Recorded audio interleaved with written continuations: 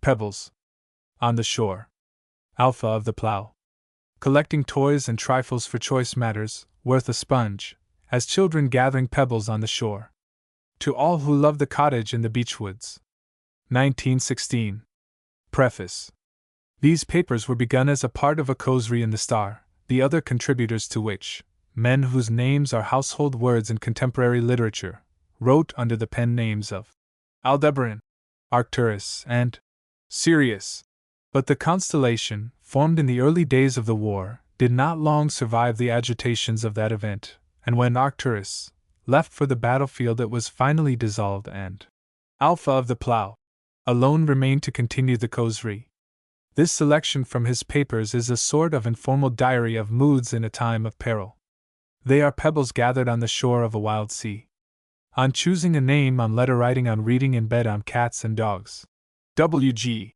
On seeing visions, on black sheep, the village and the war, on rumor, on umbrella morals, on talking to oneself, on Boswell and his miracle, on seeing ourselves, on the English spirit, on falling in love, on a bit of seaweed, on living again, to wit, to vu.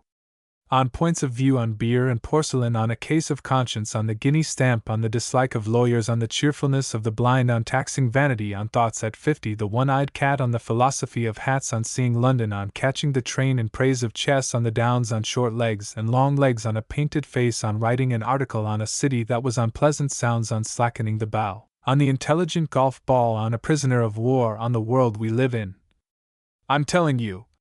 On courage, on spendthrifts, on a top hat, on losing one's memory, on wearing a fur-lined coat, in praise of walking, on rewards and riches, on taste, on a hawthorn hedge, pebbles on the shore, on choosing a name.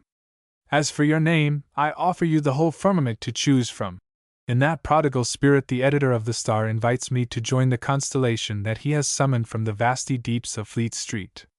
I am, he says, to shine punctually every Wednesday evening, wet or fine, on winter nights and summer eves, at home or abroad, until such time as he cries, "Hold, enough!" and applies the extinguisher that comes to all.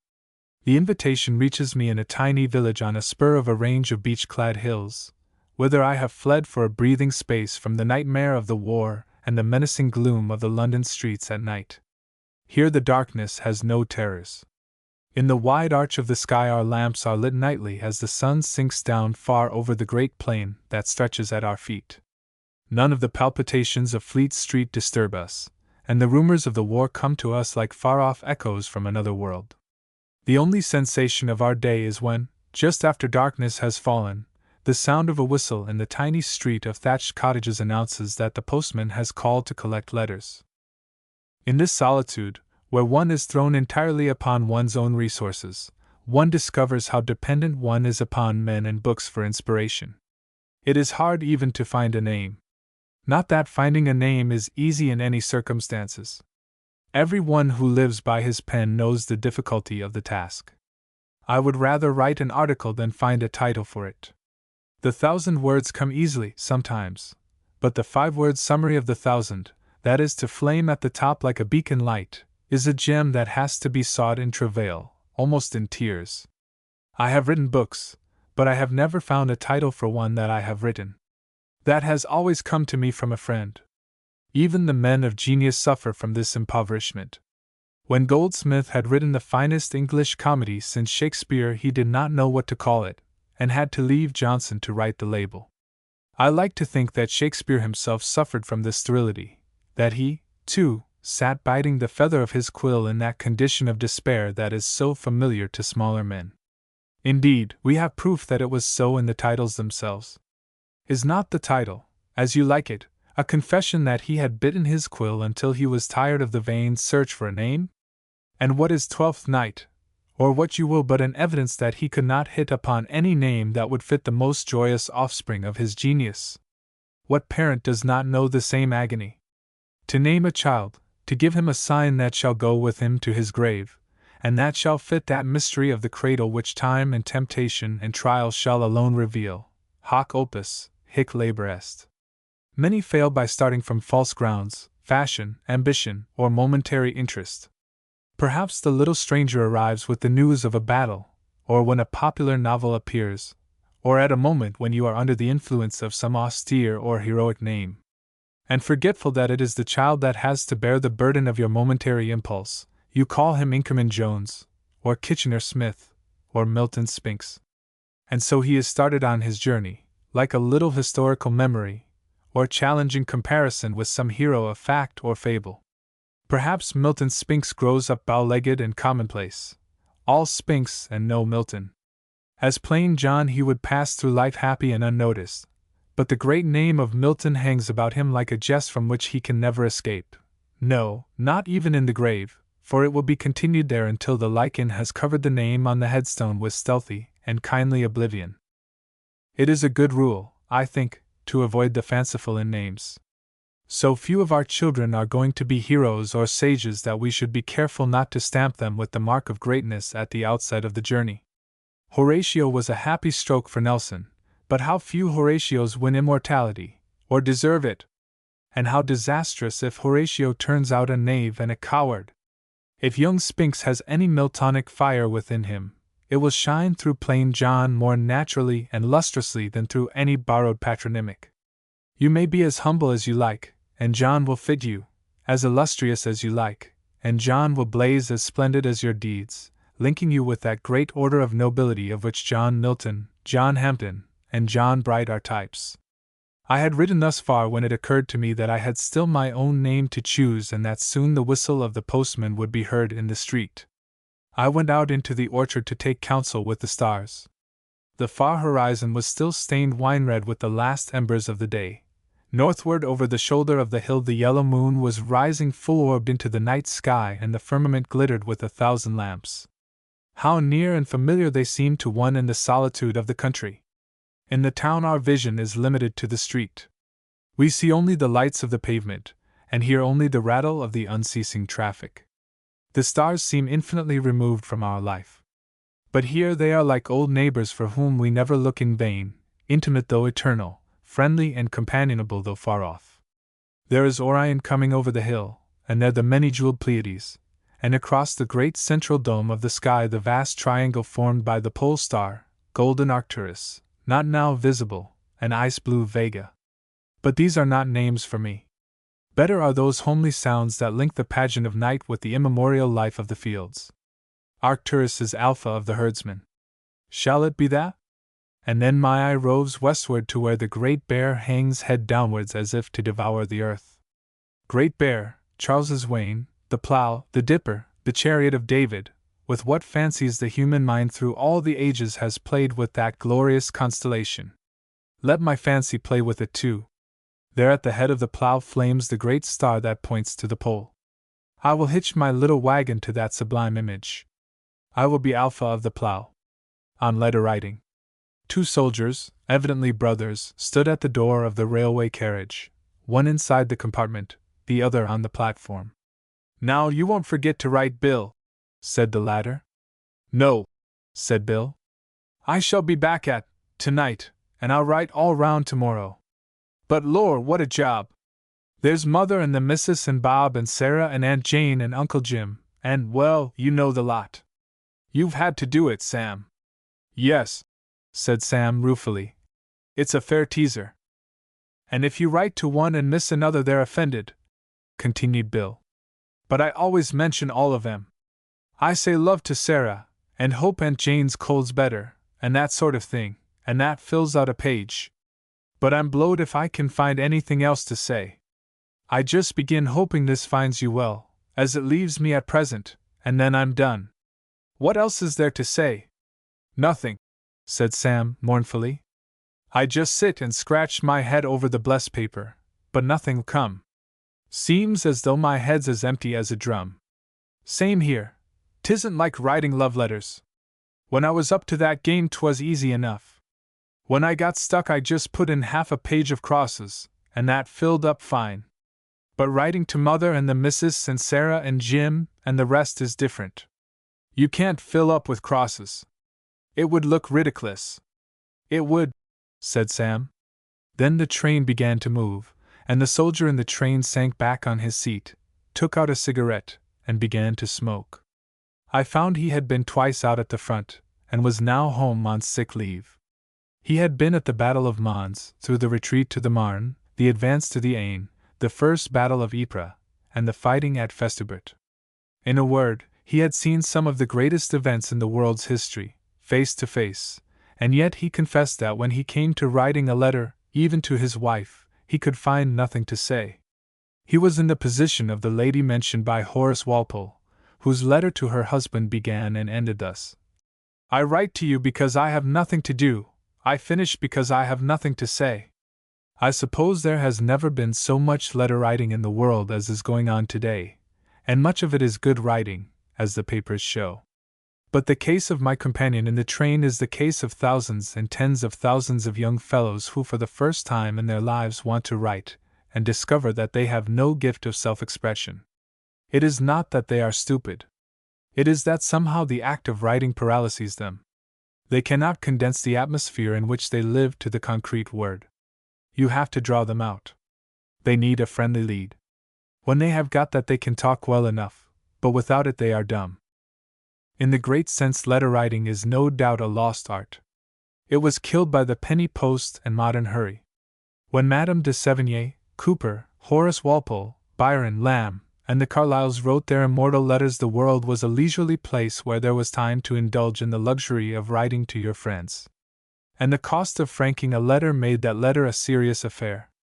If you could only send a letter once in a month or 6 months, and then at heavy expense, it became a matter of first-rate consequence. The poor, of course, couldn't enjoy the luxury of letter writing at all. De Quincey tells us how the dalesmen of Lakeland a century ago used to dodge the postal charges. The letter that came by stage-coach was received at the door by the poor mother, who glanced at the superscription, saw from a certain agreed sign on it that Tom or Jim was well, and handed it back to the carrier unopened. In those days a letter was an event.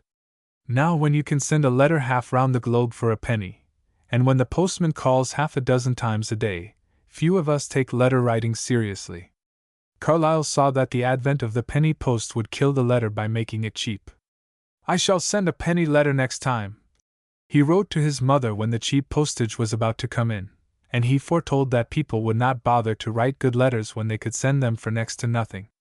He was right, and the telegraph, the telephone, and the postcard have completed the destruction of the art of letter writing. It is the difficulty, or the scarcity of a thing that makes it treasured. If diamonds were as plentiful as pebbles, we shouldn't stoop to pick them up. But the case of Bill and Sam and thousands of their comrades today is different.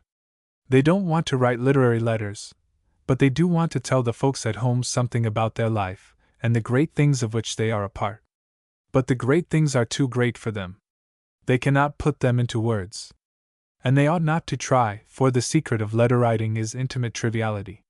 Bill could not have described the retreat from Mons, but he could have told, as he told me, about the blister he got on his heel, how he hungered for a smoke, how he marched and marched until he fell asleep marching, how he lost his pal at Le Couteau, and how his boot sole dropped off at Meaux. And through such trivialities he would have given a living picture of the great retreat. In short, to write a good letter you must approach the job in the lightest and most casual way. You must be personal, not abstract. You must not say, "This is too small a thing to put down."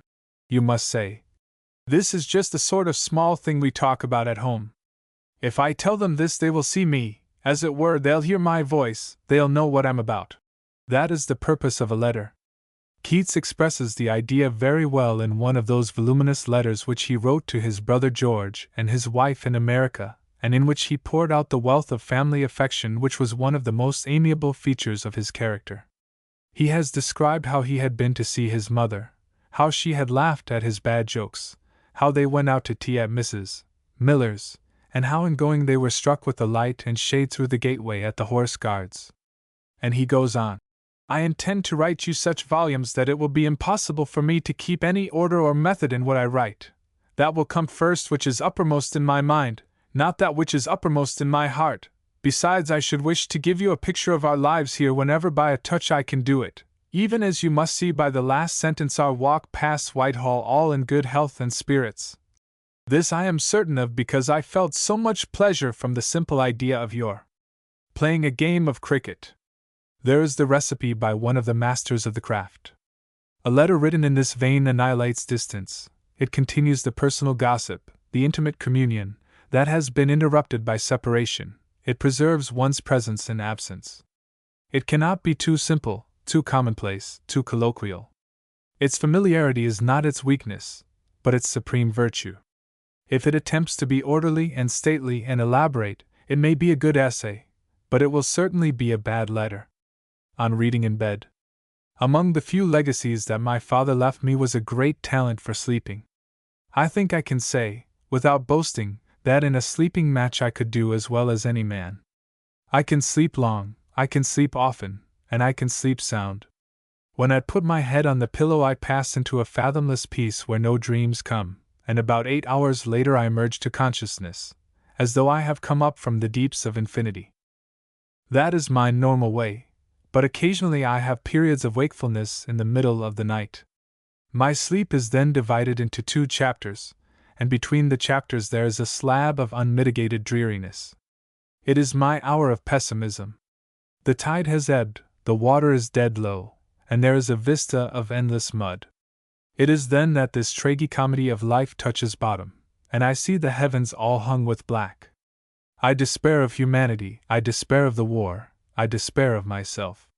There is not one gleam of light in all the sad landscape, and the abyss seems waiting at my feet to swallow me up with everything that I cherish. It is no use saying to this demon of the darkness that I know he is a humbug, a mere dismal jemmy of the brain, who sits there croaking like a night owl or a tenth-rate journalist. My dismal jemmy is not to be exorcised by argument. He can only be driven out by a little sane companionship.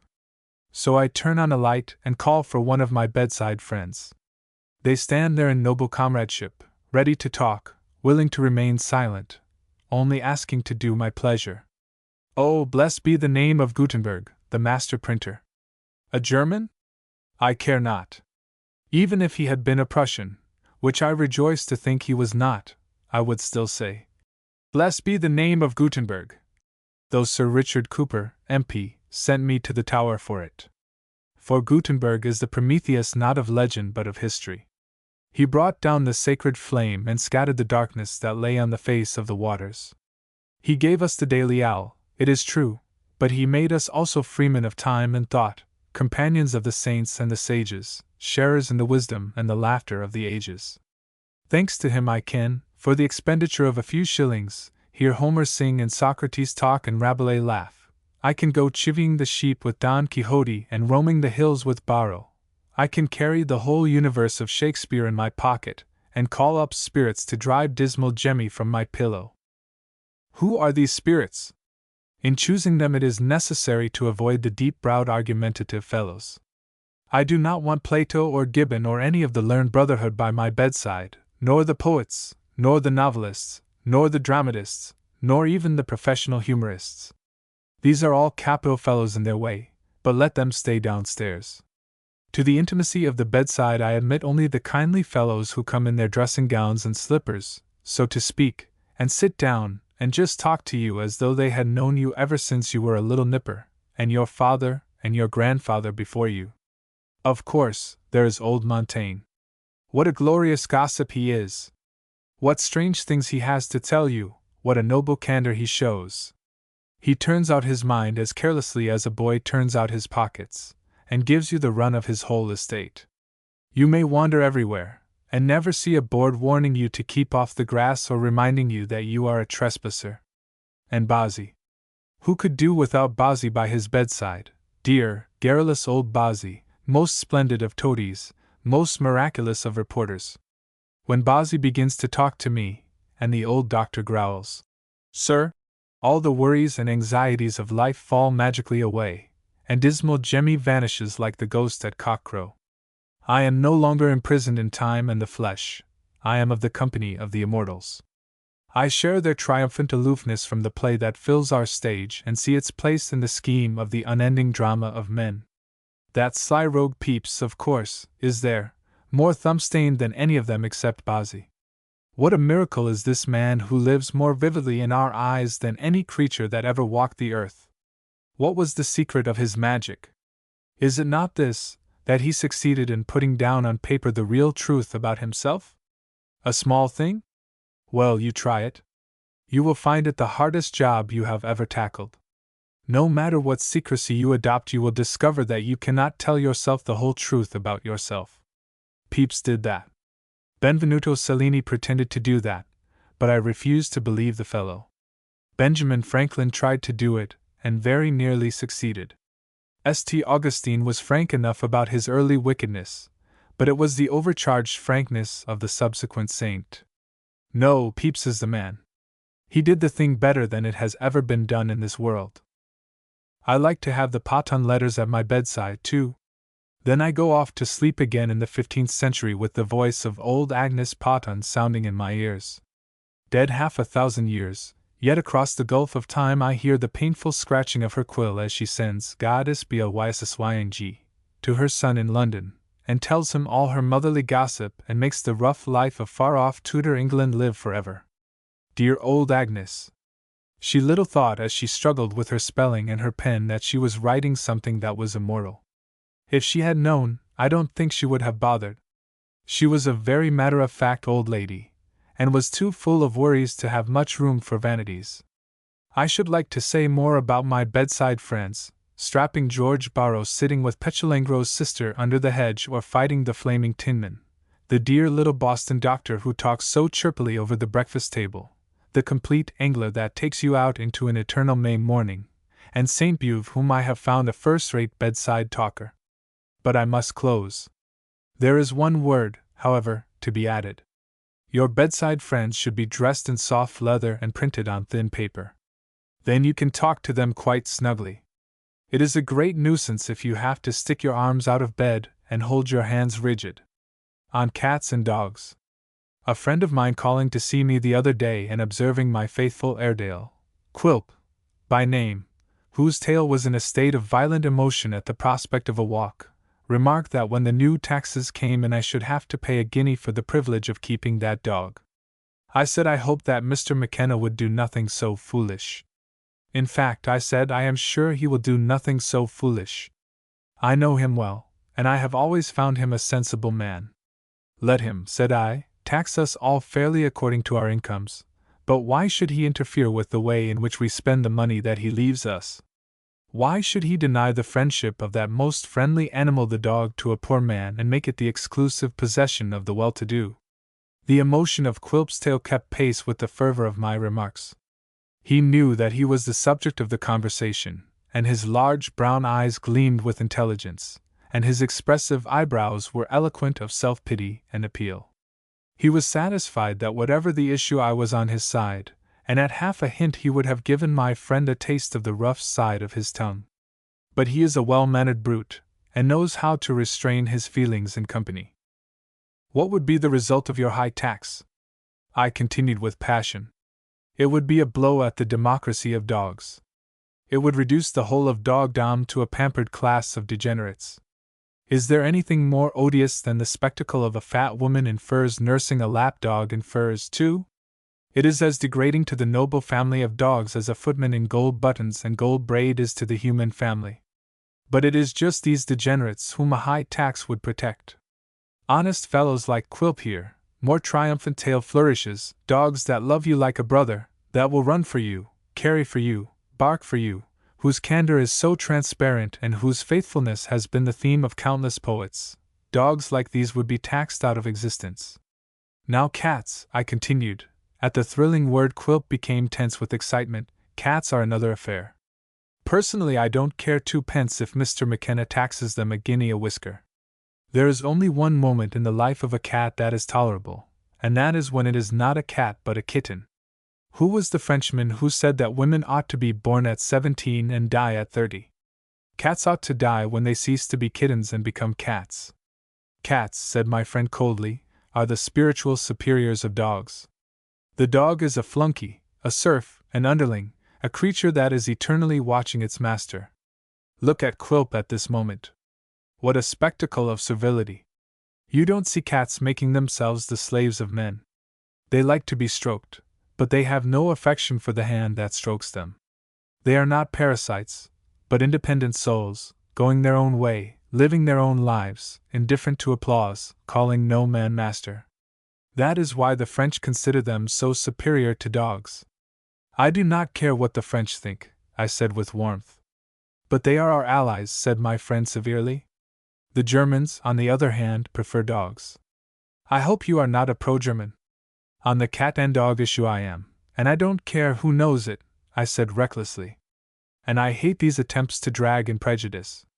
Moreover, I would beg you to observe that it was a great Frenchman, none other than Pascal, who paid the highest of all tributes to the dog. The more I see of men, he said, the better I like dogs. I challenge you to produce from any French source such an encomium on the cat. No, I continued, the dog is a generous, warm-hearted, chivalrous fellow, who will play with you, mourn for you, or die for you. Why, literature is full of his heroism. Who has climbed Helvellyn without being haunted by that shepherd's dog that inspired Scott and Byron? Or the pass of St. Bernard without remembering the faithful hounds of the great monastery? But the cat is a secret and alien creature, selfish and mysterious, a Dr. Jekyll and Mr. Hyde. See her purring on the hearthrug in front of the fire, and she seems the picture of innocence and guileless content. All a blind, my dear fellow, all a blind. Wait till night comes. Then where is demure Mistress Puss? Is she at home keeping vigil with the good dog Tray? No, the house may be in blazes or ransacked by burglars for all she cares. She is out on the tiles and in back gardens pursuing her unholy ritual, that strange ritual that seems so oriental, so sinister, so full of devilish purpose. I can understand the old association of witchcraft with cats. The sight of cats almost makes me believe in witchcraft, in spite of myself. I can believe anything about a cat. She is heartless and mercenary. Her name has become the synonym of everything that is mean, spiteful, and vicious. An old cat is the unkindest thing you can say about a woman. But the dog wears his heart on his sleeve. His life is as open as the day. He has his indecorums, but he has no secrets. You may see the worst of him at a glance, but the best of him is inexhaustible. A cat is as remote from your life as a lizard, but a dog is as intimate as your own thoughts or your own shadow, and his loyalty is one of the consolations of a disloyal world. You remember that remark of Charles Reade's? He was only a man, but he was as faithful as a dog. It was the highest tribute he could pay to his hero, that he was as faithful as a dog. And think of his services, see him drawing his cart in Belgium, rounding up the sheep into the fold on the Yorkshire fells, tending the cattle by the highway, warning off the night prowler from the lonely homestead, always alert, always obedient, always the friend of man, be he never so friendless. Shall we go for a walk? At the joyous word Quilp leapt on me with a frenzied demonstration. Good dog, I said. If Mr. McKenna puts a guinea tax on you, I'll never say a good word for him again. W.G. The worst of spending weekends in the country in these anxious days is the difficulty of getting news. About 6 o'clock on Saturday evening I am seized with a furious hunger. What has happened on the East Front? What on the West? What in Serbia? Has Greece made up its heroic mind? Is Romania still trembling on the brink? What does the French communiqué say? These and 100 other questions descend on me with frightful insistence. Clearly I can't go to bed without having them answered. But there is not an evening paper to be got nearer than the little railway station in the valley 2 miles away, and there is no way of getting it except by Shank's mare. And so, unable to resist the glamour of the Star, I start out across the fields for the station. As I stood on the platform last Saturday evening devouring the latest war news under the dim oil lamp, a voice behind me said, in broad rural accent, "Bill, I say, W.G. is dead." At the word I turned hastily to another column and found the news that had stirred him. And even in the midst of world-shaking events it stirred me too. For a brief moment I forgot the war and was back in that cheerful world where we used to be happy, where we greeted the rising sun with light hearts and saw it setting without fear. In that cheerful world I can hardly recall a time when a big man with a black beard was not my king. I first saw him in the 70s. I was a small boy then, and I did him the honor of playing truant, playing wag, we called it. I felt that the occasion demanded it. To have the god of my idolatry in my own little town, and not to pay him my devotions, why, the idea was almost like blasphemy. A half dozen, or even a dozen, from my easily infuriated master would be a small price to pay. I should take the stripes as a homage to the hero. He would never know, but I should be proud to suffer in his honor. Unfortunately, there was a canvas round the field where the hero played, and as the mark of the mint was absent from my pockets, I was on the wrong side of the canvas. But I knew a spot where by lying flat on your stomach and keeping your head very low you could see under the canvas and get a view of the wicket. It was not a comfortable position, but I saw the king. I think I was a little disappointed that there was nothing supernatural about his appearance, and that there were no portents in the heavens to announce his coming. It didn't seem quite right somehow. In a general way I knew he was only a man, but I was quite prepared to see something tremendous happen, the sun to dance or the earth to heave, when he appeared. I never felt the indifference of nature to the affairs of men so acutely. I saw him many times afterwards, and I suppose I owe more undiluted happiness to him than to any man that ever lived. For he was the genial tyrant in a world that was all sunshine. There are other games, no doubt, which will give you as much exercise and pleasure in playing them as cricket, but there is no game that fills the mind with such memories and seems enveloped in such a gracious and kindly atmosphere. If you have once loved it and played it, you will find talk in it enough for the wearing out of 6 fashions, as Falstaff says.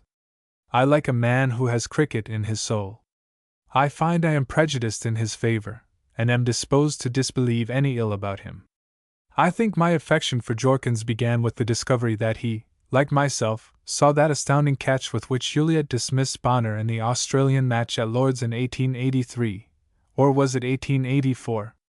And when to this mutual and immortal memory we added the discovery that we were both at the Oval at the memorable match when Crossland rattled Surrey out like ninepins and the crowd mobbed him, and Key and Roller miraculously pulled the game out of the fire, our friendship was sealed. The fine thing about a wrangle on cricket is that there is no bitterness in it. When you talk about politicians you are always on the brink of bad temper. When you disagree about the relative merits of W.B. Yeats or Francis Thompson you are afflicted with scorn for the other's lack of perception. But you may quarrel about cricketers and love each other all the time. For example, I am prepared to stand up in a truly Christian spirit to the bowling of anybody in defense of my belief that, next to him of the black beard, Lohman was the most naturally gifted all-round cricketer there has ever been. What grace of action he had, what an instinct for the weak spot of his opponent, what a sense for fitting the action to the moment, above all, what a gallant spirit he played the game in. And that, after all, is the real test of the great cricketer. It is the man who brings the spirit of adventure into the game that I want. Of the Quaifs and the Scottons and the Barlows I have nothing but dreary memories. They do not mean cricket to me. And even Shrewsbury and Hayward left me cold. They were too faultily faultless, too icily regular for my taste. They played cricket not as though it was a game, but as though it was a proposition in Euclid. And I don't like Euclid. It was the hearty joyousness that W.G. shed around him that made him so dear to us youngsters of all ages. I will admit, if you like, that Ranjit Singh at his best was more of a magician with the bat, that Johnny Briggs made you laugh more with his wonderful antics, that A.P. Lucas had more finish, Pallaret more grace, and so on.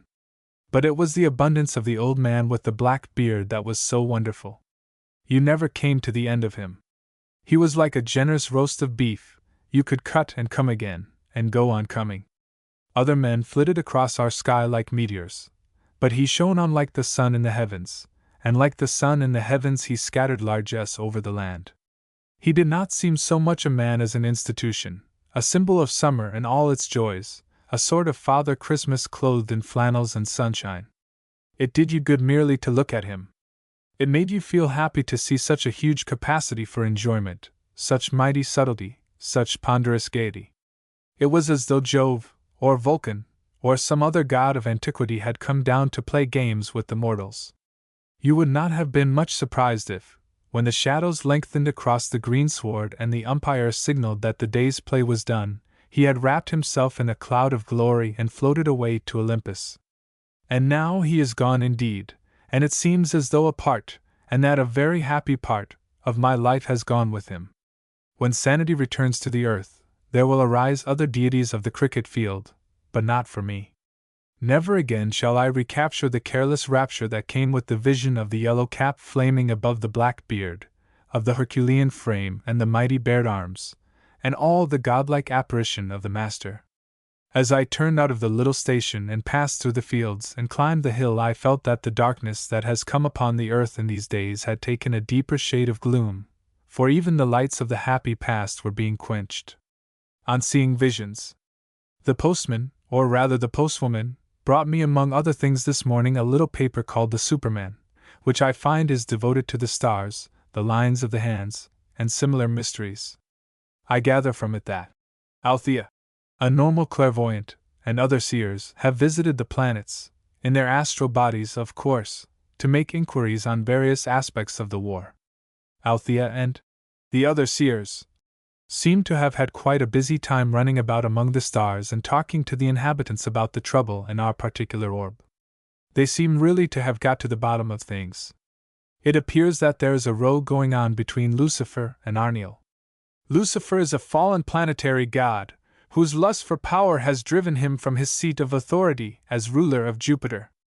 He is the evil genius overshadowing the Kaiser and is striving to possess this world so that he may pass it on to Jupiter and eventually blot out the solar logos, etc., etc.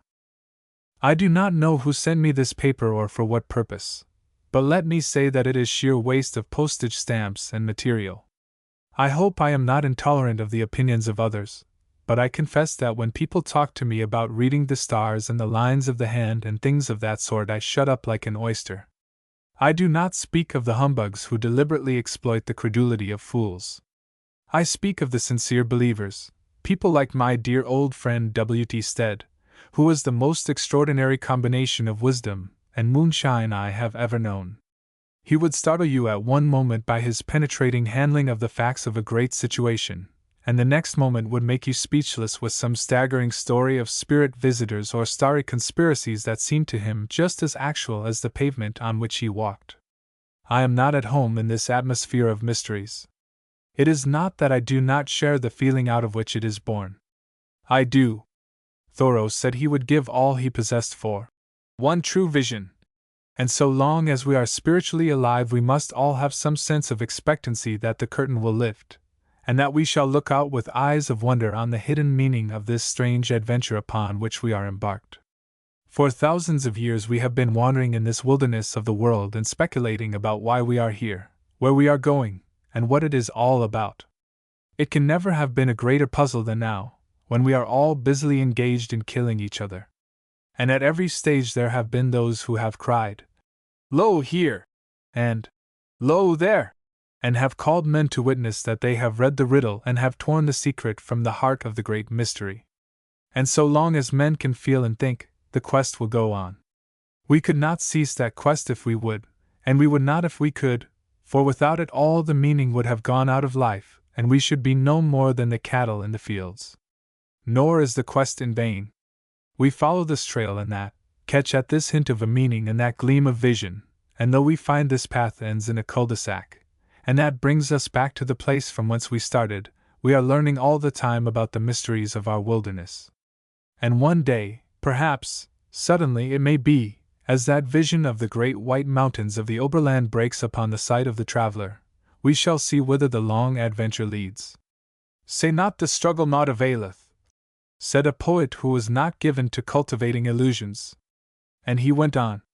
For while the tired waves, vainly breaking, seem here no painful inch to gain, far back, through creeks and inlets making, come silent, flooding in the main. But though I want to see a vision as much as anybody, I am out of touch with the company of the credulous. I am with Doubting Thomas. I have no capacity for believing the impossible, and have an entire distrust of dark rooms and magic. People with bees in their bonnets leave me wondering, but cold. I know a man, a most excellent man, whose life is a perfect debauch of visions and revelations. He seems to discover the philosopher's stone every other day. Sometimes it is brown bread that is the way to salvation. If you eat brown bread you will never die, or at any rate you will live until everybody is tired of you. Sometimes it is a new tax or a new sort of bath that is the secret key to the whole contraption. For one period he could talk of nothing but dried milk, for another, acetic acid was the thing. Rub yourself with acetic acid and you would be as invulnerable to the ills of the body as Achilles was after he had been dipped by Thetis in the waters of Styx. The stars tell him anything he wishes to believe, and he can conjure up spirits as easily as another man can order a cab. It is not that he is a fool. In practical affairs he is astonishingly astute. It is that he has an illimitable capacity for belief. He is always on the road to Damascus.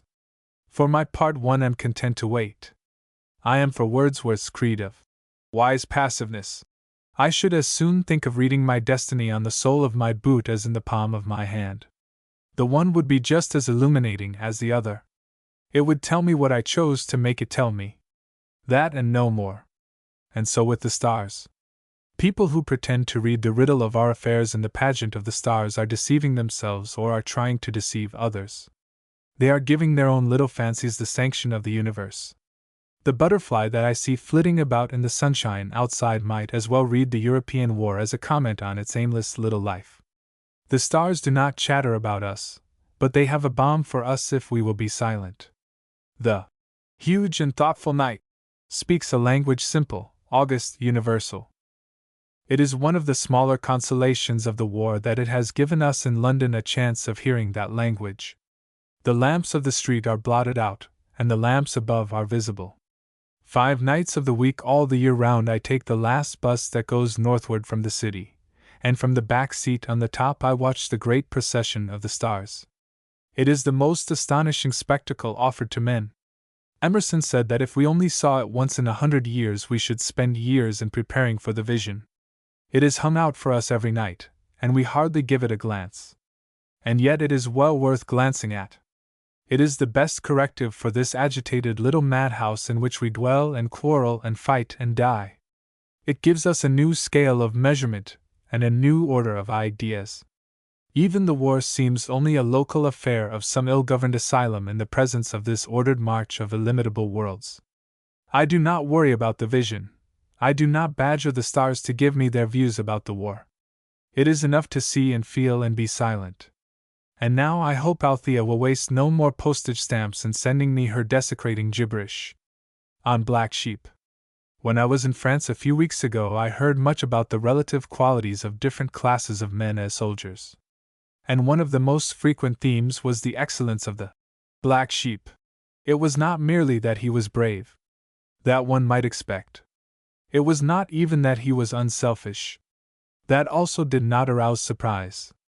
The pride in him, I found, was chiefly due to the fact that he was so good a soldier in the sense of discipline, enthusiasm, keenness, even intelligence.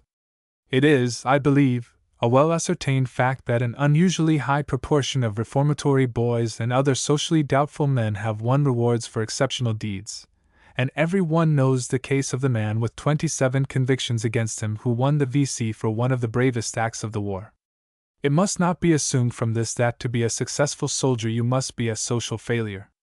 On the contrary, nothing has been so conclusively proved by this war as the widespread prevalence of the soldierly instinct.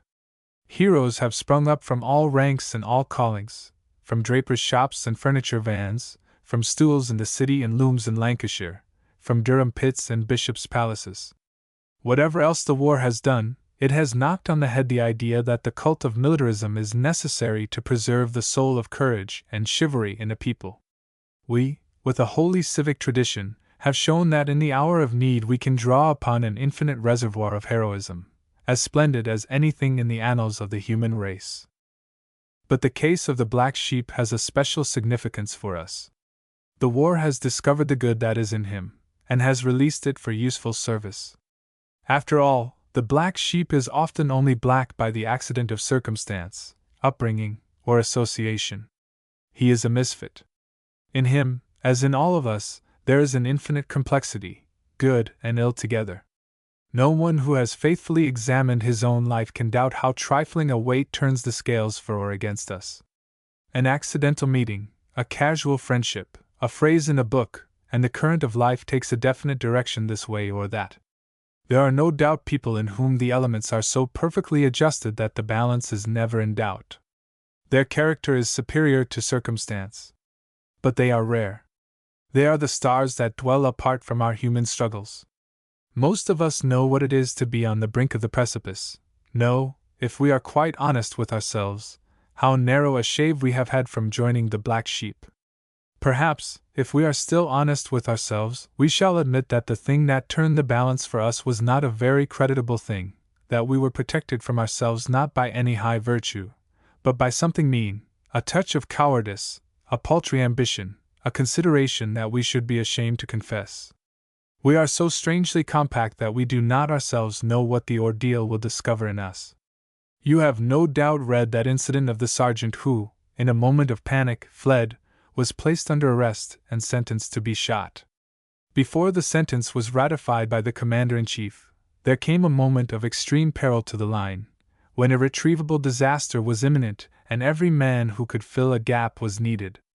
The condemned man was called out to face the enemy, and even in the midst of brave men, fought with a bravery that singled him out for the Victoria Cross. Tell me, which was the true man?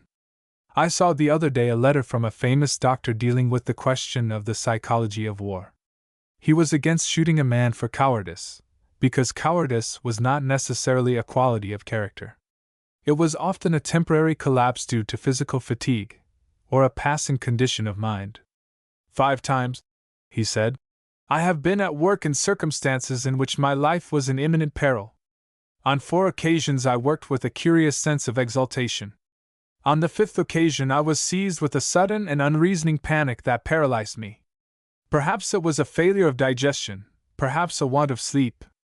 Anyhow, at that moment I was a coward. The truth is that, except for the aforesaid stars who dwell apart, we all have the potential saint and the potential sinner, the hero and the coward, the honest man and the dishonest man within us.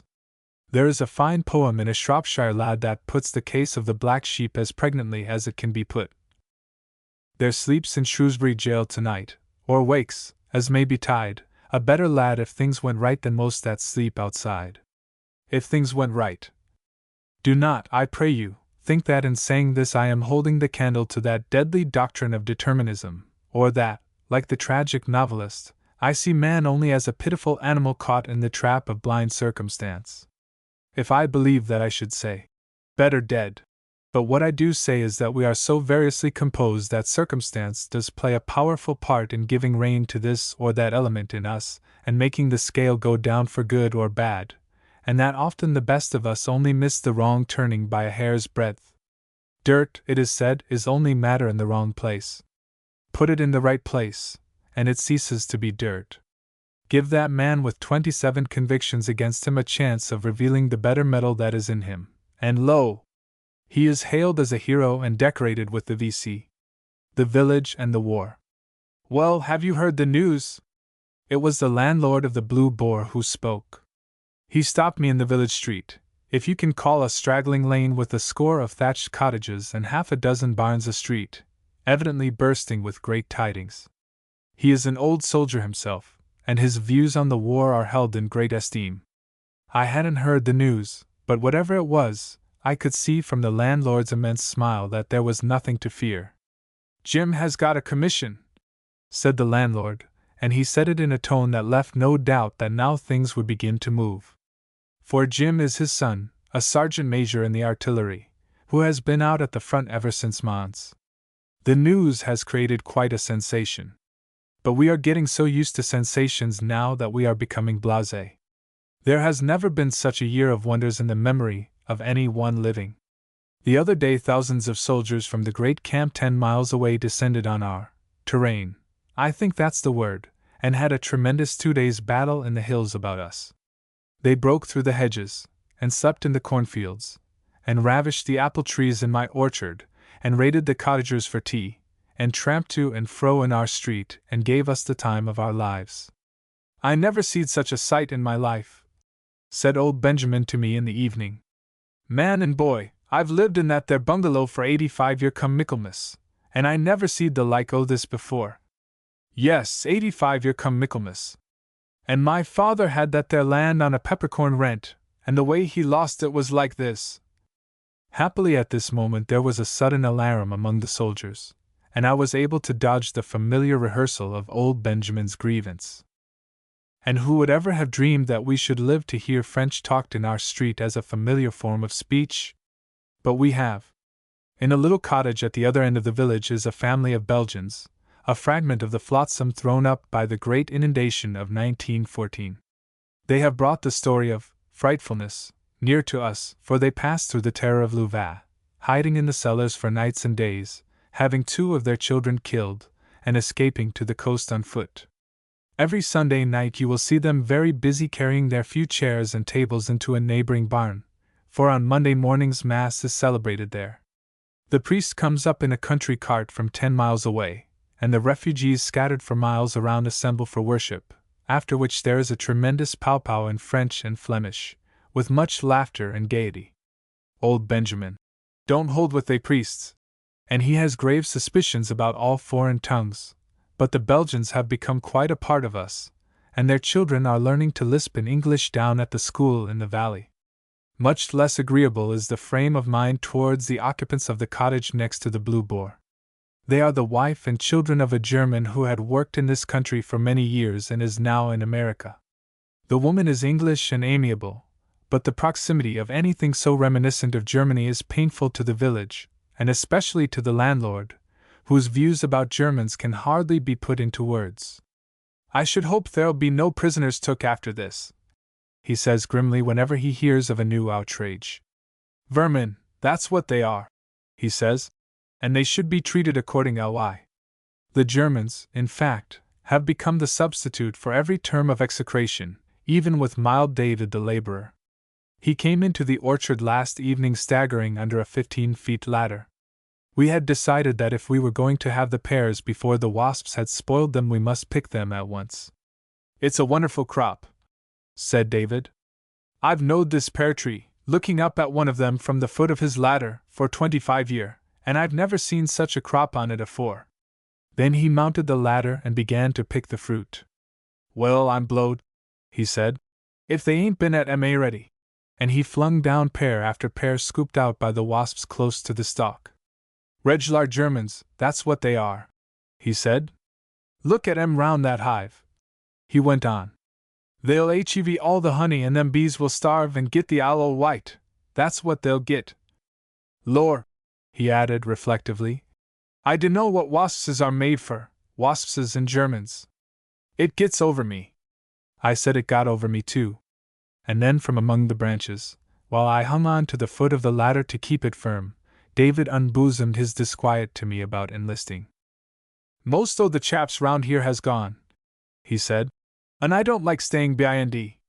Seems as though you were hanging back like. 'Tain't that I shouldn't like to go, but it's this way. Hullo, I got my hand on a wasp that time, there's such a lot o' women folk dependent on me. There's my wife and there's my mother down the village and my aunt, and not a man to do anything for 'em but me.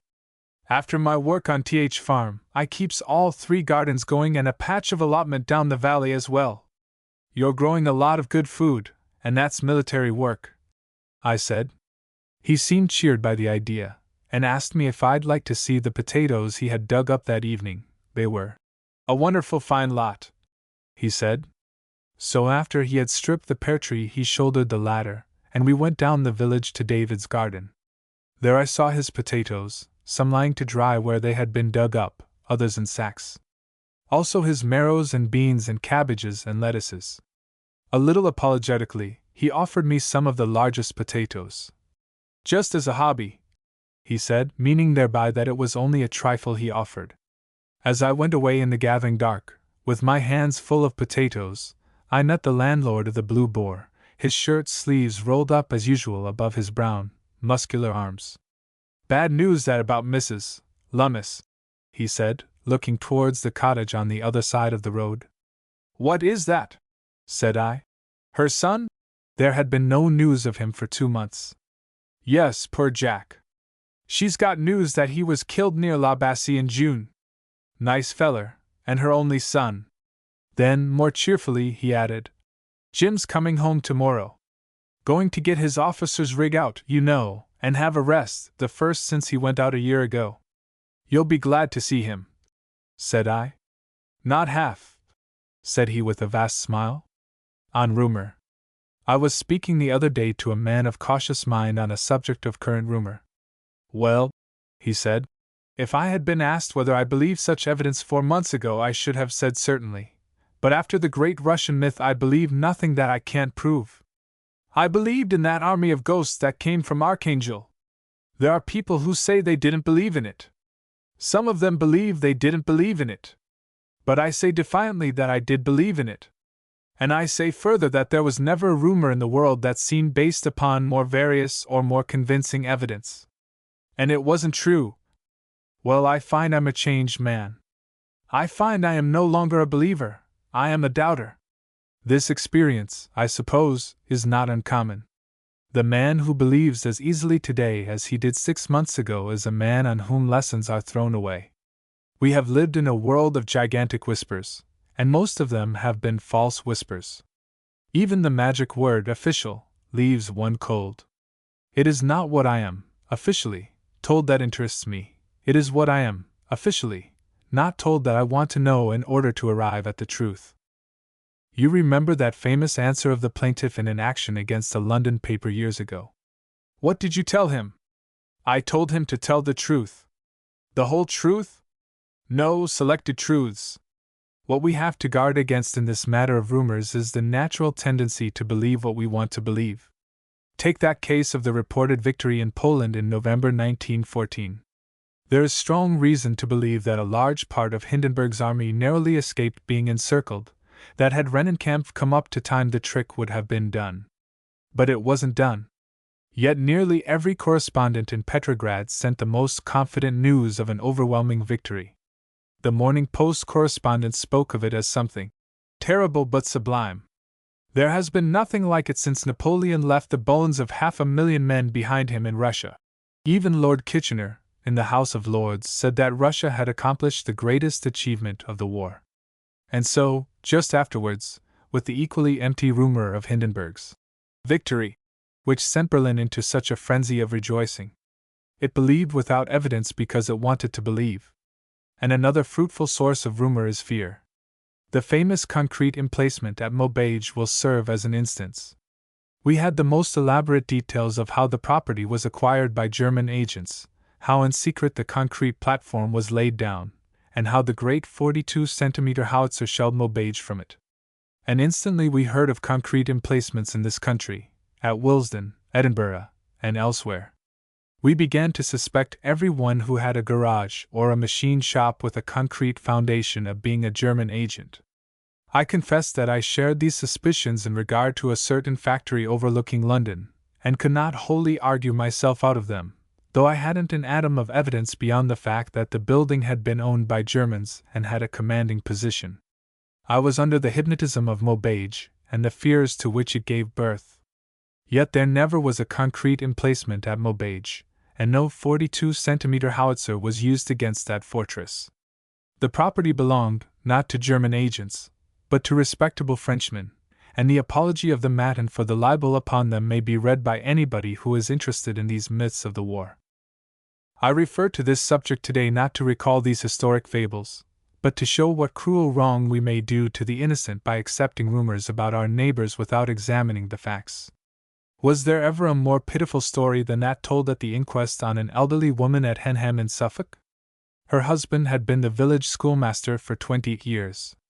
The couple had a son whom they sent to Germany to learn the language. The average village schoolmaster has not much money for luxuries, and I can imagine the couple screwing and saving to give their boy a good start in life. When he had finished his training, he set out to seek his fortune in South America, and there in far Guatemala he became a teacher of languages.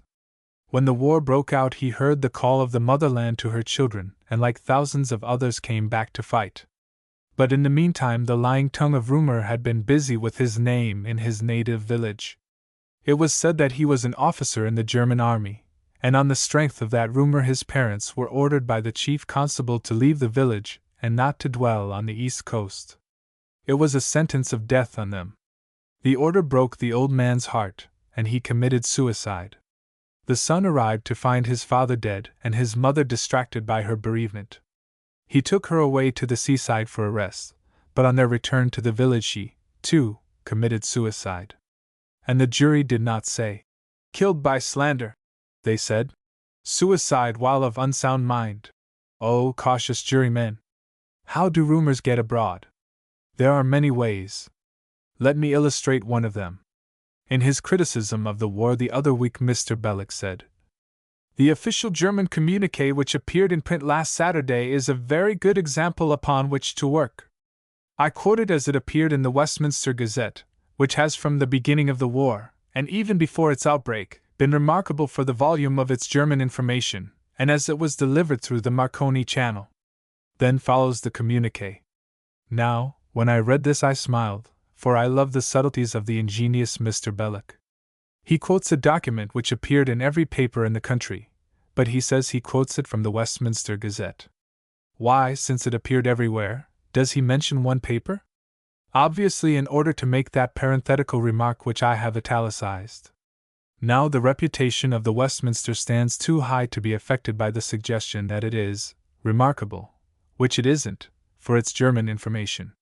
But suppose you, a mere ordinary citizen, were alleged by someone to have special intercourse with Germany at this time.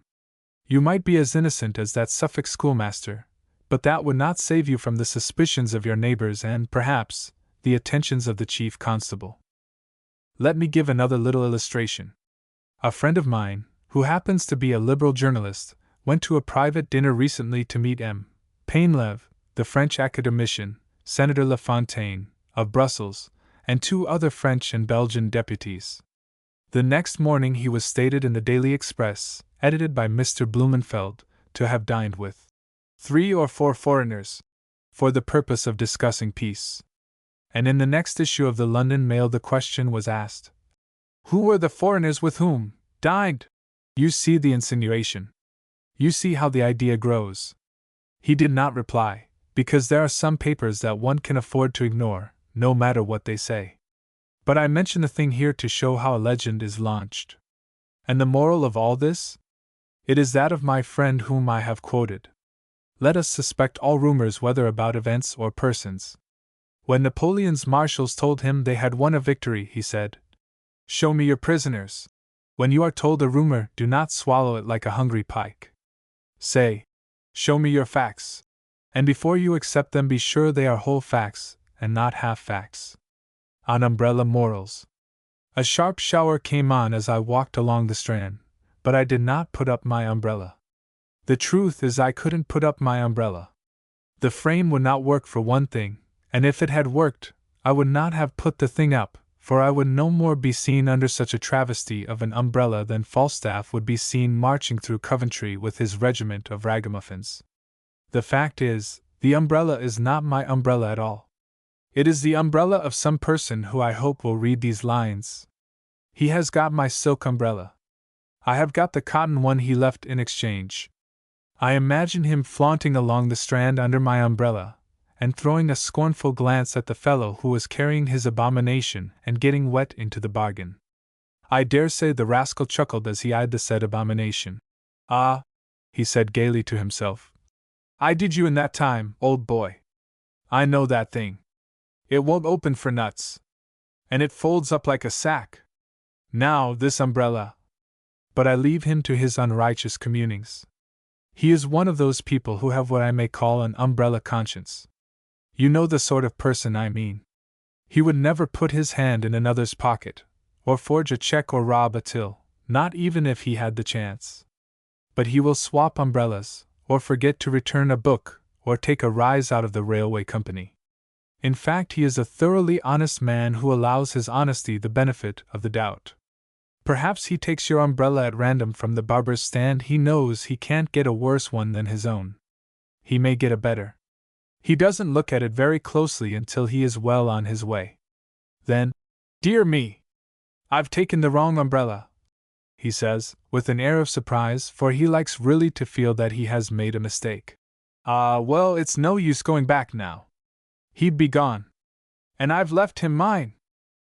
It is thus that we play hide and seek with our own conscience. It is not enough not to be found out by others, we refuse to be found out by ourselves. Quite impeccable people, people who ordinarily seem unspotted from the world, are afflicted with umbrella morals. It was a well-known preacher who was found dead in a first-class railway carriage with a third-class ticket in his pocket. And as for books, who has any morals where they are concerned?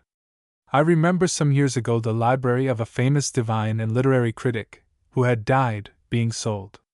It was a splendid library of rare books, chiefly concerned with 17th-century writers, about whom he was a distinguished authority. Multitudes of the books had the marks of libraries all over the country. He had borrowed them and never found a convenient opportunity of returning them. They clung to him like precedents to law. Yet he was a holy man and preached admirable sermons, as I can bear witness. And if you press me on the point, I shall have to own that it is hard to part with a book you have come to love. Indeed, the only sound rule about books is that adopted by the man who was asked by a friend to lend him a certain volume. "I'm sorry," he said, "but I can't." "Haven't you got it?" asked the other. "Yes, I've got it," he said, "but I make it a rule never to lend books. You see, nobody ever returns them. I know it is so from my own experience. Here, come with me." And he led the way to his library. "There," said he, 4,000 volumes. Every one of 'em borrowed. No, never lend books. You can't trust your dearest friend there. I know. Where is that Gil Blas gone? Eh? And that Silvio Pellico? And...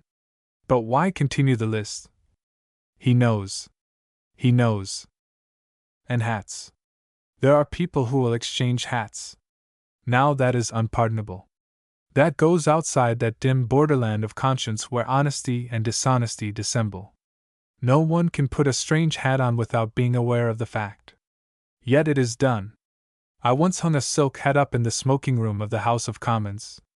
When I wanted it, it was gone. And there was no silk hat left in its place.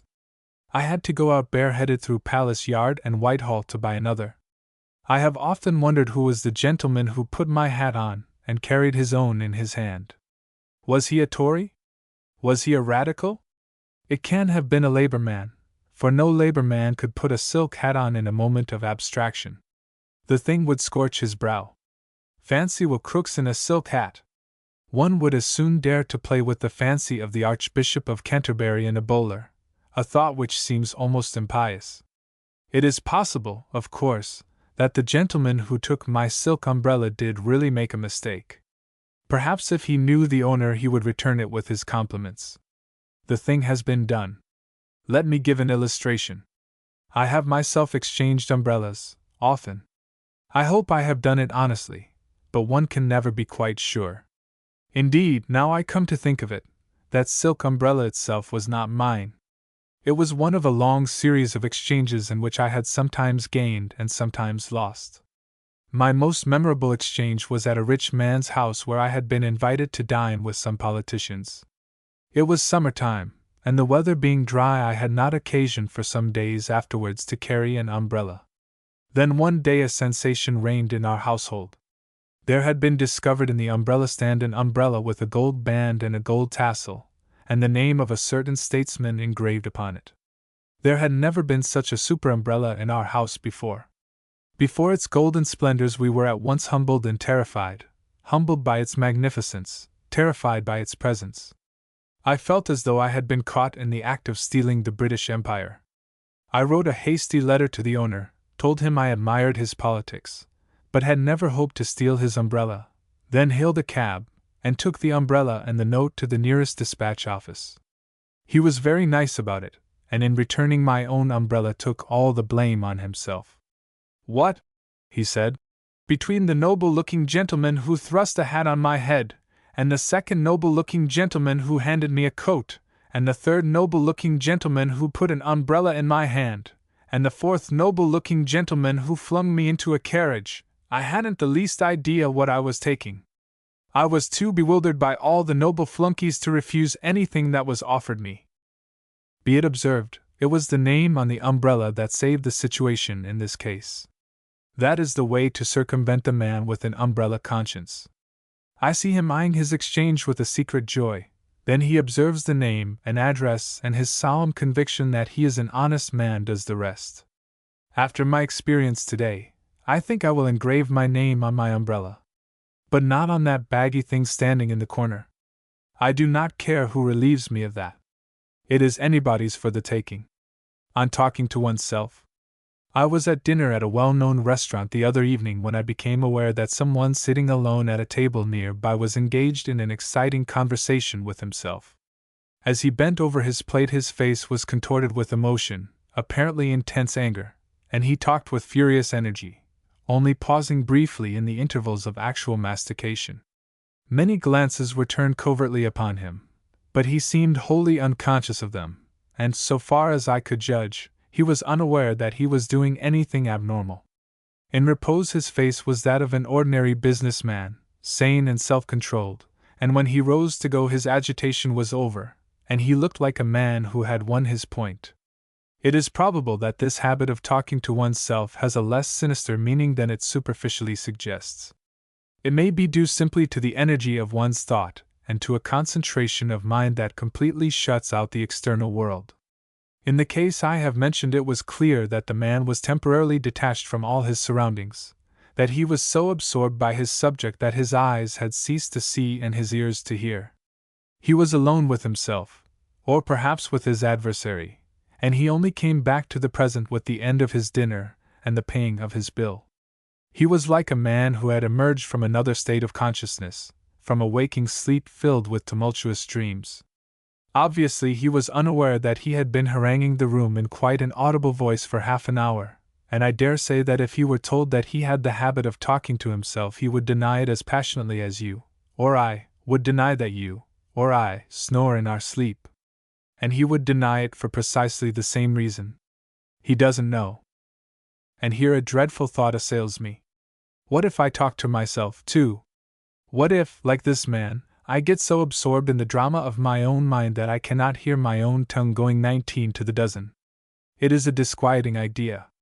A strong conviction to the contrary, I see, amounts to nothing.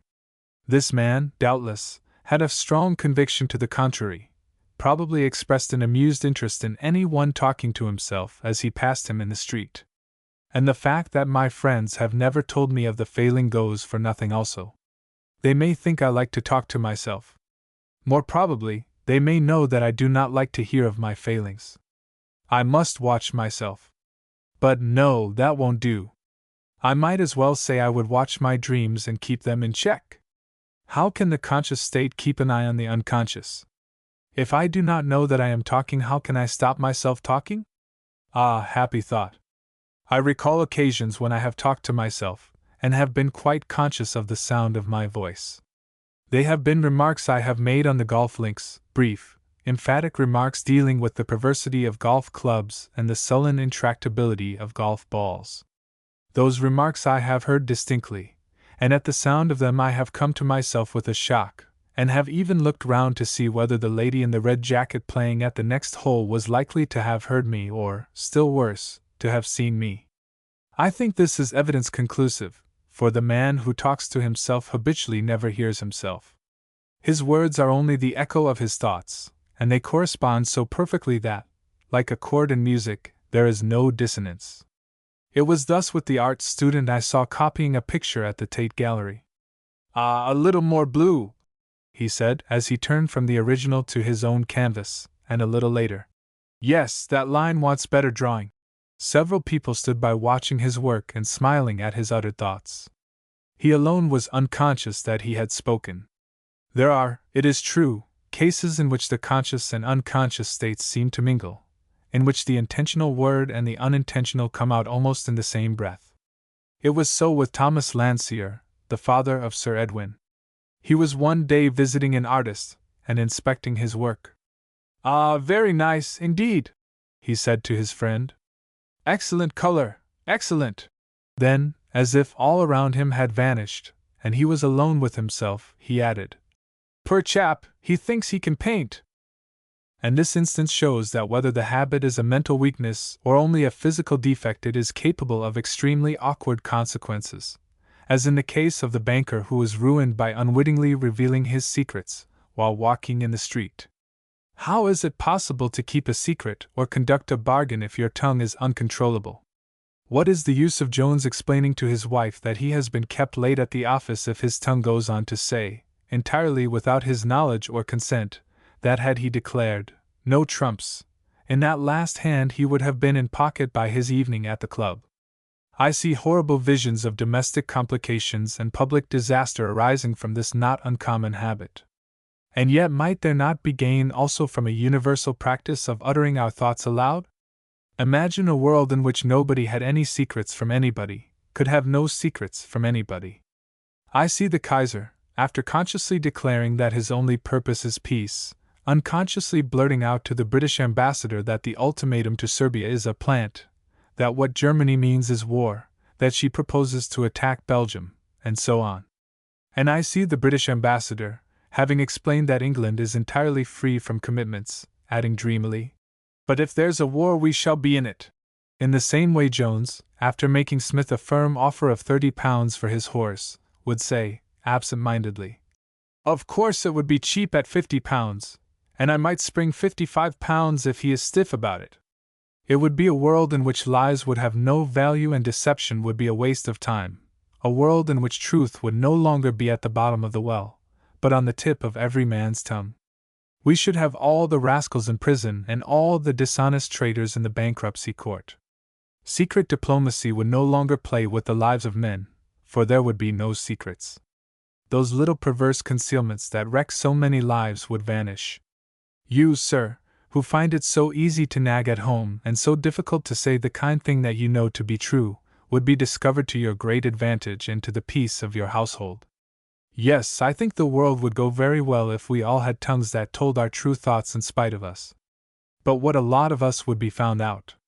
My own face crimsons at the thought. So, I think, does yours.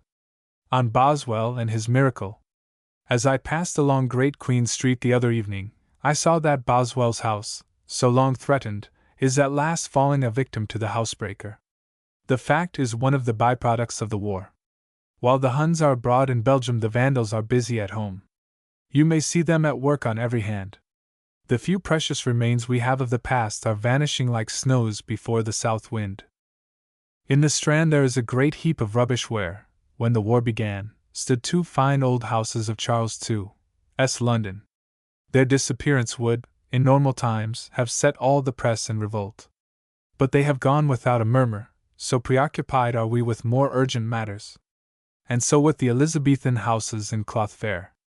They have been demolished without a word of protest. And what devastation is afoot in Lincoln's Inn among those fine reposeful dwellings, hardly one of which is without some historic or literary interest. In the midst of all this vandalism it was too much perhaps to hope that Boswell's house would escape.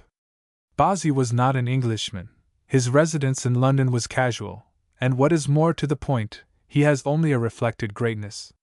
Macaulay's judgment of him is now felt to be too harsh, but even his warmest advocate must admit that his picture of himself is not engaging. He was gross in his habits, full of little malevolences. Observe the spitefulness of his references to Goldsmith, and his worship of Johnson was abject to the point of nausea. He made himself a sort of doormat for his hero, and treasured the dirt that came from the great man's heavy boots. No insult leveled at him was too outrageous to be recorded with pride. "You were drunk last night, you dog," says Johnson to him one morning during the tour in the Hebrides, and down goes the remark as if he has received the most gracious of good mornings. "Have you no better manners?" says Johnson on another occasion. "There is your want." And Boswell goes home and writes down the snub together with his apologies.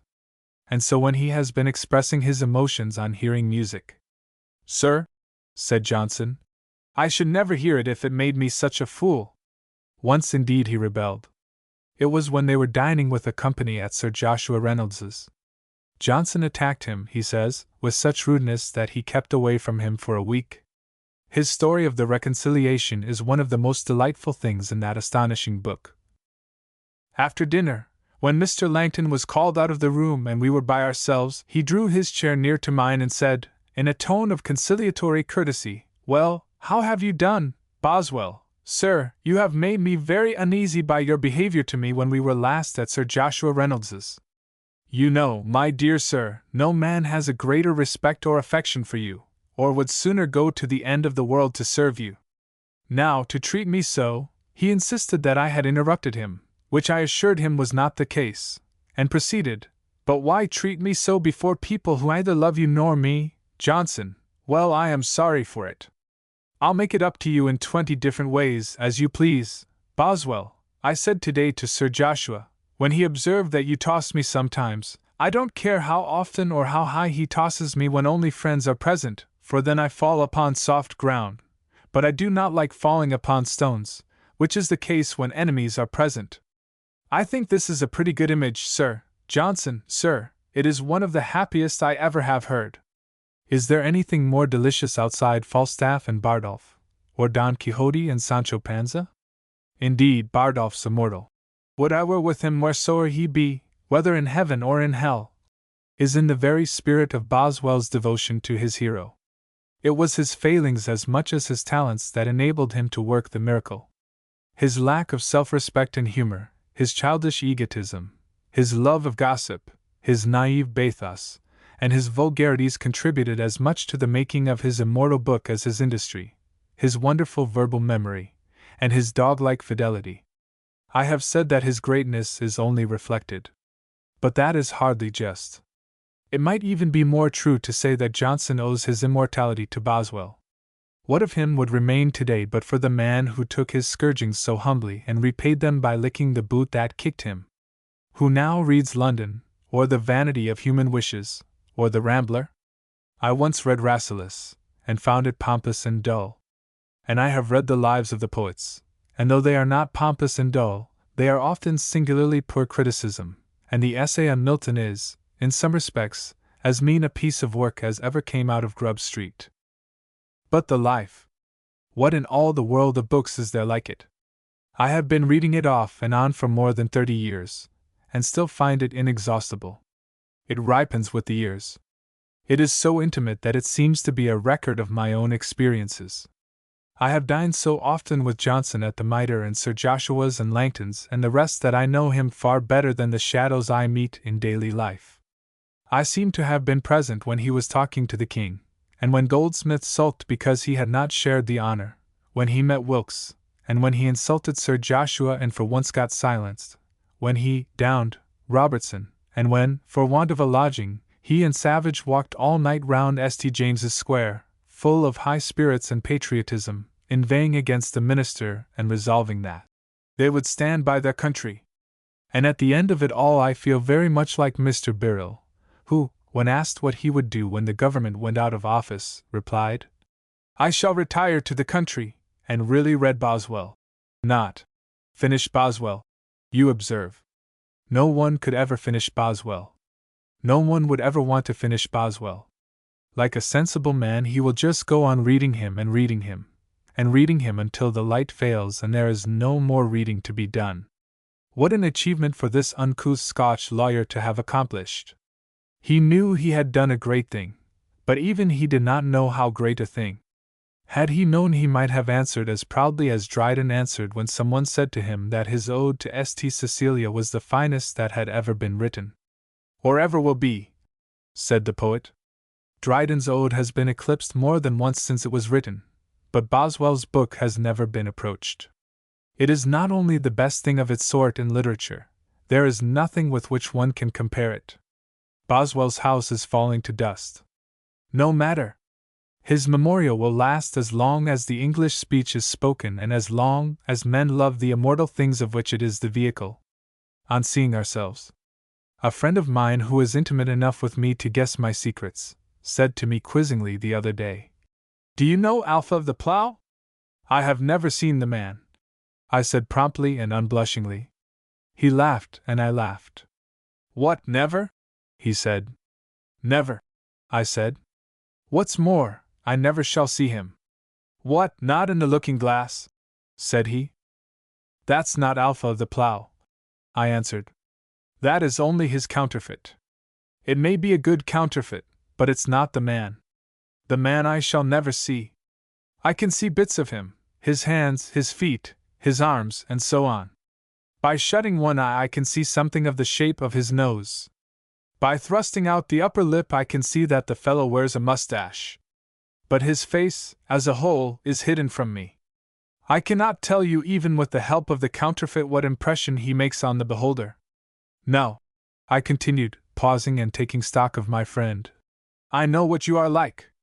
I take you all in at one glance. You can take me in at a glance. The only person we can none of us take in at a glance is the person we should most like to see. It's a mercy, said he. I am not sure that he was right. In this matter, as in most things in this perplexing world, there is much to be said on both sides.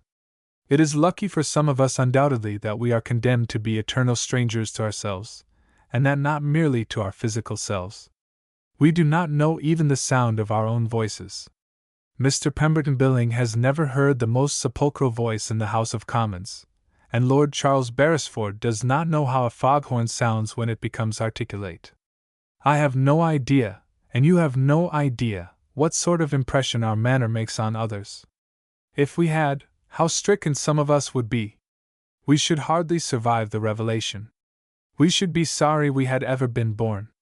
Imagine, for example, that eminent politician, Mr. Sutherland Bangs, MP, meeting himself out at a dinner one evening. Mr. Sutherland Bangs cherishes a comfortable vision of himself as a handsome, engaging fellow, with a gift for talk, a breezy manner, a stylish presence, and an elegant accent.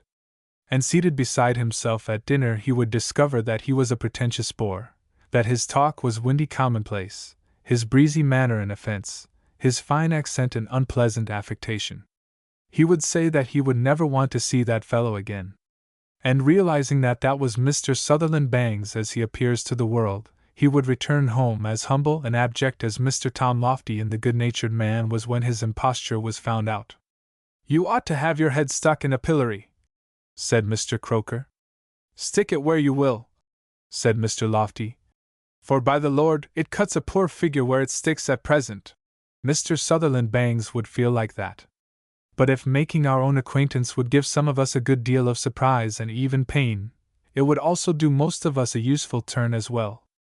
Burns put the case quite clearly in his familiar lines. O wad some power the gifty gie us to see ourselves as others see us, it wad frae money a blunder free us and foolish notion. We should all make discoveries to our advantage as well as our discomfiture. You, sir, might find that the talent for argument on which you pride yourself is to me only irritating wrong-headedness, and I might find that the bright wit that I fancy I flash around makes you feel tired. Jones's eyeglass would drop out of his eye because he would know it only made him look foolish, Brown would see the ugliness of his cant, and Robinson would sorry that he had been born a bully and as prickly as a hedgehog. It would do us all good to get this objective view of ourselves. It is not necessarily the right view or the complete view. You remember that ingenious fancy of Holmes about John and Thomas. They are talking together and don't quite hit it off, and Holmes says it is no wonder since 6 persons are engaged in the conversation. 6, you say, lifting your eyebrows. Yes, 6, says he. There is John's ideal John, that is, John as he appears to himself, Thomas's ideal John, that is, John as Thomas sees him, and the real John, known only to his Maker. And so with Thomas, there are 3 of him engaged in the talk also. Now John's ideal John is not a bit like Thomas's ideal John, and neither of them is like the real John, and so it comes about that John and Thomas, that is, you and I, get at cross purposes. If I, John, could have your, Thomas's, glimpse of myself, my appearance, my manner, my conduct, and so on, it would serve as a valuable corrective. It would give that faculty of self-criticism which most of us lack. That faculty is simply the art of seeing ourselves objectively, as a stranger sees us who has no interest in us and no prejudice in our favor. Few of us can do that except in fleeting flashes of illumination. We cannot even do it in regard to the things we produce. If you paint a picture, or write an article, or make a joke, you are pretty sure to be a bad judge of its quality. You only see it subjectively as a part of yourself, that is, you don't see it at all. Put the thing away for a year, come on it suddenly as a stranger might, and you will perhaps understand why Thomas seemed so cool about it. It wasn't because he was jealous or unfriendly, as you supposed, it was because he saw it and you didn't.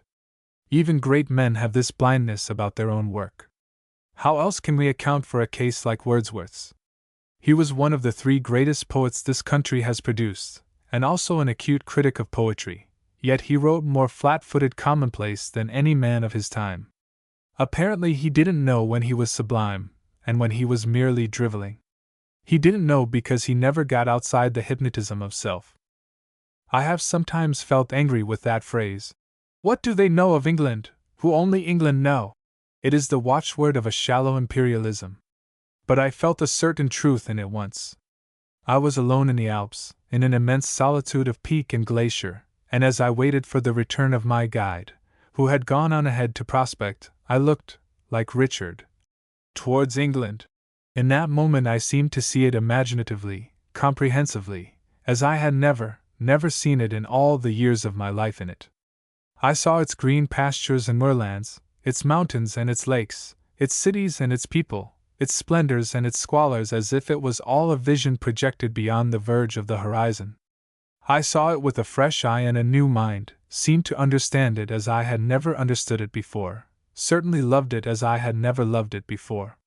I found that I had left England to discover it. That is what we need to do with ourselves occasionally. We need to take a journey from our self-absorbed center, and see ourselves with a fresh eye and an unprejudiced judgment. On the English spirit.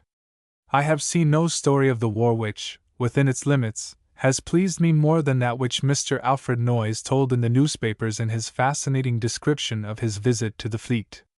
It was a story of the Battle of Jutland. In the very hottest moment of this most stupendous battle in all history, he says, 2 grimy stokers' heads arose for a breath of fresh air. What domestic drama they were discussing the world may never know. But the words that were actually heard passing between them, while the shells whined overhead, were these: "What I says is, ye ought to have married her."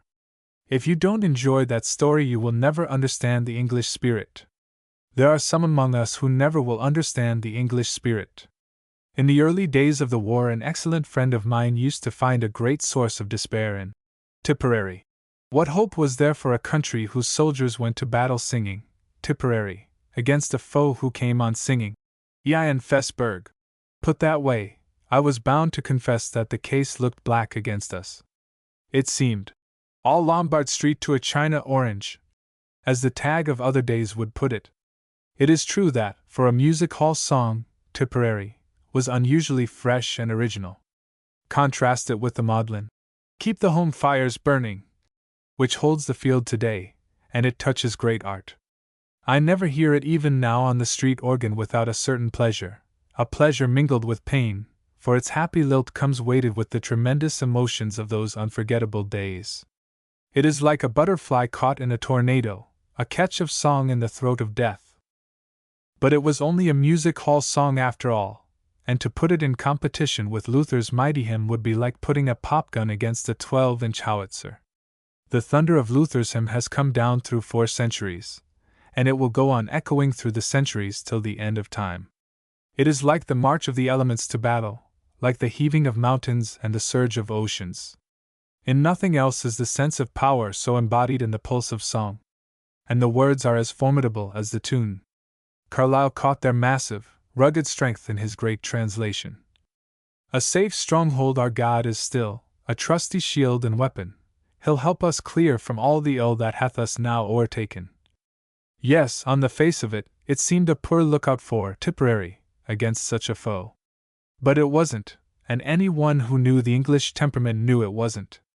I put aside the fact that for practical everyday uses a cheerful tune is much better than a solemn tune.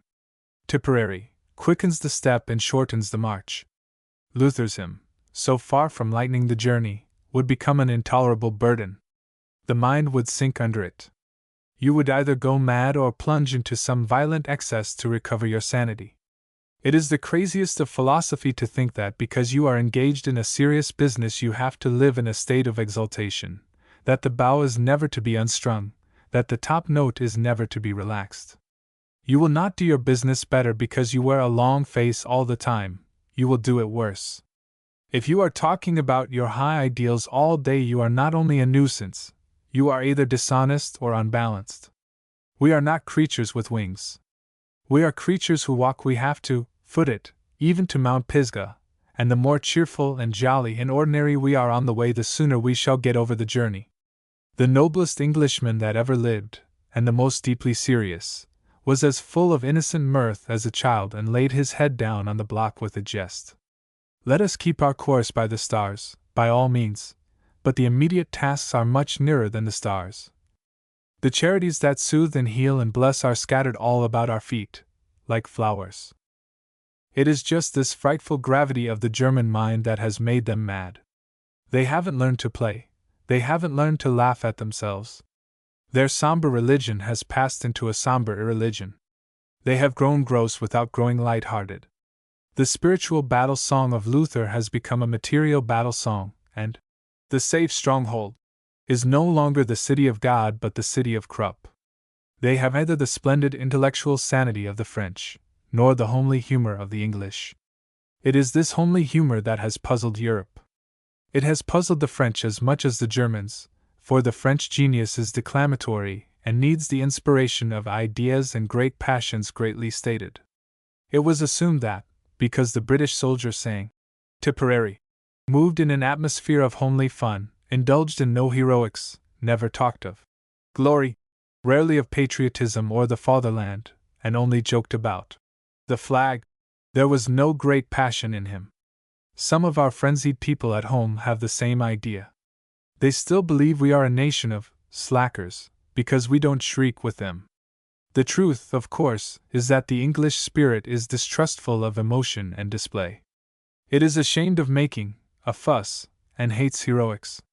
The typical Englishman hides his feelings even from his family, clothes his affections under a mask of indifference, and cracks a joke to avoid making a fool of himself. It is not that he is without great passions, but that he does not like talking about them. He is too self-conscious to trust his tongue on such big themes. He might make an exhibition of himself, and he dreads that above all things. This habit of reticence has its unlovely side, but it has great virtues too. It keeps the mind cool and practical, and the atmosphere commonplace and good-humored. It gives reserves of strength that people who live on their top notes have not got. It goes on singing Tipperary, as though it had no care in life and no interest in ideas or causes. And then the big moment comes, and the great passion that has been kept in such shamefaced secrecy blazes out in deeds as glorious as any that were done on the plains of windy Troy. Turn to those stories of the winning of the V.C., and then ask yourself whether the nation whose sons are capable of this noble heroism deserves to have the whip of Zabron laid across its shoulders by any jack in office who chooses to insult us. Those two stokers, putting their heads out for a breath of fresh air in the midst of the battle, are true to the English type. Death was all about them, and any moment might be their last. But they were so completely masters of themselves that in the brief breathing space allowed them they could turn their minds to a simple question of everyday conduct. What I says is, he ought to have married her. That is not the stuff of which heroics are made, but it is the stuff of which heroism is made. On falling in love. Do not, if you please, imagine that this title foreshadows some piquant personal revelation. Story! God bless you, I have none to tell, sir.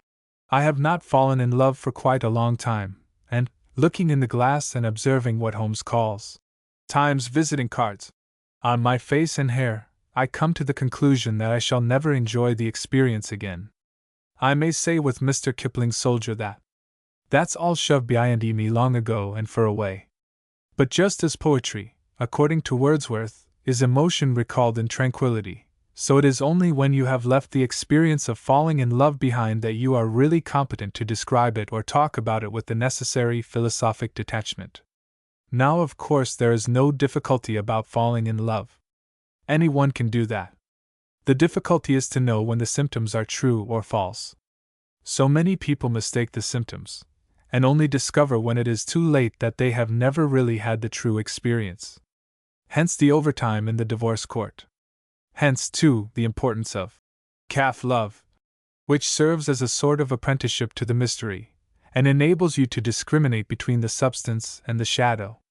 And in calf love, I do not include the adumbrations of extreme childhood like those immortalized in Annabel Lee.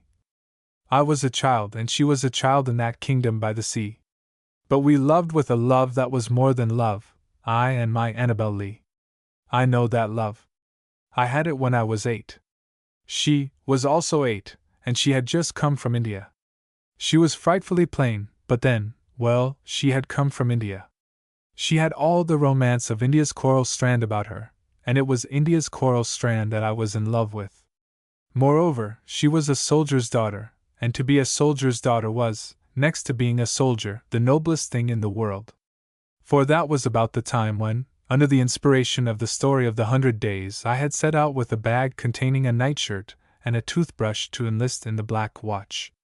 It was a forlorn adventure that went no further than the railway station.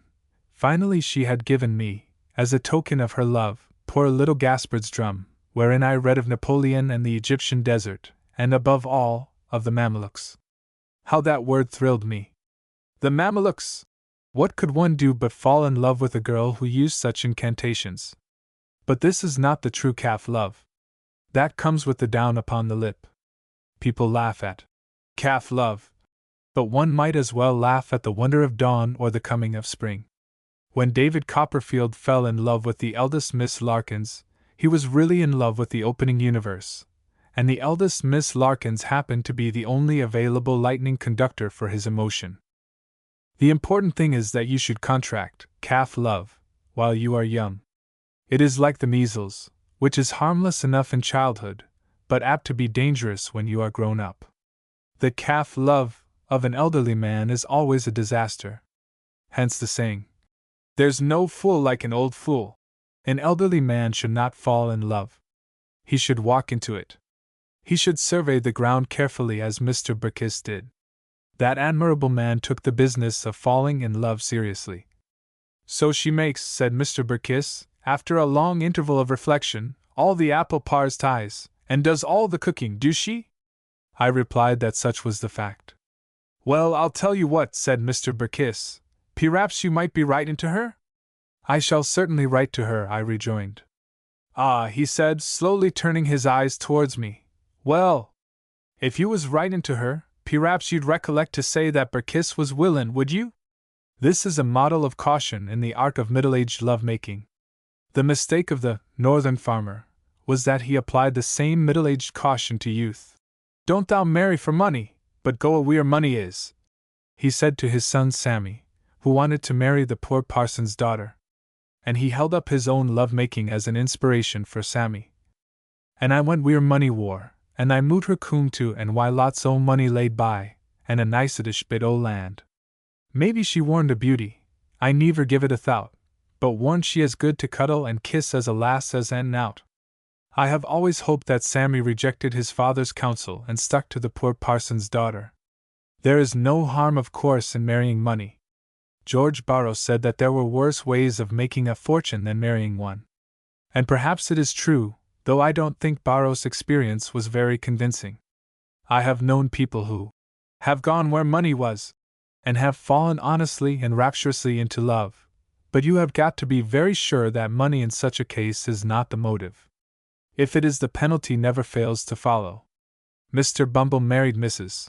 Corney for 6 teaspoons, a pair of sugar tongs, and a milk pot, with a small quantity of second-hand furniture and £20 in money.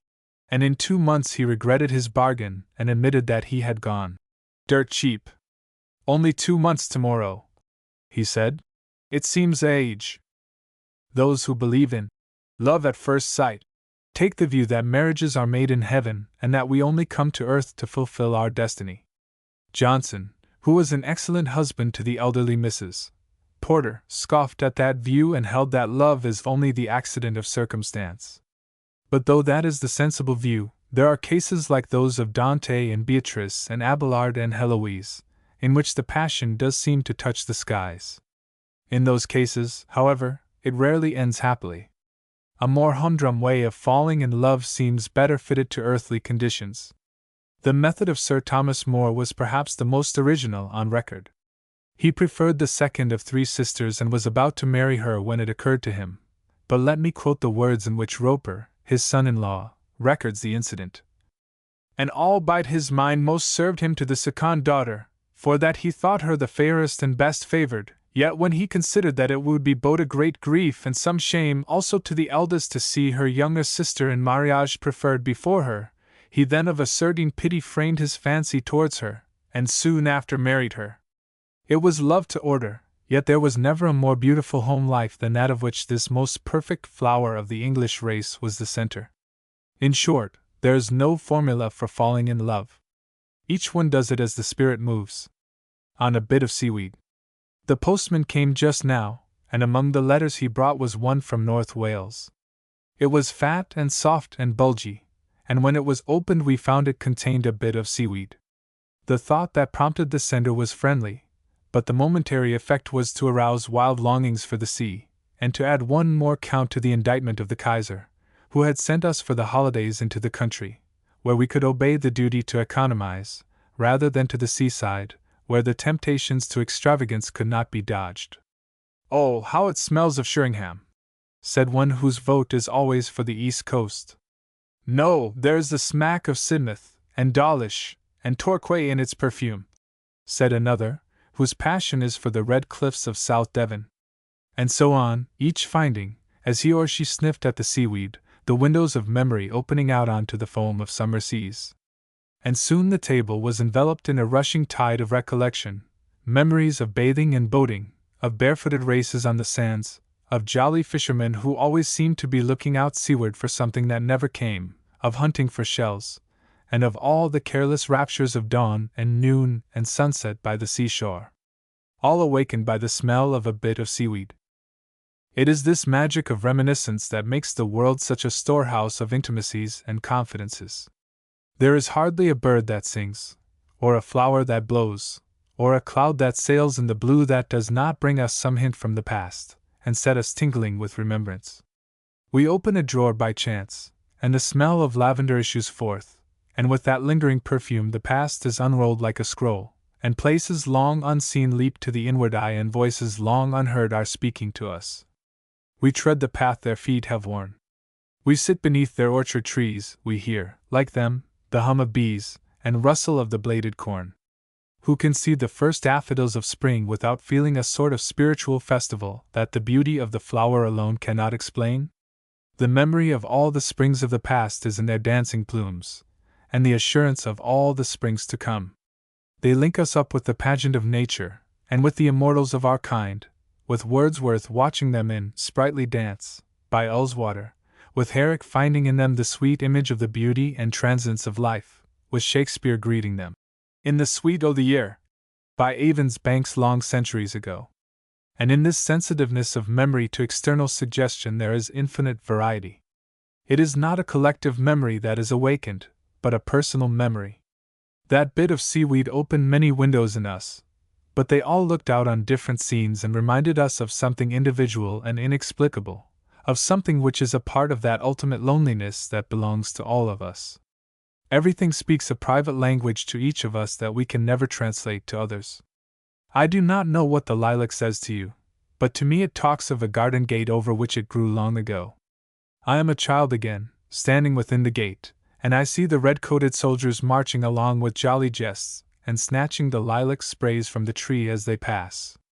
The emotion of pride that these heroes should honor our lilac tree by ravishing its blossoms all comes back to me, together with a flood of memories of the old garden and the old home and the vanished faces. Why that momentary picture should have fixed itself in the mind I cannot say, but there it is, as fresh and clear at the end of nearly 50 years as if it were painted yesterday, and the lilac tree bursting into blossom always unveils it again. It is these multitudinous associations that give life its color and its poetry. They are the garnerings of the journey, and unlike material gains they are no burden to our backs and no anxiety to our mind. The true harvest of my life, said Thoreau, is something as intangible and indescribable as the tints of morning and evening. It was the summary, the essence, of all his experience. We are like bees foraging in the garden of the world, and hoarding the honey in the hive of memory. And no horde is like any other horde that ever was or ever will be. The cuckoo calling over the valley, the blackbird fluting in the low boughs in the evening, the solemn majesty of the abbey, the life of the streets, the ebb and flow of Father Thames, everything whispers to us some secret that it has for no other ear, and touches a chord of memory that echoes in no other brain. Those deeps within us find only a crude expression in the vehicle of words and actions, and our intercourse with men touches but the surface of ourselves. The rest is as intangible and indescribable as the tints of morning and evening. It was one of the most companionable of men, William Morris, who said that God has made each one of us as lone as he himself sits. That is why, in moments of exaltation, our only refuge is silence, and the world of memory within answers the world of suggestion without. "And what does the seaweed remind you of?" said one, as I looked up after smelling it. "It reminds me," I said, "of all the seas that wash our shores, and of all the brave sailors who are guarding these seas day and night, while we sit here secure. It reminds me also that I have an article to write, and that its title is a bit of seaweed. On living again." A little group of men, all of whom had achieved conspicuous success in life, were recently talking after dinner round the fire in the smoking room of a London club. They included an eminent lawyer, a politician whose name is a household word, a well-known divine, and a journalist.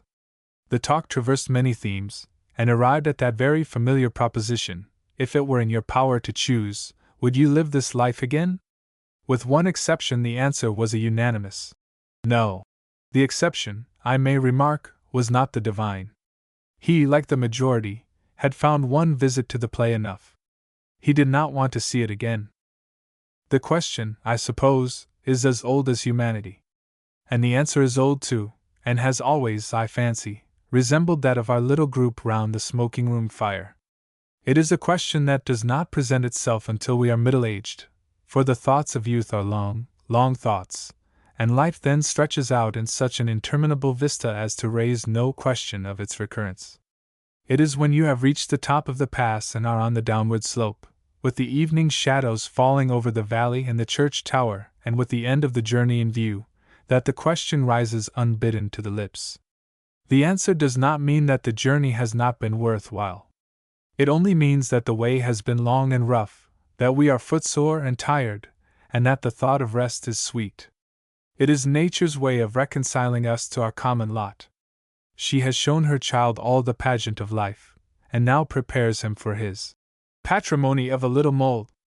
Thou hast made his mouth avid of all dominion and all mightiness, all sorrow, all delight, all topless grandeurs, all beauty, and all starry majesties, and dim transstellar things, even that it may, filled in the ending with a puff of dust, confess, "It is enough." Yes, it is enough. We accept the verdict of mortality uncomplainingly. Nay, we would not wish it to be reversed, even if that were possible. Now this question must not be confounded with that other, rather foolish, question: is life worth living? The group round the smoking room fire would have answered that question, if they had troubled to answer it at all, with an instant and scornful yes. They had all found life a great and splendid adventure. They had made good and wholesome use of it. They would not surrender a moment of its term, or a fragment of its many-colored experience. And that is the case with all healthy-minded people. We may, like Job, in moments of depression curse the day when we were born, but the curse dies on our lips. Swift, it is true, kept his birthday as a day of mourning, but no man who hates humanity can hope to find life endurable, for the measure of our sympathies is the measure of our joy in living. Even those who take the most hopeless view of life are careful to keep out of mischief. A friend of mine told me recently of a day he had spent with a writer famous for the somber philosophy of his books. In the morning the writer declared that no day ever passed in which he did not wish that he had never been born. In the afternoon he had a most excellent opportunity of being drowned through some trouble with a sailing boat, and he rejected the chance with almost pathetic eagerness. Yet I dare say he went on believing that he wished he had never been born. It is not only the children who live in the world of "let us make pretend." No, we are all glad to have come this way once. It is the thought of a second journey over the same ground that chills us and gives us pause. Sometimes you will hear men answer, "Yes, if I could have the experience I have had in this life," by which they mean, "Yes, if I could come back with the certainty of making all the short cuts to happiness that I now see I have missed." But that is to vulgarize the question. It is to ask that life shall not be a splendid mystery, every day of which is an arch wherethrough gleams the untraveled world, but that it shall be a thoroughly safe 3% investment into which I can put my money with the certainty of having a good time, all sunshine and no shadows. But life on those terms would be the dreariest funeral march of the marionettes. Take away the uncertainty of life, and you take away all its magic. It would be like going to the wicket with the certainty of making as many runs as you liked. No one would trouble to go to the wicket on those preposterous terms. It is because I may be out first ball or stay in and make 100 runs, not that I ever did any such heroic thing, that I put on the pads with the feverish sense of adventure. And it is because every dawn breaks as full of wonder as the first day of creation that life preserves the enchantment of a tale that is never told. Moreover, how would experience help us? It is character which is destiny. If you came back with that weak chin and flickering eye, not all the experience of all the ages would save you from futility. No, if life is to be lived here again, it must be lived on the same unknown terms in order to be worth living. We must come, as we came before, like wanderers out of eternity for the brief adventure of time. And, in spite of all the fascinations of that adventure, the balance of our feeling is against repeating it. For we know that everything that makes life dear to us would have vanished with all the old familiar faces and happy associations of our former pilgrimage, and there is something disloyal in the mere thought of coming again to form new attachments and traverse new ways. Holmes once wrote a poem about being homesick in heaven, but it would be still harder to be homesick on earth, to be wandering about among the ghosts of old memories, and trying to recapture the familiar atmosphere of things. We should make new friends, but they would not be the same. They might be better, but we should not ask for better friends, we should yearn for the old ones. There is a fine passage in Guido Rey's noble book on the Matterhorn, which comes to my mind as a fitting expression of what I think we feel. He was on his way to climb the mountain, when, on one of its lower slopes, he saw standing lonely in the evening light the figure of a gray-headed man. It was Whymper, the conqueror of the Matterhorn, Whymper grown old, standing there in the evening light and gazing on the mighty rock that he had vanquished in his prime. His climbing days were done, and he sought no more victories on the mountains. He had had his day and was content to stand afar off, alone with his memories, leaving the joy of battle to the young and the ardent. There was not one of those memories that he would be without, save, of course, that terrible experience in the hour of his victory over the Matterhorn. But had you asked him if he was still avid for those topless grandeurs and starry majesties, he would have said, "It is enough. Tu wit tu vu." There are two voices that are most familiar to me on this hillside. One is the voice of the day, the other of the night. Throughout the day the robin sings his song with unflagging spirit. It is not a very brilliant song, but it is indomitably cheerful. Wet or fine, warm or cold, it goes on through the November day from sunrise to sunset. The little fellow hops about, in his bright red waistcoat, from tree to tree. He flutters to the fence, and from the fence to the garden path, and so to the door, and into the kitchen. If you will give him decent encouragement, he will come on to your hand and take his meal with absolute confidence in your good faith. Then he will trip away and resume his song on the fence. There are some people who say hard things about the robin, that he is selfish and ill to live why, and so on, but to me he seems the most cheerful and constant companion in nature. He is a bringer of good tidings, a philosopher who insists that we are masters of our fate, and that winter is just the time when there is some sense in being an optimist. Anybody, he seems to say, can be an optimist when the days are long and the air is warm and worms are plentiful. But it is just when things are looking a little black and the other fellows begin to grouse that I put on my brightest waistcoat, tune up my best whistle, and come and tell you that the unconquerable soul is greater than circumstance. The other voice comes when night has descended and the valley below is blotted out by the darkness. Then from the copse beyond the orchard there sounds the mournful threnody of the owl. The day is over, he says, and all is lost. Tu wit tu vu. I only am left to tell the end of all things. Tu wit tu vu. I've told it all before 1,000 times, but you wouldn't believe me. Tu wit tu vu. Now you can't deny it, for the night is dark and the wind is cold, and all the earth is a graveyard. Tu wit tu vu. Where are the songs of spring and the leaves of summer? Tu wit tu vu. Where the red-cheeked apple that hung on the bough and the butterfly that fluttered in the sunshine? All are gone. Tu wit tu vu, tu wit tu vu, tu wit tu vu. A cheerless fellow. Some people find him an intolerable companion. I was talking at dinner in London a few nights ago to a woman who has a house in Sussex, and I found that she had not been there for some time.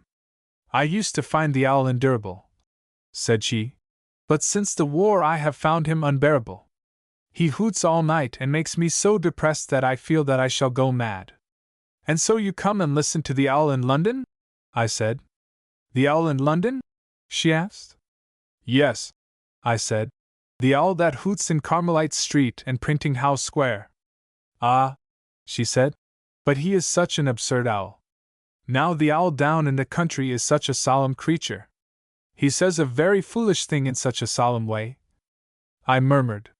Yes, but in the silence and the darkness there doesn't seem any answer to him. Madam, I said, if you will look up at the stars you will find a very complete answer. I confess that I find the owl not only tolerable but stimulating. I like to hear the pessimist really let himself go. It is the nameless and unformed fears of the mind that paralyze, but when my owl comes along and states the position at its blackest I begin to cheer up and feel defiant and combative. Is this the worst that can be said? Then let us see what the best is, and set about accomplishing it. The thing is impossible, said the pessimist to Cobden. Indeed, said that great man. Then the sooner we set about doing it the better. Oh, say I to my owl, all is lost, is it? You wait till the dawn comes, and hear what that little chap in the red waistcoat has to say about it. He's got quite another tale to tell, and it's a much more likely tale than yours. I shall go to bed and leave you to gummidge in the trees until the sun comes up and tells you what a dismal fraud you are. Tu wit tu vu, hoots the owl back at me. Yes, my dear sir, but you said that last night, and you have been saying it every night I have known you, and always the sun comes up and the spring comes round again and the flowers bloom, and the fields are golden with harvest. Tu wit tu vu? Oh, bother you. You ought to be a Daily Mail placard. No doubt the owl is quite happy in his way. Louis XV expressed the oldish philosophy when he said, "Let us amuse ourselves by making ourselves miserable." I have no doubt the wretched creature did amuse himself after his fashion. I have always thought that, secretly, Mrs. Gummidge had a roaring time. She really enjoyed being miserable and making everybody about her miserable. I have known such people, and I dare say you have known them, too, people who nurse unhappiness with the passion of a miser. They are having the time of their lives now. They go about saying, "Tu wit tu vu. The Russians are beaten again, or if they are not beaten they will be. Tu wit tu vu. We're slackers and slouchers and the Germans are too many for us. Tu wit tu vu. They're on the way to India and Egypt, and nothing will stop them. All is lost." But I notice that they enjoy a beefsteak as much as anybody, and do not refuse their soup though they salt it with their tears. I like that story of Stonewall Jackson and the owl. The owl was a general, and he rushed up to Jackson in the crisis of the first battle of Bull's Run, crying, "All is lost! We're beaten!" "Oh," said Jackson, "if that's so I'd advise you to keep it to yourself." Half an hour later the charge of Jackson's brigade had won the battle. I do not know what happened to the owl, but I dare say he went on. Tu wit ing, and tu vu ing, to the end. The owl can't help being an owl. Ah, there is little Red Waistcoat singing on the fence. Let us find a worm for the philosopher. On points of view. As I sat in the garden just now, with a writing pad on my knee and my mind ranging the heavens above and the earth beneath in search of a subject, my eye fell on a tragedy in progress at my elbow. A small green fly had got entangled in a spider's web, and was fluttering its tiny wings violently to effect an escape. The filaments of the web were so delicate as to be hardly visible, but they were not too delicate to bear the spider whom I saw advancing upon his prey with dreadful menace. I forgot my dislike of greenflies, and was overcome with a fierce antagonism for the fat fellow who had the game so entirely in his hands. Here, said I, is the Hun encompassing the ruin of poor little Belgium. What chance has the weak and the innocent little creature against the cunning of this rascal, who hangs out his gossamer traps in the breeze and then lies in hiding until his victim is enmeshed and helpless? What justice is there in nature that allows this unequal combat? By this time the spider had reached the fly and thrown a new filament round him. Then at frightful speed he raced to the top of his web and disappeared in the woodwork of the arbor, drawing the new filament tight round the victim, which continued its flutterings for a little time, and then gave up the ghost. At this moment I was called in to lunch, and at the table I told the story of the spider and the fly with undisguised hostility to the spider. That, said Robert, home from the front, that is simply a sentimental point of view. My sympathies as a practical person are all with the spider. He is the friend of man, the devourer of insects, the scavenger of the gardens. He helps in the great task of keeping the equilibrium of nature. Moreover, said he, I have seen you kill greenflies yourself. You killed them because you knew they were a nuisance. Why should you object to the spider doing the same useful work for a living? Ah, said I weakly, I suppose it is because he does it for a living. Now you, interrupted the other, do it for a living too, because you want your fruit trees to bear fruit, and your roses to thrive, and your cabbages to prosper. Who more merciless than you on slugs and other pests that fly or crawl? No, we are all out for a living, you as much as the spider as much as the fly. We are all Huns, said I. What a detestable world it is. Not at all, said he. It's a very jolly world. I drink to the health of the spider. And you have no pity for the fly? I said. Not a little bit, he replied. I am on the side of right. Whose side is that? I asked. Mine, said he. We must all act according to our point of view. That's what the greenfly does. That's what the spider does. We shall never in this world get all the points of view in accord. We shall go on scrambling for a living to the end. Sometimes the greenfly will be on top, sometimes the spider. Look at that cherry tree in the orchard. A month ago its branches were laden with fruit. Now there is not a cherry to be seen. The blackbirds and the starlings have stripped the tree as clean as a bone. Their point of view is that the cherries are provided for them, and they are right. They know nothing of the laws of property which man makes for his own protection. It's no use going out to them and asking them to look at your title deeds, and reminding them of the policeman and the laws against larceny. Our moral code is for us, not for them. We are all creatures of our own point of view, he went on. Before Jones next door bought a motor car he had very bitter feelings about motorists, used to call them road hogs, said he would tax these land torpedoes out of existence, and was full of sympathy and pity for the poor children coming from school. Now he drives a car as hard as anybody, blows the hoggiest of horns, and says it's disgraceful the way parents allow their children to play about in the streets. Nothing has changed except his point of view. He has shifted round to another position, and sees things from a new angle of vision. Samuel Butler hit the comedy of the thing off long ago.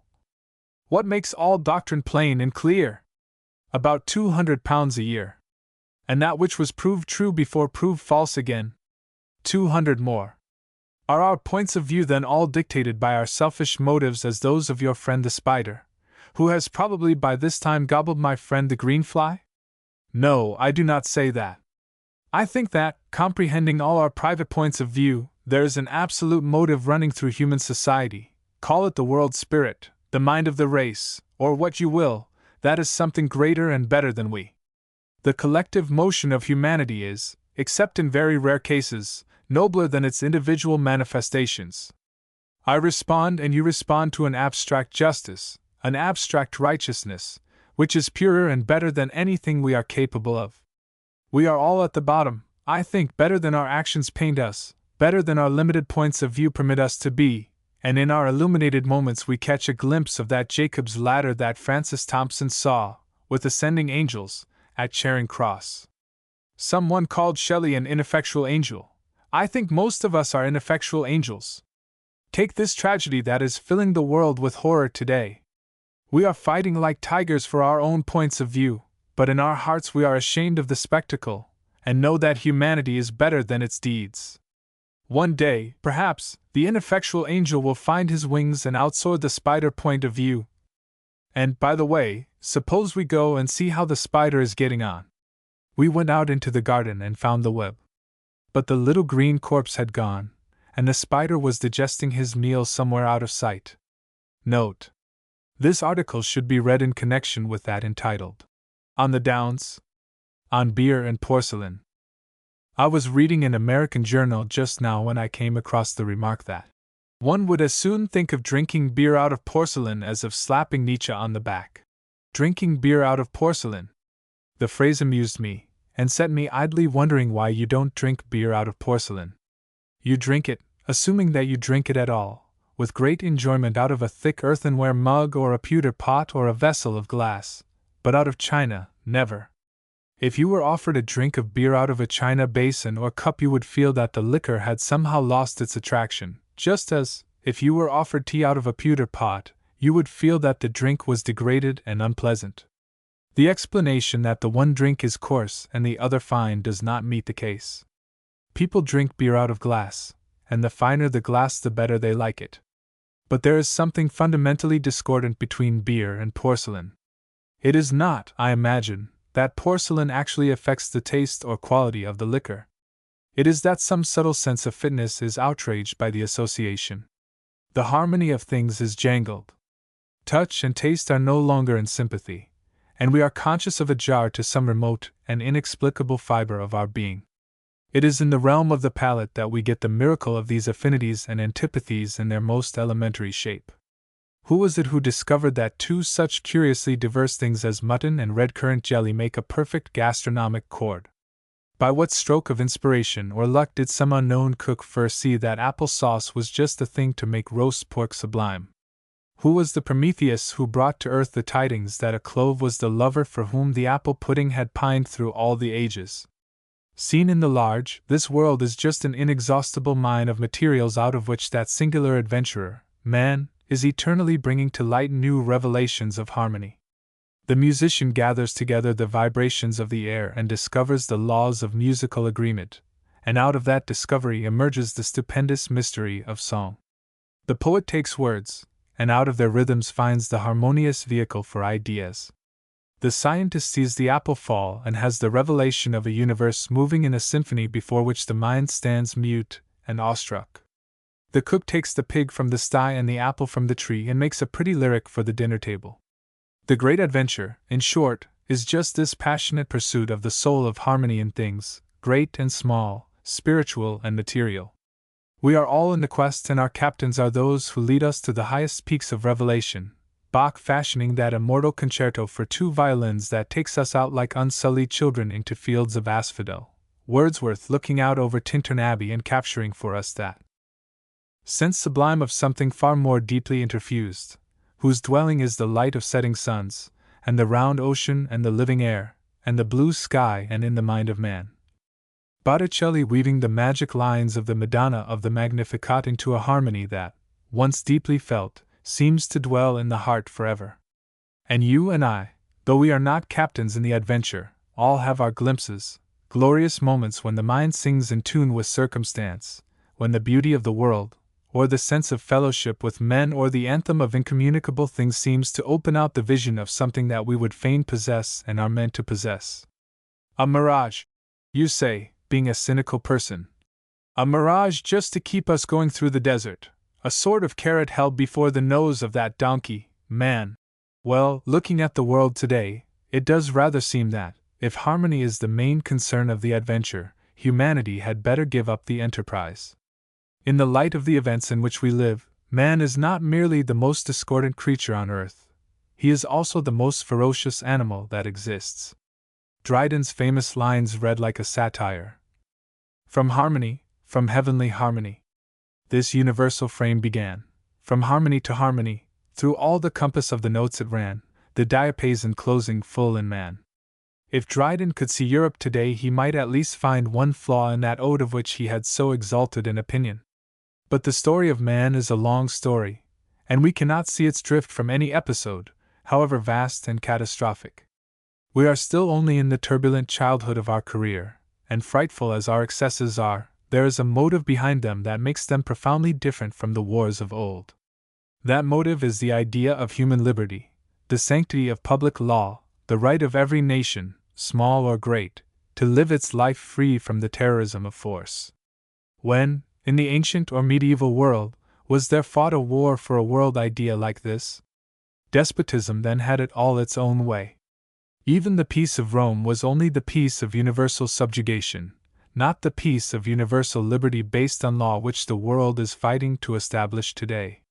Never before has embattled democracy challenged the principle of tyranny for the possession of the world. Ah, I know what you are thinking as you run your mind over the Allies. Liberty! Does Russia stand for liberty? Yes, in the circumstances of today, even Russia stands for liberty, for do not forget that this is not a war of the Russian bureaucracy, but a war sustained by the passion of the Russian people. And Russia apart or Russia included, who can doubt that the cause of human freedom is in our hands, and the cause of ancient tyranny is in the hands of our enemy? May we not see in these baleful fires the twilight of the gods, of those old gods of blood and iron that have held the world in subjection through the long centuries of its travail? May we not see even in the midst of this discord and carnage, this hell of death and destruction, the new birth of humanity, the promise of a world set free? Perhaps in that distant time when the tragedy of today is only an old chapter in the story of the human race, it will be seen that Dryden, after all, was not guilty of a grim jest, but that this mighty discord was the announcement of that final harmony for which all that is best in us yearns. It may seem a hard vision to cherish today, but we must cherish it, or accept the hideous alternative that this is, after all, in very truth the madhouse of the universe. Can you live with that idea? Would it be worth while living with that idea?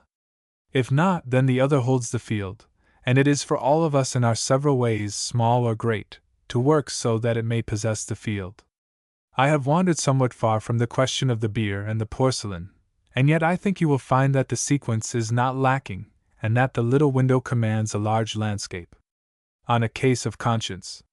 It was raining when Victor Crummles stepped out into the street. But he did not notice the fact. True, he put his umbrella up, but that was mere force of habit. He was not aware that he had put it up. His mind was far too engaged with the ordeal before him to permit any consciousness of external things to creep into it.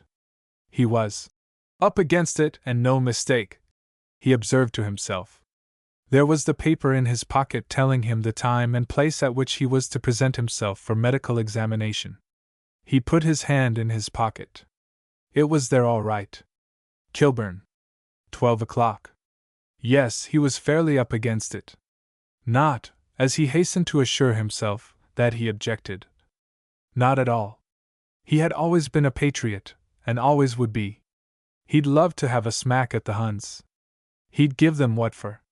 He wished he'd been a bit younger, that's what he wished. If he'd been a bit younger, he'd have gone like a shot.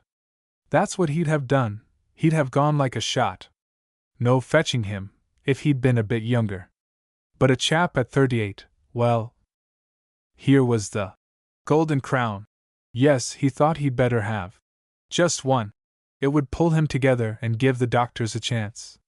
He ought to give them a chance, whatever the consequence to himself. A whiskey and soda would just put him in the pink. There, that was better. Now he could face anything. Now for Kilburn. How should he go? It was 2 miles at least, a good 2 miles. There was number 16, he could take that. And there was the tube, he could take that. Or he could walk, there was plenty of time.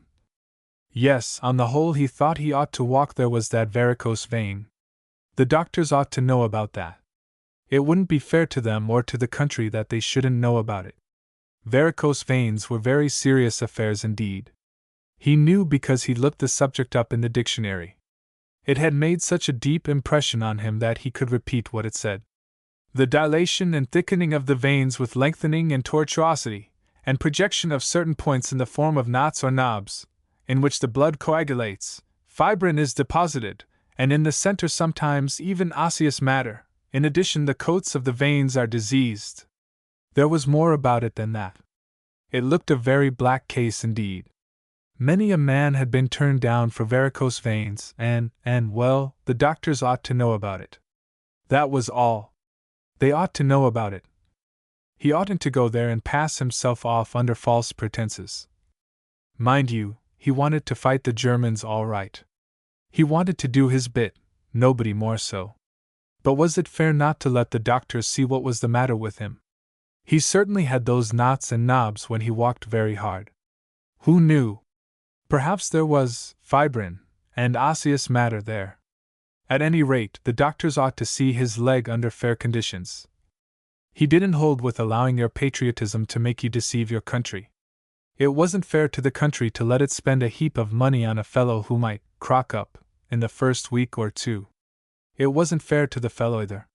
Not that he was thinking about himself. Not at all. It was the country he was thinking of. A fellow must think about the country sometimes. It was his duty to put his own feelings, as it were, under the tap.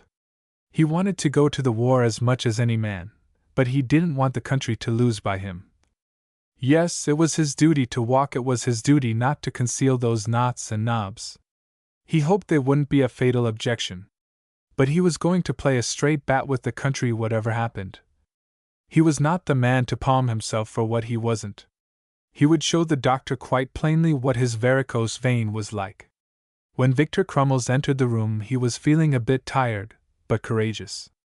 He had taken another stiffener at the Spread Eagle, and felt equal to any fate.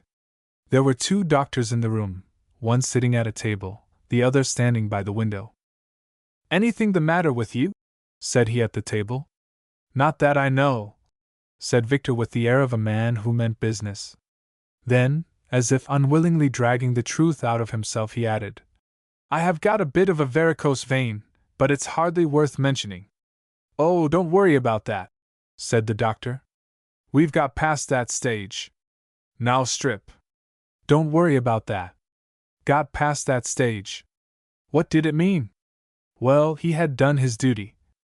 If there was fibrin and osseous matter in his veins, he had given them fair warning. It was the country that would suffer. These doctors, well, they're stripped? Now, let's have a look at you. The doctor examined him carefully. Perhaps that varicose vein would surprise him after all. He'd walked 2 miles, and it ought to be, not that he wanted it to be, but if it was, well, it was only fair they should know. What did you say your age was? 38, sir. 38. 38, come here, Jeffkins. Jeffkins came from the window and joined his colleague, and together the two doctors took stock of Victor. They were taking no notice of his leg. Well, it was their lookout. He wouldn't be to blame if he broke down. You can dress. And the two doctors went to the window and consulted in low tones. Then the first came back. Well, my man, it won't do, he said. We like your spirit. Very creditable indeed. But laughing, 38. Come. Light was breaking in on Victor. Was he really being rejected? And because he was too old? Oh, the scandal, the shame. And he dying to get at those Huns. But upon my oath. He was really in earnest now. There, we understand, said the doctor. You've done your best. And it's very creditable to you, very. But 38. Come. Now, good morning. Outside, Victor's anguish and indignation were too bitter to be borne unaided. He turned into the Spread Eagle. On the guinea stamp. My eye was caught as I passed along the street just now by an advertisement on a hoarding which announced that Mr. Martin Harvey was appearing in a new cinema play entitled The Hard Way, which was described as a fine story by a peer. I confess that I took an objection to that play on the spot. It may be a good play. I don't know. I never shall know, for I shall never see it. But why should it be assumed that you and I will run off to the pay box to see a new play? By a peer. Suppose the anonymous playwright had been a lawyer, or a journalist, or a pork butcher, or a grocer? Would the producer have thought it helpful to announce a new play by a pork butcher, or a lawyer, or a grocer, or a journalist? He certainly would not. He would have left the play to stand or fall on its merits. Why, then, does he think that the fact that it is by a peer will bring us all crowding to his doors? You may, of course, take it as a reflection on the peerage. You may be supposed to think it such a miraculous thing that a peer should be able to write a play that you may be expected to go and see it as you would go to Barnum's to see a two-headed man or a bearded woman? We may be invited to see it merely as a marvel, much as we used to be invited to go and see the horse that could count or the monkeys that could ride bicycles. If it were so, I should feel it was unjust to the peerage, which is certainly not below the average in intellectual capacity. But it is not so. It is something much more serious than that. It is not intended to be a reflection on the peerage. It is an unconscious reflection on the British public. The idea behind the announcement is not that we shall go to see the play in a spirit of curiosity, as if it had been written by an orangutan, but that we shall go to see it in a spirit of flunkeyism, as if it had been written by a demigod. We are conceived sitting in hushed wonder that a visitor from realms far above our experience should stoop down to amuse us. I wish I could feel that this was a false estimate of the British public. It would certainly be a false estimate of the French public. The most splendid thing, I think, in connection with the French people is their freedom from flunkeyism. The great wind of the Revolution blew that rubbish out of their souls forever. It gave them the sublime conception of citizenship as the basis of human relationship. It destroyed all the social fences that feudalism had erected to keep the people out of the common inheritance of the possibilities of human life. It liberated them from shams, and made them the one realistic people in Europe. They looked truth in the face, because they had cleaned its face of the dirty accretions of the past. They saw, and they are the only people in Europe who as a nation have seen, that the rank is but the guinea stamp, the man's the gowd, for a that. It is this fact which has made France the standard-bearer of human ideals. It is this fact which puts her spiritually at the head of all the nations. I am afraid it must be admitted that we are still in the flunky stage. We are still hypnotized by rank and social caste. I saw a crowd running excitedly after a carriage near the Gaiety Theatre the other day, and found it was because Princess So-and-so was passing. Our press reeks with the disease, and loves to record this sort of thing. The Duke of Connaught in New York. While strolling down Fifth Avenue, the Duke of Connaught accidentally collided with a messenger boy carrying a parcel, whereupon he turned round and begged the boy's pardon. You see the idea behind such banalities. It is that we are stricken with respectful admiration that people with titles should act like ordinary decent human beings. It is an insult to them, and it ought to be an insult to the intelligence of the reader. But the newspaper man knows his public as well as the cinema producer.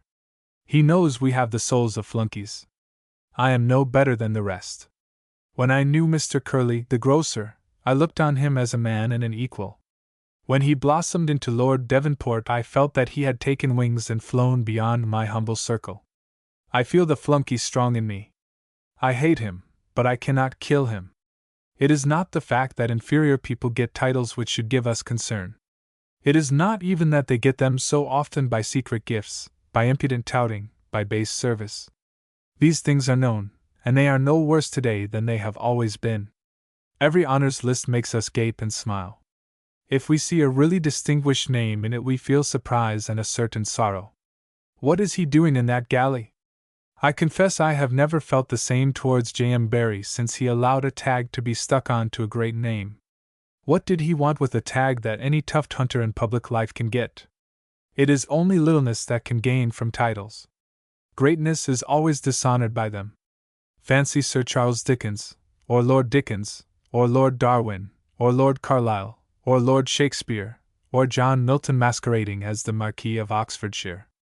Yes, Tennyson became a lord and was the smaller man for the fact. Who does not recall Swinburne's scornful comment? Stoop, Chaucer, stoop, Keats, Shelley, Burns, bow down. And who did not share the feeling of Mark Pattison at the pitiful anticlimax? There certainly is something about Tennyson, he said, that you find in very few poets, In saying what he says in the best words in which it can be said, he is quite Sophoclean. But this business of the peerage, it is really so sad that I hardly like to speak of it. Compare that with Milton's ending and mark the difference. But it is the corrupting effect of titles on the national currency that is their real offense. They falsify our ideals. They set up shams in place of realities. They turn our minds from the gold to the guinea stamp and make us worship the false idols of social ambition.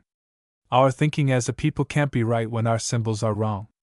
We can have the root of democracy in our souls if the tree flowers into coronets and gewgaws. France has the real jewel of democracy, and we have only got the paste. Do not think that this is only a small matter touching the surface of our national character. It is a poison in the blood that infects us with the deadly sins of servility and snobbery. And already it is permeating even the free life of the colonies. If I were an Australian or a Canadian, I would fight this hateful taint of the old world with all my might. I would make it a criminal offense for a colonial to accept a title. As for us, I know only one remedy. It is to make a title a money transaction. Let us have a tariff for titles. If American millionaires, like Lord Astor, want them, let them pay for them at the market rate. It would be at least a more wholesome method than the present system. And it would bring the whole imposture into contempt. Nobody would have a title when everybody knew what he had paid for it. It is a poor way of getting rid of the abomination compared with the French way, but then we are some centuries behind the French people in these things. On the dislike of lawyers. I have spent a large part of my life in advising business men how to get out of their difficulties, said Mr. Asquith the other day. It was a statement wrung from him by a deputation which was inflicting on him the familiar talk about lawyers and the need of business men to run our affairs. I suppose there has been no more banal cackle in this war than the cackle about a business government and the pestilence of lawyers. I am not a lawyer, and have no particular affection for lawyers. I keep out of their professional reach as much as possible. But it is as foolish to ban them as a class as it would be to assume that a grocer or a tailor is a great statesman because he is a successful grocer or tailor. Running an empire is quite a different job from running a grocery establishment, and it is folly to suppose that because a man has been successful in buying and selling bacon and butter for his own profit he can ipso facto govern a nation with wisdom and prudence. Who are the most distinguished grocers of today? They are Lord Devonport and Sir Thomas Lipton. Both excellent men, I've no doubt. But would you like to hand over the premiership to either of them? Now, would you? The great statesman has to prove himself a great statesman just as the great grocer has to prove himself a great grocer. He has to prove it by the qualities of statesmanship exercised in the full glare of publicity. If the grocer makes a howler in his trade, the world knows nothing about it. If the statesman makes a howler, all the world knows about it. He has to emerge to the front in the most public of all battles, and you may be sure that no one comes to eminence without great powers which have passed the test of the fiercest trials. He does not evade that test because he is a lawyer. Mr. Asquith had to survive it just as Mr. Chamberlain, who was a maker of nails, had to survive it, just as Mr. Balfour, who is a landowner, had to survive it. No one said to Mr. Chamberlain, "Yah, nail-maker," or to Mr. Balfour, "Yah, landlord," thinking he had disposed of them. Why should you suppose that when you have said, "Yah, lawyer," to Mr. Asquith or Mr. Lloyd George you have disposed of them? Is the idea that lawyers are more selfish than other people, brewers, or soap boilers, or bankers? I doubt it. They are just the average, and include good and bad like any other class. Judge Jeffreys was a monster, but on the other hand, it was the lawyers of the 17th century who largely saved the liberties of this country. I doubt whether the world has ever produced a wiser, more unselfish, more heroic figure than Lincoln. And he was a lawyer. I doubt whether any man in politics today has made such financial sacrifices as Mr. Asquith has made. He had a practice at the bar which, I believe, brought him in £10,000 a year, and had he devoted himself to it instead of to politics, would have brought him in far more, and he gave it up for a job immeasurably more burdensome that has never brought him more than £5,000. He might have been Lord Chancellor, with a comfortable seat on the woolsack and £10,000 a year, and he chose instead to sit in the House of Commons every day to be the target of every disappointed placeman. Ah, you say, but look at the glory. Well, look at it. I would, as Danton said, rather keep sheep on the hillside than meddle with the government of men. It is the most ungrateful calling on earth. And whatever other defects may be attributed to Mr. Asquith, a passion for such an empty thing as glory is not one of them. You will discover more passion for glory in Mr. Churchill in 5 minutes than you will discover in Mr. Asquith in 5 years. And Mr. Churchill is not a lawyer. But this dislike of lawyers in the abstract has a certain basis. It is an old dislike. You remember that remark of Johnson's when he was asked on a certain occasion who was the man who had left the room. I don't like saying unpleasant things about a man behind his back, but I believe he is an attorney. And Carlyle was not much more civil when he described a barrister as a loaded blunderbuss. If you bought him, he blew your opponent's brains out. If your opponent bought him, he blew yours out. His weapon is the law, but his object is not justice. As often as not he aims at defeating justice, and the more skillful a lawyer he is, the more injustice he succeeds in doing. It is this detachment from the merits of a case, this deliberate repudiation of conscience in his business relations that makes him so suspect. Of course he has a very sound reply. It is my business to put my client's case, and my opponent's business to put his client's case. And it is the business of the judge and jury to see that justice is done as between us. That is true, but it does not get rid of the suspicion that attaches to a man who fights for the guilty or the innocent with equal fervor. And then he deals in such a tricky article. When Sancho Panza was governor of the island of Barataria, he administered justice. If he had been the governor of the island of Britain, he would have administered the law, and his decisions would have been very different. Law has about the same relation to justice that grammar has to Shakespeare. If Shakespeare were put in the dock and tried by the grammarians, he would be condemned as a rogue and vagabond, and similarly, justice is not infrequently hanged by the lawyers. We must have law just as we must have grammar, but we have no love for either of them. They are dry, bloodless sciences, and we look askance at those who practice them. You may be the greatest rascal of your time, but if you study the law and keep within its letter, the strong lance of justice cannot reach you. No, law which is the servant of justice often betrays his master. But do not let us be unjust. If law today is more nearly the instrument of justice than it has ever been, it is the great lawyers to whom we chiefly owe the fact. There are Dodsons and Foggs in the law, but there are also Pyms and Pratts who have upheld the liberties of this country in the teeth of tyrant kings and servile parliaments. On the cheerfulness of the blind. I was coming off a tube train last evening when someone said to me, "Will you please give this gentleman an arm to the lift? He is blind." I did so, and found, as I usually find in the case of the blind, that my companion was uncommonly talkative and cheerful. This gaiety of the blind is a perpetual wonder to me. It is as though the outer light being quenched, an inner light of the spirit illuminates the darkness. Outside the night is black and dread, but inside there is warmth and brightness. The world is narrowed to the circle of one's own mind, but the very limitation feeds the flame of the spirit, and makes it leap higher. It was the most famous of blind Englishmen who in the days of his darkness made the blind Samson say, "He that hath light within his own clear breast may sit ith center, and enjoy bright day." And it has been remarked in many cases in which men have gone blind that their cheerfulness, so far from being diminished, has by some miracle gained a new strength. In no case of which I have had any knowledge has it apparently had the contrary effect. The zest of living seems heightened. Not long ago Mr. Galsworthy wrote to the Times a letter in which he spoke with pity of the unhappiness of the blind, and there promptly descended on him an avalanche of protest from the blind themselves. I suppose there was never a man who seemed to have a more intense pleasure in life than the late Dr. Campbell, the founder of the Normal School for the Blind, who worked wonders in extending the range of the activities of the blind, and himself did such apparently impossible things as riding a bicycle and climbing mountains. Nor was the case of Mr. Pulitzer, the famous proprietor of the New York World, less remarkable. Night came down on him with terrible suddenness.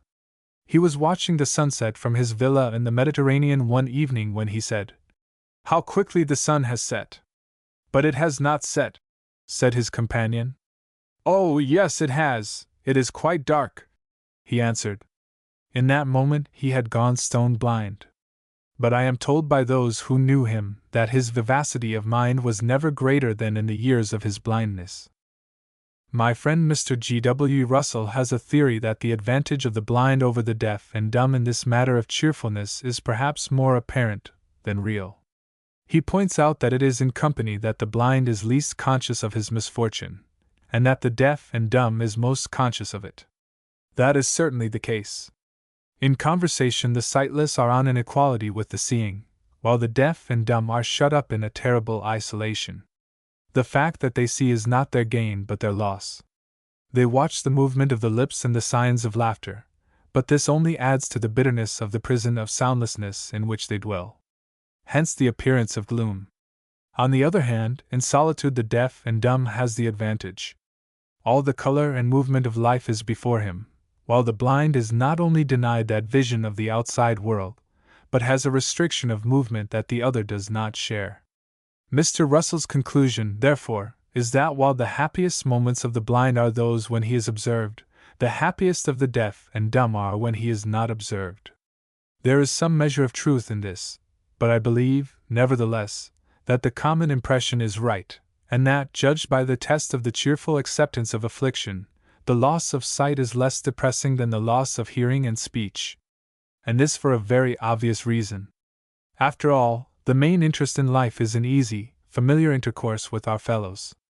I love to watch a golden sunset, to walk in the high beech woods in spring, or, for that matter, in summer or autumn or winter, to see the apples reddening on the trees, and the hedgerows thick with blackberries. But this is the setting of my drama, the scenery of the play, not the play itself. It is its human contacts that give life its vivacity and intensity. And it is the ear and tongue that are the channels of the cheerful interplay of mind with mind. In that interplay the blind man has full measure and brimming over. His very affliction intensifies his part in the human comedy, and gives him a peculiar delight in homely intercourse. He is not merely at his ease in the human family, he is the center of it. He fulfills Johnson's test of a good fellow, he is a clubbable man. And even in the enjoyment of the external world it may be doubted whether he does not find as much mental stimulus as the deaf and dumb. He cannot see the sunset, but he hears the shout of the cuckoo, the song of the lark, the hum of bees, and rustle of the bladed corn. And if, as usually happens, he has music in his soul, he has a realm of gold for his inheritance that makes life a perpetual holiday. Have you heard Mr. William Wolstenholme, the composer, improvising on the piano? If not, you have no idea what a jolly world the world of sounds can be to the blind. Of course, the case of the musician is hardly a fair test. With him, hearing is life and deafness death. There is no more pathetic story than that of Beethoven breaking the strings of the piano in his vain efforts to make his immortal harmonies penetrate his soundless ears. Can we doubt that had he been afflicted with blindness instead of deafness the tragedy of his life would have been immeasurably relieved? What peace, could he have heard his Ninth Symphony, would have slid into his soul? Blind Milton, sitting at his organ, was a less tragic figure and probably a happier man than Milton with a useless ear trumpet would have been. Perhaps without the stimulus of the organ he could not have fashioned that song which, as Macaulay says in his grandiloquent way, would not have become the lips of those ethereal beings whom he saw with that inner eye, which no calamity could darken, flinging down on the jasper pavements their crowns of amaranth and gold. It is probable that in a material sense blindness is the most terrible affliction that can befall us. But I am here speaking only of its spiritual effects, and in this respect the deprivation of hearing and speech seems to involve a more forlorn state than the deprivation of sight. The one affliction means spiritual loneliness, the other deepens the spiritual intimacies of life. It was a man who had gone blind late in life who said, "I am thankful it is my sight which has gone rather than my hearing. The one has shut me off from the sun, the other would have shut me off from life." On taxing vanity. That quaint idea of Sir Edward Clarke's that, as a revenue expedient in time of war, We should impose a tax on those who have names as well as numbers on their garden gates has a principle in it which is capable of wide extension. It is the principle of taxing us on our vanities. I am not suggesting that there is not also a practical point in Sir Edward's idea. There is no doubt that this custom of giving our houses names is the source of much unnecessary labor and irritation to other people, postmen, tradesmen, debt collectors, and errand boys. Mr. Smythe, formerly Smith, of 236 Belinda Avenue, is easily discoverable, but what are you to do about Mr. Smythe, of Chatsworth House, Belinda Avenue, on a dark night? How are you to find him? There are 350 houses in Belinda Avenue, all as like as two peas, and though Mr. Smythe has a number, he never admits it.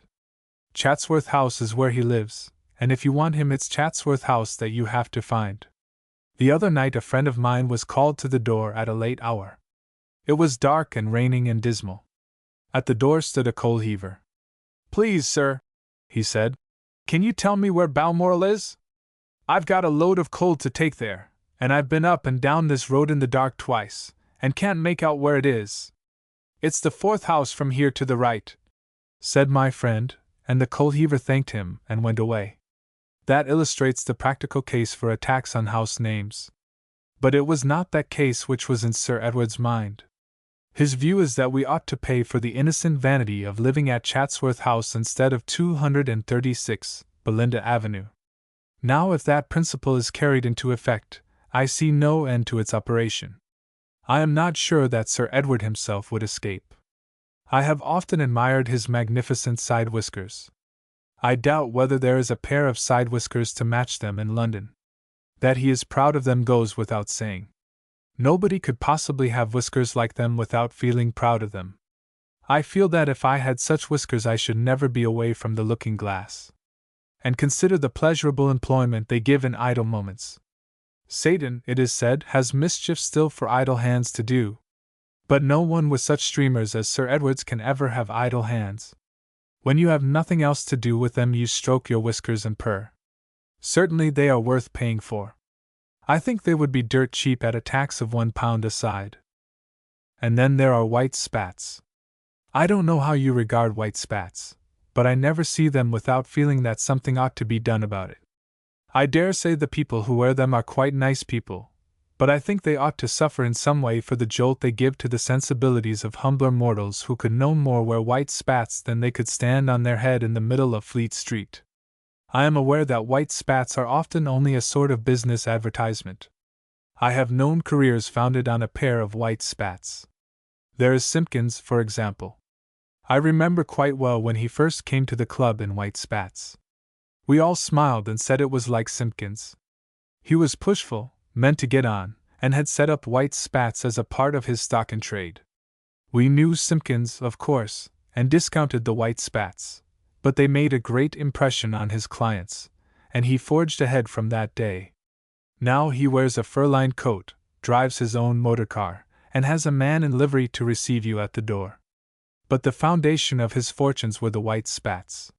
He understood that maxim of Rochefoucauld that to succeed in the world you must appear to have succeeded already. And the white spats did the trick. I think he ought to pay for them. £1 a spat is my figure.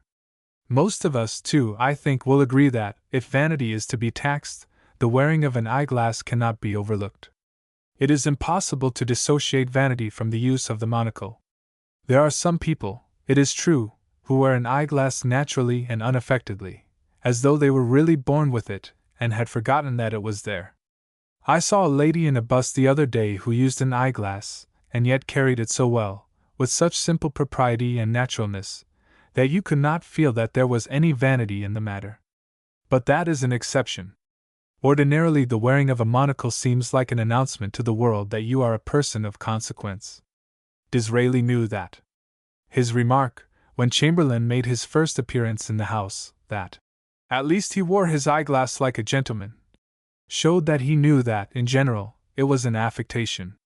It was so in his own case, of course. I hope Sir Edward Clarke will agree that £5 is a reasonable tariff for an eyeglass.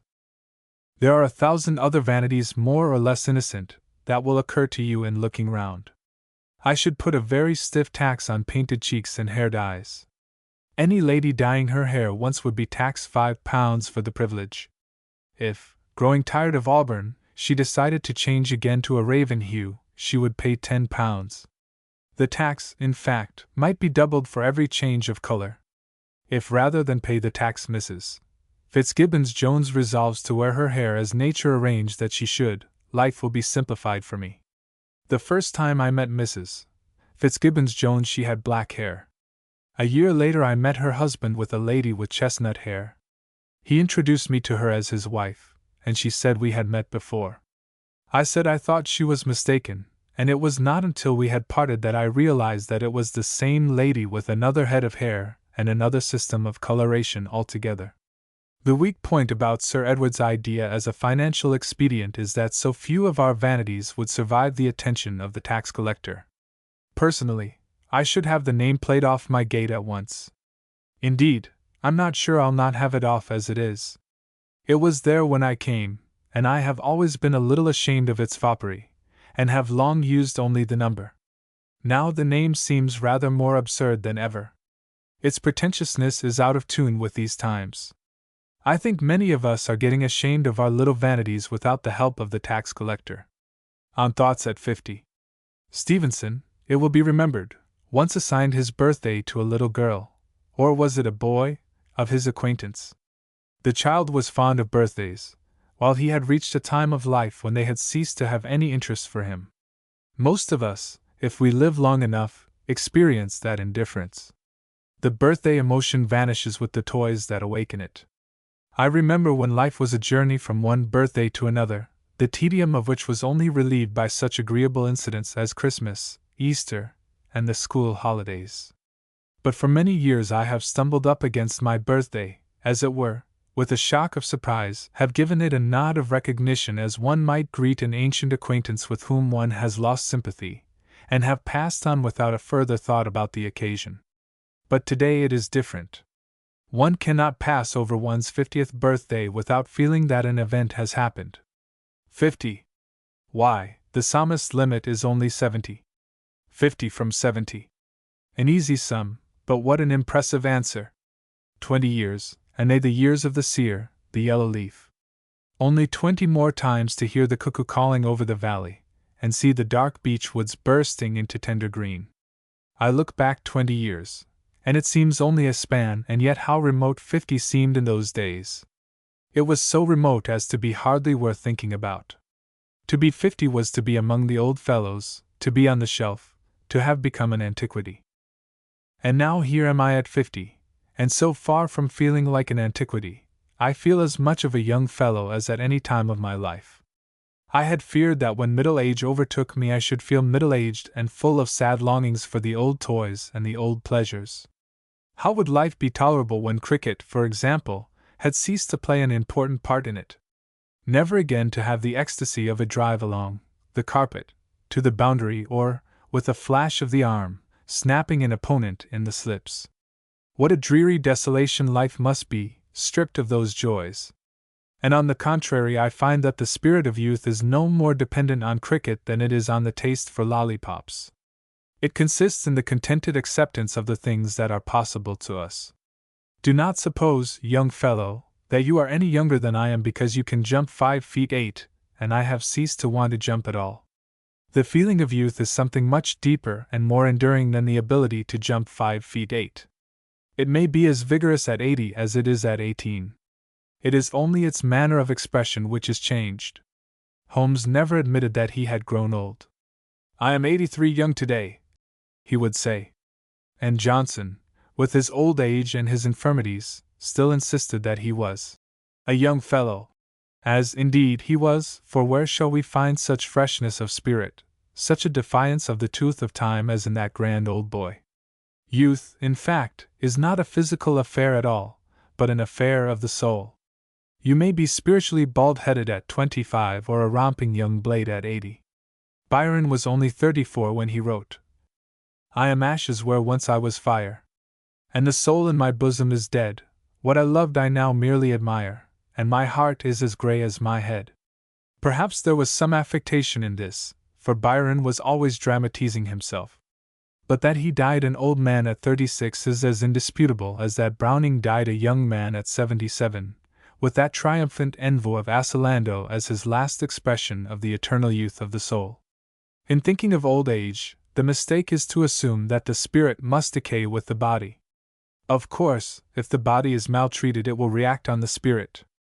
But the natural decline of the physical powers leaves the healthy spirit untouched with age, should indeed leave it strengthened, glowing not with passion but with a steadier fire. When we are young in years, our eager spirit cries for the moon. We look before and after, and pine for what is not. But as we get older, we learn to be satisfied with something nearer than the moon. The horizon of our hopes and ambitions narrows, but the sky above is not less deep, and we make the wonderful discovery that the things that matter are very near to us. It is the homing of the spirit. We have been avid of the topless grandeurs of life, and we return to find that the spiritual satisfactions we sought were all the time within very easy reach. And in cultivating those satisfactions intensively, we make another discovery. We find that this is the true way to the topless grandeurs themselves, for those topless grandeurs are not without us but within. But I am afraid I am sermonizing, and I do not want to sermonize, though if ever a man may be allowed to sermonize, it is when he is completing his half-century. Let me as an antidote recall a little story which the present Bishop of Chester once told me over the dinner table, for it contains a practical recipe for keeping the heart young. He was in his earlier days associated with Archdeacon Jones of Liverpool.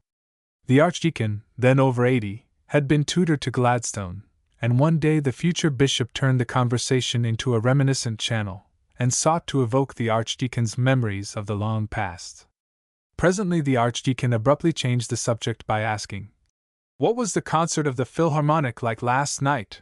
And then, in answer to the obvious surprise which the question had aroused, he added, "Although I am an old man, I want to keep my heart young, and the best way of doing that is not to let one's thoughts live in the past, but to keep them in tune with the life around one.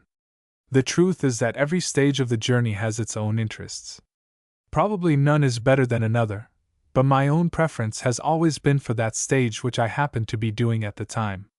When I was 20, I thought there was no age like 20, and now I am 50, I have transferred my enthusiasm to 50. There is no age like it, I feel, for all-round enjoyment. And I have a strong conviction that if I have the good fortune to reach 60, I shall be found declaring that there is no age like 60. And why not?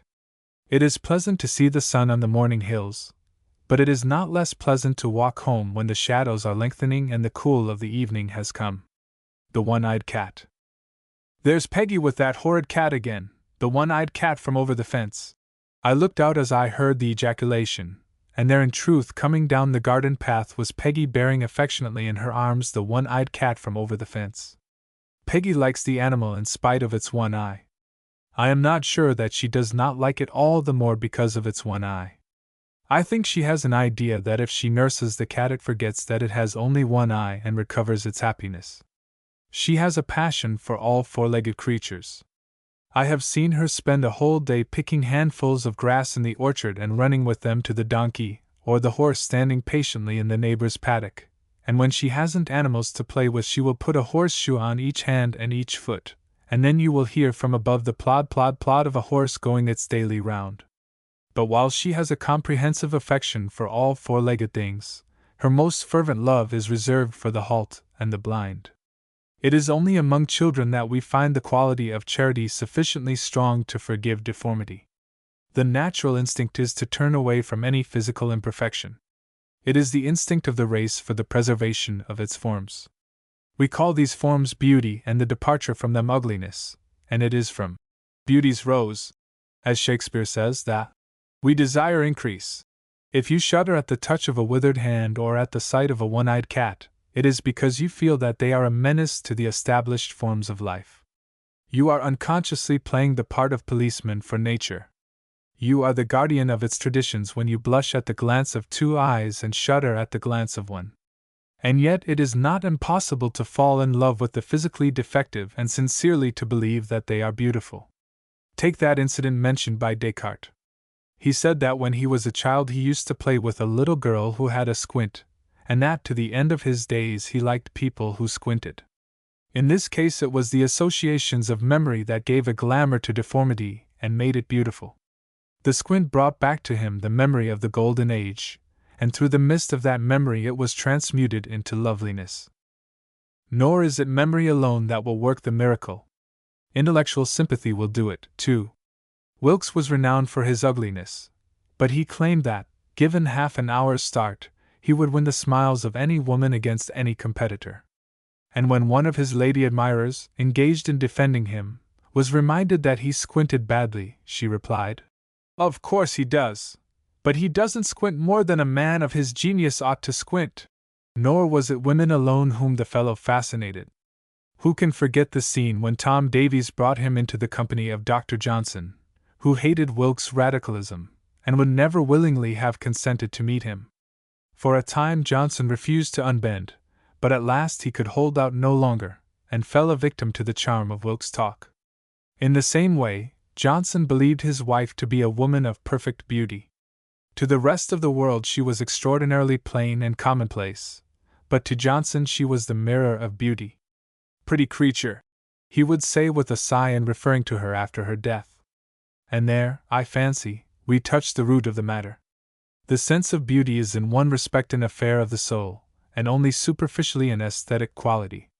We start with a common prejudice in favor of certain physical forms. They are the forms with which nature has made us familiar, and we seek to perpetuate them.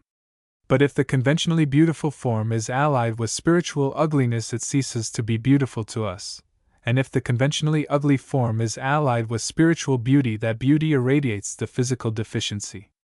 The soul dominates the senses. Francis Thompson expresses the idea very beautifully when he says, "I cannot tell what beauty is her dole, who cannot see her features for her soul. As birds see not the casement for the sky." But there is another sense in which beauty is the most matter-of-fact thing. I can conceive that if the human family had developed only one eye, and that planted in the center of the forehead, the appearance of a person with two eyes would be as offensive to our sense of beauty as a hand that consisted not of fingers but of thumbs. We should go to the show to see the two-eyed man with just the same feelings as we go now to see the bearded woman. We should not go to admire his two eyes, any more than we go to admire the beard. We should go to enjoy a pleasant sense of disgust at his misfortune and a comfortable satisfaction at the fact that we had not been the victims of such a calamity. We should roll our single eye with a proud feeling that we were in the true line of beauty, from which the two-eyed man in front was a hideous and fantastic departure. Beauty, in short, is only a tribute which we pay to necessity. In equipping itself for the struggle for existence, humanity has found that it is convenient to have two eyes and a stereoscopic vision, just as it is convenient to have 4 fingers on the hand and 1 thumb instead of 5 thumbs. Our members have been developed in the manner best fitted to enable us to fight our battle. And the more perfectly they fulfill that supreme condition, the more beautiful we declare them to be. Our ideas of beauty, therefore, are not absolute, they are conditional. They are the humble servants of our necessity.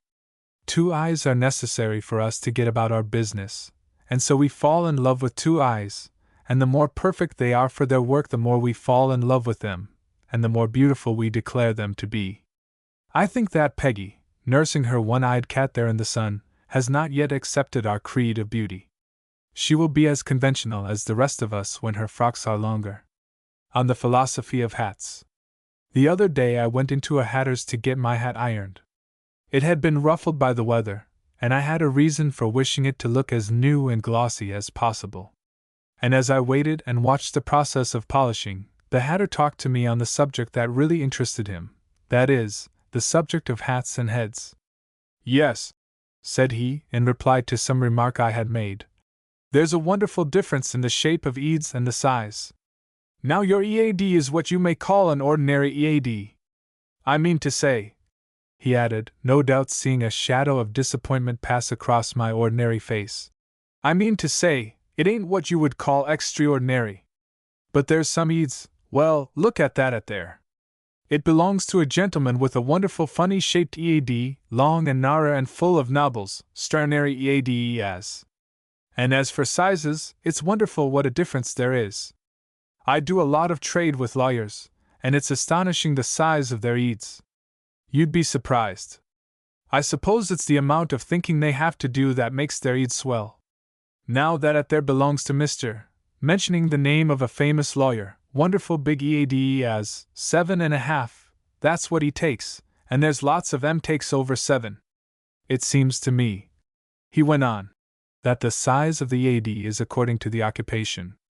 Now I used to be in a seaport town, and I used to serve a lot of ships' captains. Extraordinary the eads they have.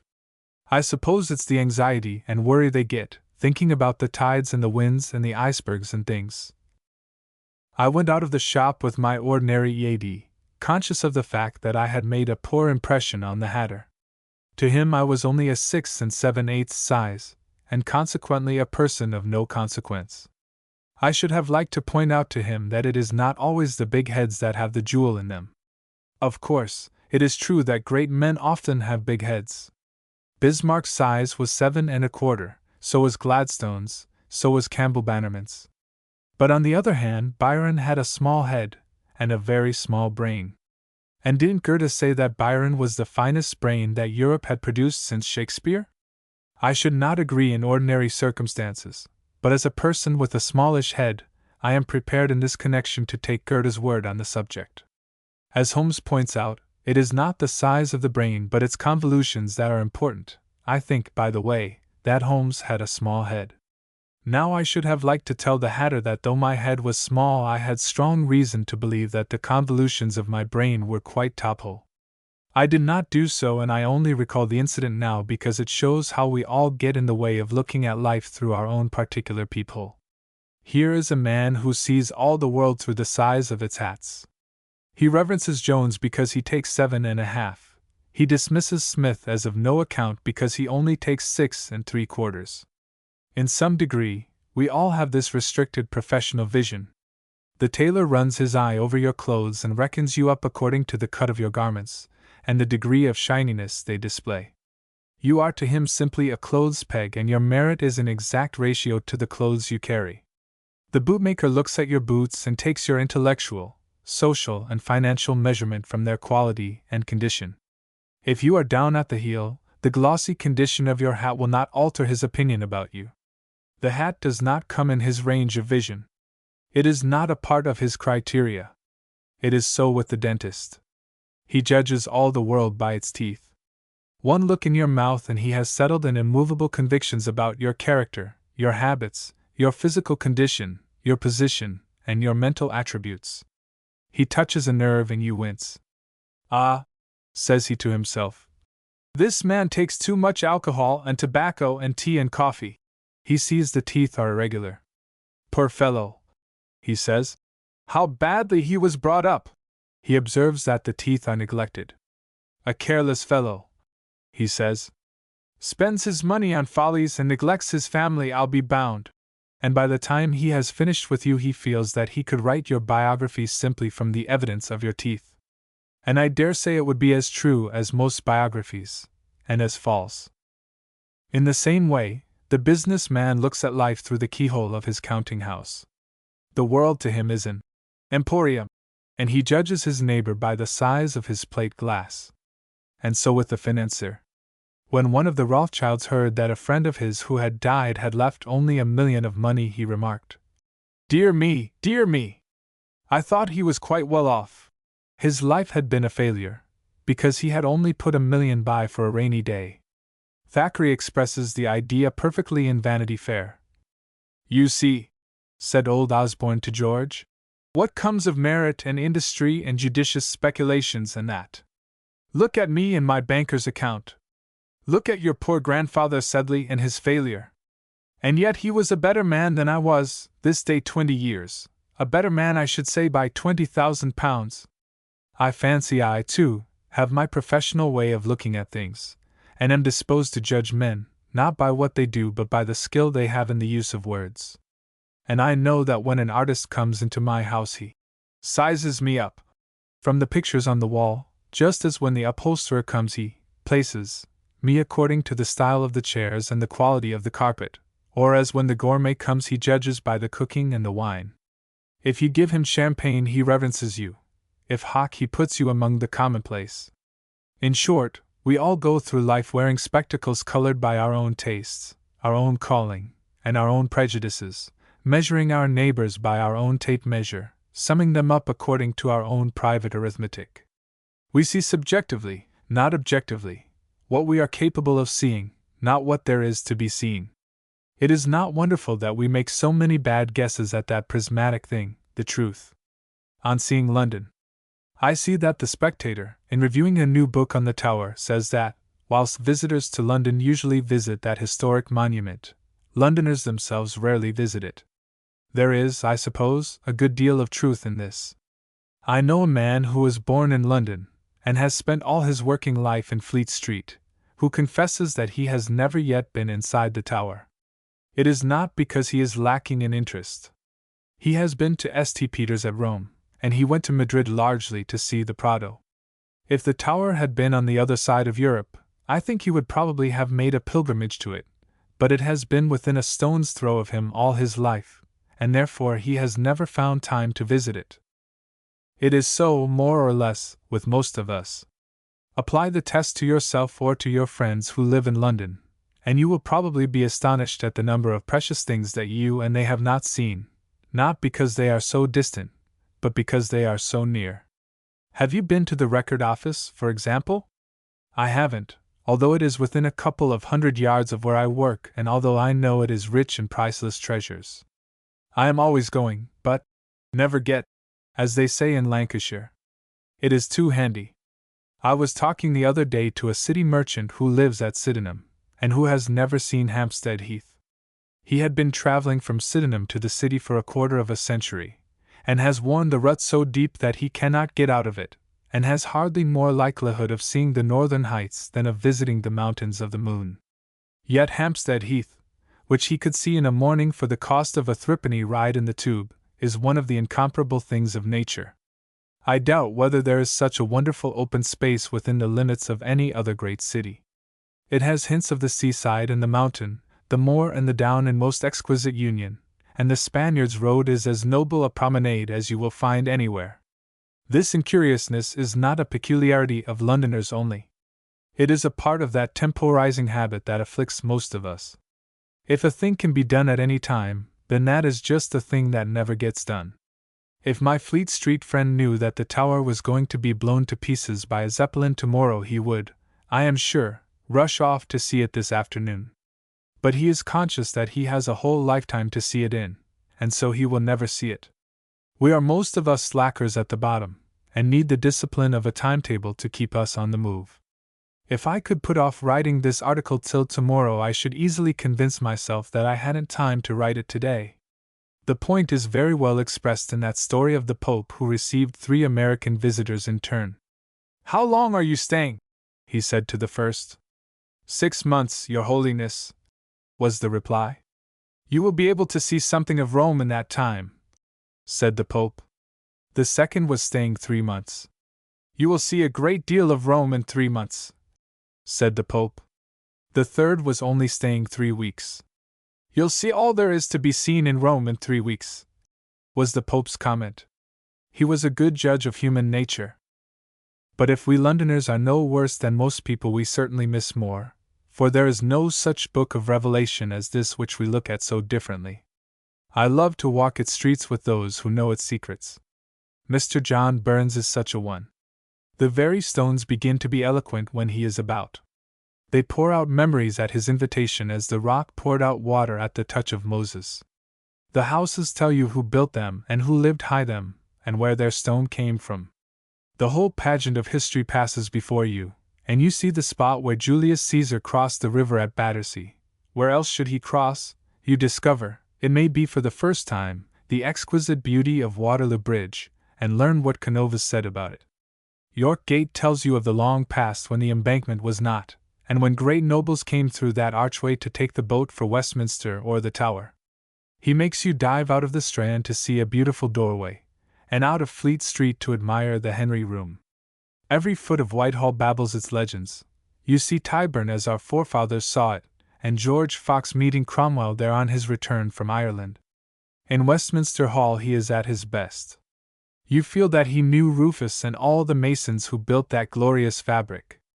In fact, you almost feel that he built it himself, so vividly does its story live in his mind and so strong is his sense of possession. If I were a dictator, I would make him the great showman of London. I would have him taking us round and inspiring us with something of his own delight in our astonishing city. We should no longer look upon London then as if it were a sort of Bradshaw's Guide. We should find it as fascinating as a fairy tale, as full of human interest as a Canterbury pilgrimage. We should never go to Snow Hill without memories of Fagin, or to East Cheap without seeing Falstaff swaggering along its pavements. Bread Street would resound to us with the tread of young Milton, and Southwark with the echoes of Shakespeare's voice and the jolly laughter of the pilgrims at the Tabard. Hogarth would accompany us about Covent Garden, and out of Bolt Court we should see the lumbering figure of Johnson emerging into his beloved Fleet Street. We would sit by the fountain in the Temple with Tom Pinch, and take a wherry to Westminster with Mr. Pepys. We should see London then as a great spiritual companionship, in which it is our privilege to have a fleeting part. On catching the train. Thank heaven! I have caught it.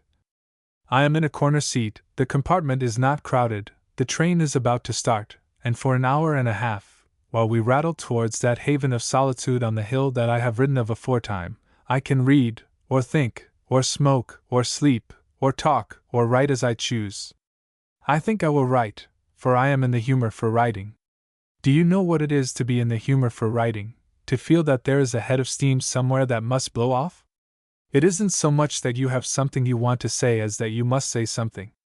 And, after all, what does the subject matter? Any peg will do to hang your hat on.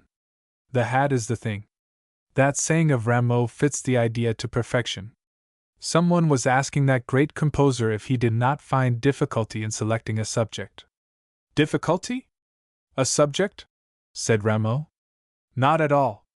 One subject is as good as another. Here, bring me the Dutch Gazette. That is how I feel now, as the lights of London fade in our wake and the fresh air of the country blows in at the window. Subject? Difficulty? Here, bring me the Dutch Gazette. But while any subject would serve, there is one of particular interest to me at this moment. It came into my mind as I ran along the platform just now. It is the really important subject of catching trains. There are some people who make nothing of catching trains. They can catch trains with as miraculous an ease as Cinquevalli catches half a dozen billiard balls. I believe they could catch trains in their sleep. They are never too early and never too late. They leave home or office with a quiet certainty of doing the thing that is simply stupefying. Whether they walk, or take a bus, or call a taxi, it is the same. They do not hurry, they do not worry, and when they find they are in time and that there's plenty of room, they manifest no surprise. I have in mind a man with whom I once went walking among the mountains on the French-Italian border. He was enormously particular about trains and arrangements the day or the week before we needed them, and he was wonderfully efficient at the job. But as the time approached for catching a train, he became exasperatingly calm and leisured. He began to take his time over everything and to concern himself with the arrangements of the next day or the next week, as though he had forgotten all about the train that was imminent, or was careless whether he caught it or not. And when at last he had got to the train, he began to remember things. He would stroll off to get a timetable or to buy a book, or to look at the engine, especially to look at the engine. And the nearer the minute for starting, the more absorbed he became in the mechanism of the thing, and the more animated was his explanation of the relative merits of the PLM engine and the Northwestern engine. He was always given up as lost, and yet always stepped in as the train was on the move, his manner aggravatingly unruffled, his talk pursuing the quiet tenor of his thought about engines or about what we should do the week after next. Now I am different. I have been catching trains all my life, and all my life I have been afraid I shouldn't catch them. Familiarity with the habits of trains cannot get rid of a secret conviction that their aim is to give me the slip if it can be done. No faith in my own watch can affect my doubts as to the reliability of the watch of the guard, or the station clock, or whatever deceitful signal the engine driver obeys. Moreover, I am oppressed with the possibilities of delay on the road to the station. They crowd in on me like the ghosts into the tent of King Richard. There may be a block in the streets, the bus may break down, the taxi driver may be drunk or not know the way, or think I don't know the way, and take me round and round the squares as Tony Lumpkin drove his mother round and round the pond, or, in fact, anything may happen, and it is never until I am safely inside, as I am now, that I feel really happy. Now, of course, this is a very absurd weakness. I ought to be ashamed to confess it. I am ashamed to confess it. And that is the advantage of writing under a pen name.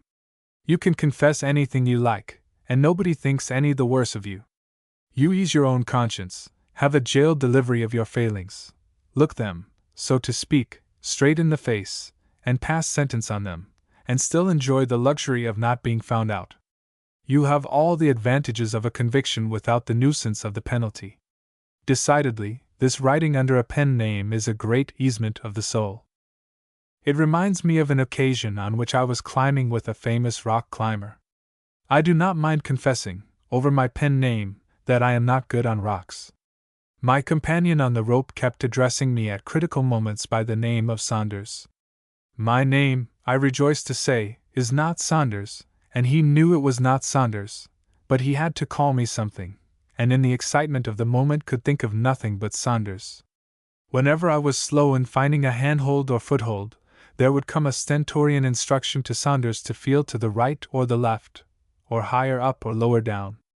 And I remember that I found it a great comfort to know that it was not I who was so slow, but that fellow Saunders. I seemed to see him as a laborious, futile person who would have been better employed at home looking after his hens. And so in these articles, I seem again to be impersonating the ineffable Saunders, of whom I feel at liberty to speak plainly. I see before me a long vista of self-revelations, the real title of which ought to be The Showing Up of Saunders. But to return to the subject. This train fever is, of course, only a symptom. It proceeds from that apprehensiveness of mind that is so common and incurable an affliction. The complaint has been very well satirized by one who suffered from it. I have had many and severe troubles in my life, he said, but most of them never happened. That is it. We people who worry about the trains and similar things live in a world of imaginative disaster. The heavens are always going to fall on us. We look ahead, like Christian, and see the lions waiting to devour us, and when we find they are only poor imitation lions, our timorous imagination is not set at rest, but invents other lions to scare us out of our wits. And yet intellectually we know that these apprehensions are worthless. Experience has taught us that it is not the things we fear that come to pass, but the things of which we do not dream. The bolt comes from the blue. We take elaborate pains to guard our face, and get a thump in the small of the back. We propose to send the fire engine to Ulster, and turn to see Europe in flames. Cooper put the case against all fearful saints and sinners, when he said, "The clouds ye so much dread are big with mercy, and will break with blessings on your head. It is the clouds you don't dread that swamp you." Cooper knew, for he too was an apprehensive mortal, and it is only the apprehensive mortal who really knows the full folly of his apprehensiveness. Now, save once, I have never lost a train in my life. The exception was at Calais when the Brussels express did, in defiance of the timetable, really give me and others the slip, carrying with it my bag containing my clothes and the notes of a most illuminating lecture. I chased that bag all through northern France and Belgium, inquiring at wayside stations, wiring to junctions, hunting among the mountains of luggage at Lille. It was at Lille that, but the train is slowing down. There is the slope of the hillside, black against the night sky, and among the trees I see the glimmer of a light beckoning me as the lonely lamp in Greenhead Gill used to beckon Wordsworth's Michael. The night is full of stars, the landscape glistens with a late frost. It will be a jolly 2 miles tramp to that beacon on the hill. In praise of chess. I sometimes think that growing old must be like the end of a tiring day. You have worked hard, or played hard, toiled over the mountain under the burning sun, and now the evening has come and you sit at ease at the inn and ask for nothing but a pipe, a quiet talk, and so to bed. And the morrow's uprising to deeds shall be sweet. You have had your fill of adventure for the day. The morning's passion for experience and possession is satisfied, and your ambitions have shrunk to the dimensions of an easy chair. And so I think it is with that other evening when the late blackbird is fluting its last vesper song and the toys of the long day are put aside, and the plans of new conquests are waste paper. I remember hearing Sir Edward Grey saying once how he looked forward to the time when he would burn all his blue books and mulch his rose trees with the ashes. And Mr. Belloc has given us a very jolly picture of the way in which he is going to spend his evening. If I ever become a rich man, or if ever I grow to be old, I will build a house with deep thatch to shelter me from the cold, and there shall the Sussex songs be sung and the story of Sussex told. I will hold my house in the high woods within a walk of the sea, and the men that were boys when I was a boy shall sit and drink with me. There is Mr. Birrell, too, who, as I have remarked elsewhere, once said that when he retired he would take his modest savings into the country. And really read Boswell. These are typical, I suppose, of the dreams that most of us cultivate about old age. I, too, look forward to a cottage under the high beech woods, to a well-thumbed Boswell, and to a garden where I shall mulch my rose trees and watch the buds coming with as rich a satisfaction as any that the hot battle of the day has given me. But there is another thing I shall ask for. On the lower shelf of the bookcase, close to the Boswell, there will have to be a box of chessmen and a chessboard, and the men who were boys when I was a boy, and who come and sit with me, will be expected after supper to set out the chessmen as instinctively as they fill their pipes. And then for an hour, or it may be 2, we shall enter into that rapturous realm where the knight prances and the bishop lurks with his shining sword and the rooks come crashing through in double file. The fire will sink and we shall not stir it, the clock will strike and we shall not hear it, the pipe will grow cold, and we shall forget to relight it. Blessed be the memory of him who gave the world this immortal game. For the price of a taxicab ride or a visit to the cinema, you may, thanks to that unknown benefactor, possess a world of illimitable adventures. When Alice passed through the looking-glass into Wonderland, she did not more completely leave the common day behind than when you sit down before the chessboard with a stout foe before you and pass out into this magic realm of bloodless combat. I have heard unhappy people say that it is dull. Dull, my dear sir or madam? Why, there is no excitement on this earth comparable with this kingly game. I have had moments at Lord's, I admit, and at the Oval. But here is a game which is all such moments, where you are up to the eyes in plots and ambuscades all the time, and the fellow in front of you is up to his eyes in them, too. What agonies as you watch his glance wandering over the board. Does he suspect that trap? Does he see the full meaning of that offer of the knight which seems so tempting? His hand touches the wrong piece, and your heart thumps a Te Deum. Is he? Yes, no. He pauses. He removes his hand from the piece.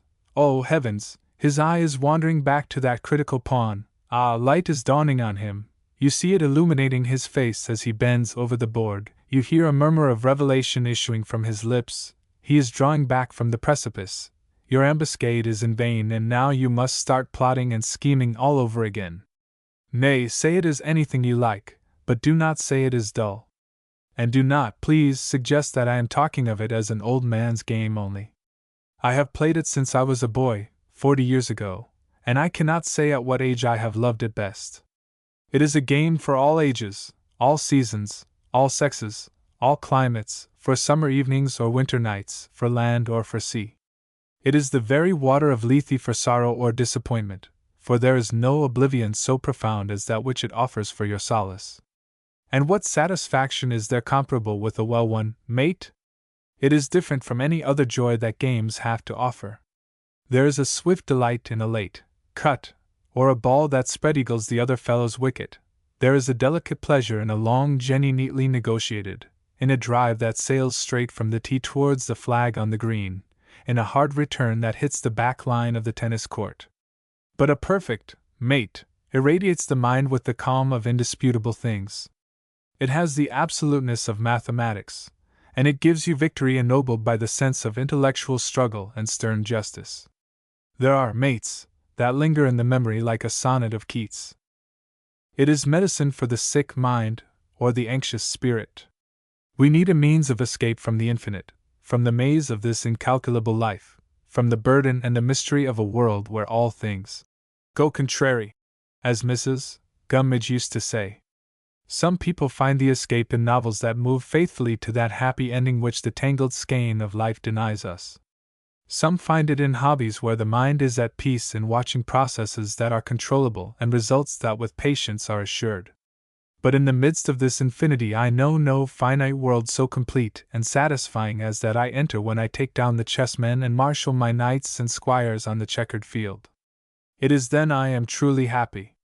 I have closed the door on the infinite and inexplicable, and have come into a kingdom where justice reigns, where cause and effect follow, as the night the day, and where, come victory or come defeat, the sky is always clear and the joy unsullied. On the downs, we spread our lunch on the crown of one of those great billows of the downs that stand along the sea. Down in the hollows tiny villages or farmsteads stood in the midst of clumps of trees, and the cultivated lands looked like squares of many-colored carpets, brown carpets and yellow carpets and green carpets, with the cloud shadows passing over them and moving like battalions up the gracious slopes of the downs beyond. A gleam of white in the midst of one of the brown fields caught the eye. It seemed like a patch of snow that had survived the rigors of the English summer, but suddenly it rose as if blown by the wind and came towards us in tiny flakes of white that turned to seagulls. They sailed high above us, uttering that querulous cry that seems to have in it all the unsatisfied hunger of the sea. In this splendid spaciousness the familiar forms seem incredibly diminutive. That little speck moving across one of the brown carpets is a ploughman and his team. That white stream that looks like milk flowing over the green carpet is a flock of sheep running before the sheepdog to another pasture. And the ear no less than the eye learns to translate the faint suggestions into known terms. At first it seems that, save for the larks that spring up here and there with their cascades of song, the whole of this immense vacancy is soundless. But listen. There is the wind on the heath, brother. And below that, and only audible when you have attuned your ear to the silence, is the low murmur of the sea. You begin to grow interested in probing the secrecies of this great stillness. That? Ah, that was the rumble of some distant railway train going to Brighton or Eastbourne. But what was that? Through the voices of the wind and the sea that we have learned to distinguish we catch another sound, curiously hollow and infinitely remote, not vaguely pervasive like the murmur of the sea, but round and precise like the beating of a drum somewhere on the confines of the earth. The guns! Yes, the guns. Across 50 miles of sea and 50 miles of land the sound is borne to us as we sit in the midst of this great piece of earth and sky. When once detached, as it were, from the vague murmurs of the breathing air it becomes curiously insistent. It throbs on the ear almost like the beating of a pulse, baleful, sepulchral, like the strokes of doom. We begin counting them, wondering whether they are the guns of the enemy or our own, speculating as to the course of the battle. We have become spectators of the great tragedy, and the throb of the guns touches the scene with new suggestions. Those cloud shadows drifting across the valley and up the slopes of the downs on the other side take on the shapes of massed battalions. The apparent solitude does not destroy the impression. There is no solitude so complete to the outward eye as that which broods over the country when the armies face each other in the grips of death. I have looked from the mountain of Reims across just such a valley as this. 20 miles of battlefront lay before me, and in all that great field of vision there was not a moving thing visible. There were no cattle in the fields and no ploughmen following their teams. Roads marched across the landscape, but they were empty roads. It was as though life had vanished from the earth. Yet I knew that all over that great valley the earth was crawling with life and full of immense and sinister secrecies. The galleries of the sappers, the trenches and redoubts, the hiding places of great guns, the concealed observations of the watchers. Yes, it was just such a scene as this. The only difference was that you had not to put your ear to the ground to catch the thunder of the guns. But the voice of war that has broken in upon our peace fades when we are once more on the move over the downs, and the visions it has brought with it seem unreal and phantasmal in their serene and sunlit world. The shadows turn to mere shadows again, and we tread the wild time and watch the spiral of the lark with careless rapture.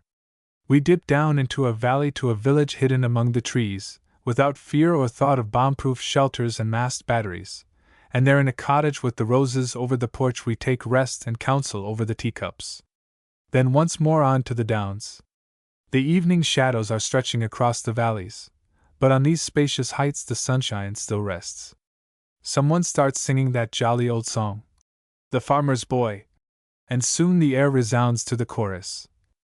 To plough and sow, to reap and mow, and be a farmer's boy, oh, and be a farmer's boy. No one recalls the throbbing of the guns or stops to catch it from amidst the murmurs of the air. This is the reality. That was only an echo from a bad dream from which we have awakened. And when an hour or two later we reach the little village by the sea, we rush for the letters that await us with eager curiosity. There is silence in the room as each of us devours the budget of news awaiting us. I am vaguely conscious as I read that someone has left the room with a sense of haste.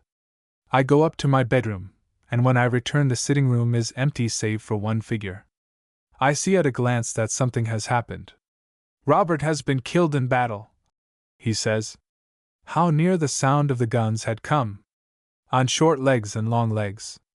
A day or two ago a soldier, returned from the front, was loudly inveighing in a railway carriage against the bumptiousness and harshness of the captain under whom he had served. Let me get him over air, he said, and I'll lay him out, see if I don't. I've had enough of his bullying. It ain't even as if he was a decent figure of a man. He don't stand more'n 5 feet 2. I could knock him out with one end, and I'd have done it before now, only you mustn't out there. If you did, you'd get a pound o' lead pumped into you. Now, I dare say little 5 feet 2 deserved all that was said of him, and all he will get by way of punishment.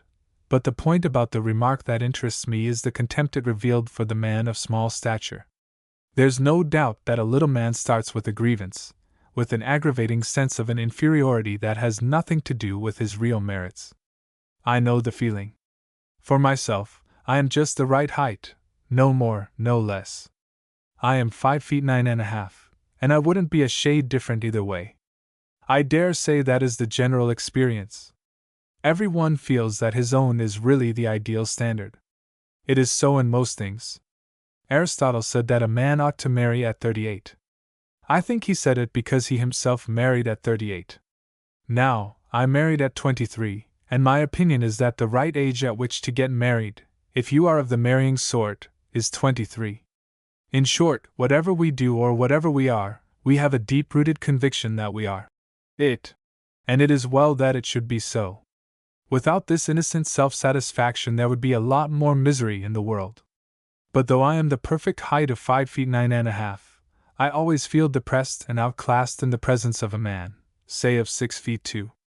He may be an ass, but still I have to look up to him in a physical sense, and the mere act of looking up seems to endow him with a moral advantage.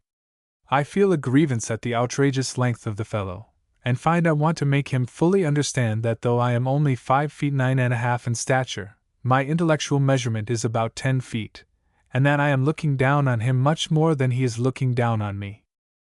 It is this irksome self-consciousness that is the permanent affliction of the physically small man.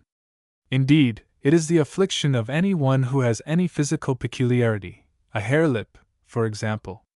Byron raged all his life against his clubfoot, and doubtless that malformation was largely the cause of his savage contempt for a world that went about on 2 well-matched feet.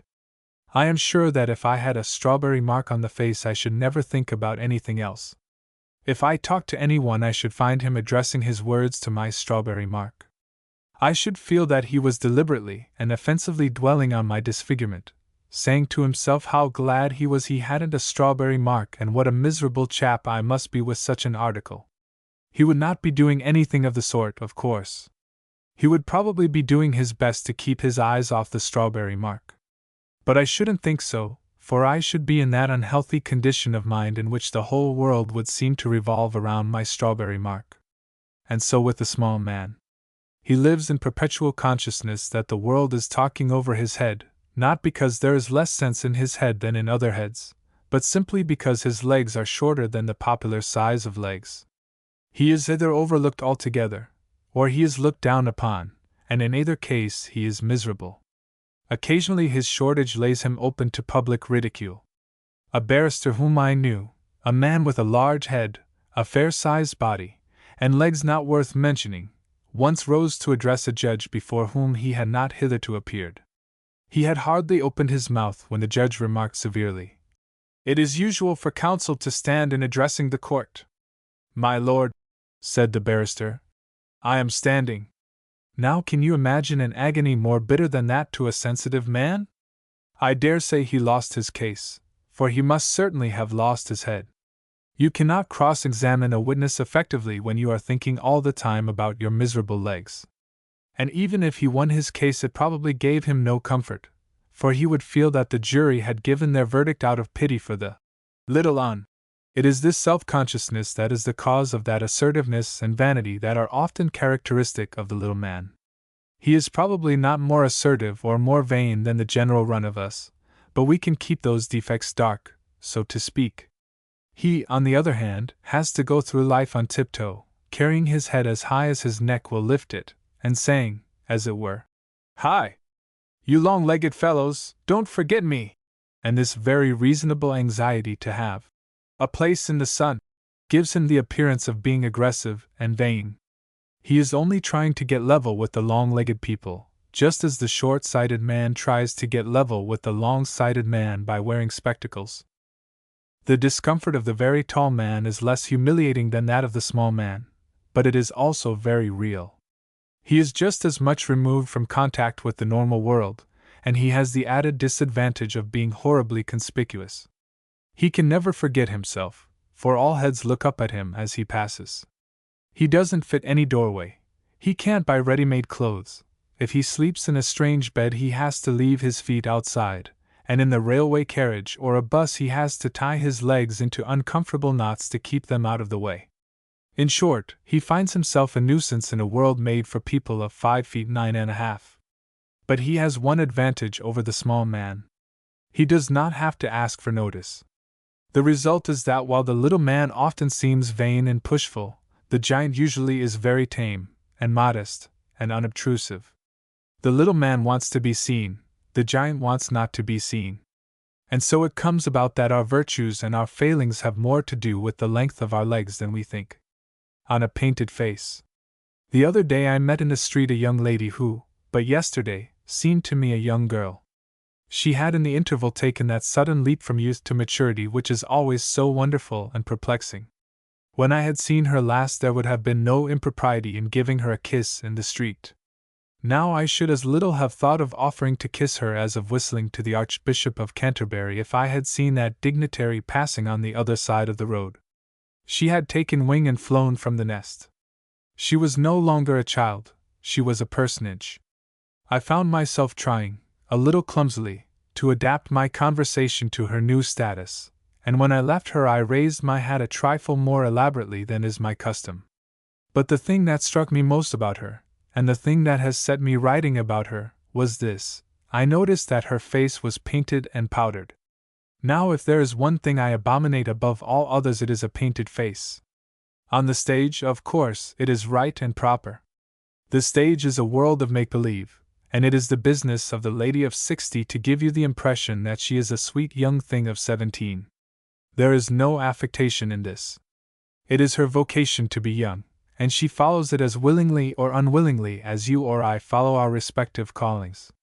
At the moment, for example, I would do anything to escape writing this article, for the sun is shining in the bluest of April skies and the bees are foraging in the orchard, and everything calls me outside to the woods and hills. But I must bake my tale of bricks first with as much pretense of enjoying the job as possible.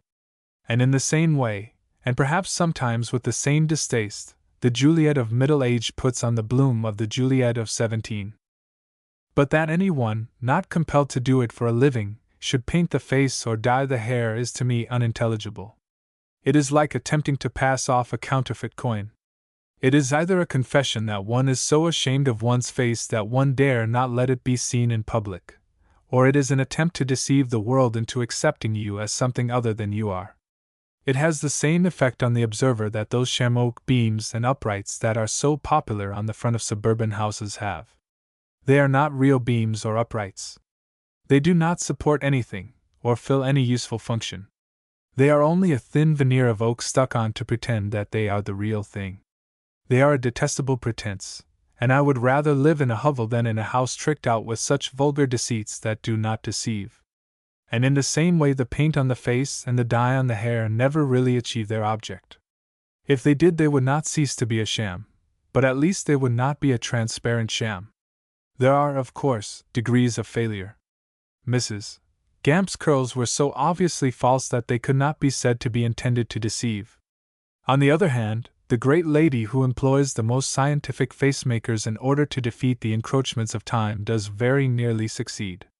But her failure is really more tragic than that of Mrs. Gamp. How tragic I realized one day when I was introduced to a distinguished society woman whose youthful beauty was popularly supposed to have survived to old age. At a distance she did indeed seem to be a miracle of girlish loveliness. But when I came close to her and saw the old, bleared eyes in the midst of that beautifully enameled face, the shock had in it something akin to horror. It was as though Death himself was peeping out triumphantly through the painted mask. And in that moment I seemed to see all the pitiful years of struggle that this unhappy woman had devoted to the pretense of never growing older. Her pink and white cheeks were not a thing of beauty. They were only a grim jest on herself, on her ambitions, her ideals, her poor little soul. Why should we be so much afraid of wrinkles and gray hairs? In their place they can be as beautiful as the freshest glow on the face of youth. There is a beauty of the sunrise and a beauty of the sunset. And of the two, the beauty of the sunset is the deeper and more spiritual.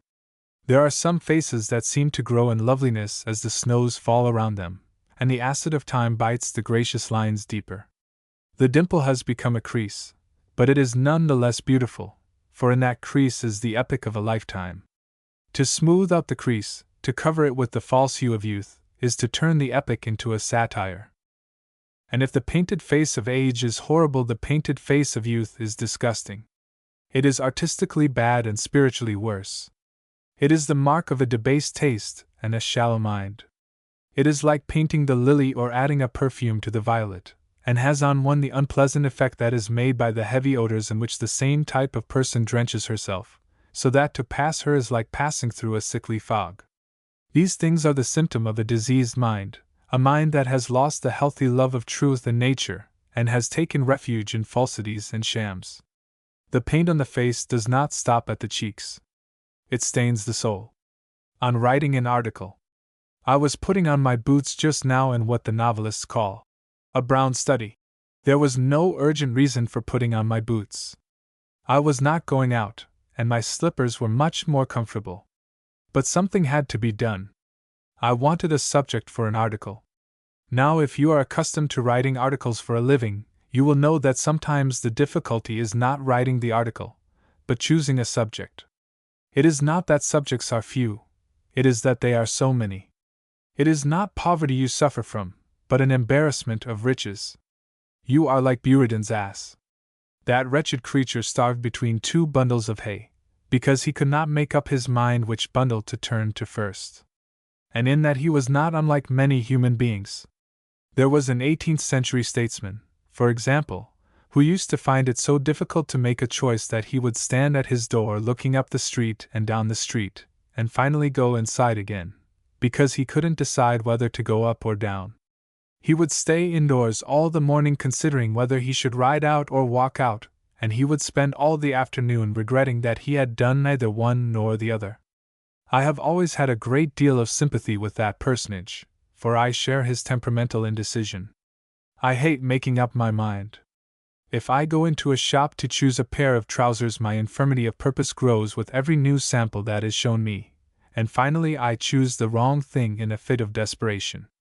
If the question is a place for a holiday, all the artifices of my family cannot extract from me a decided preference for any place in particular. Bournemouth? Certainly. How jolly that walk along the sands by Poole Harbour to Studland and over the hills to Swanage.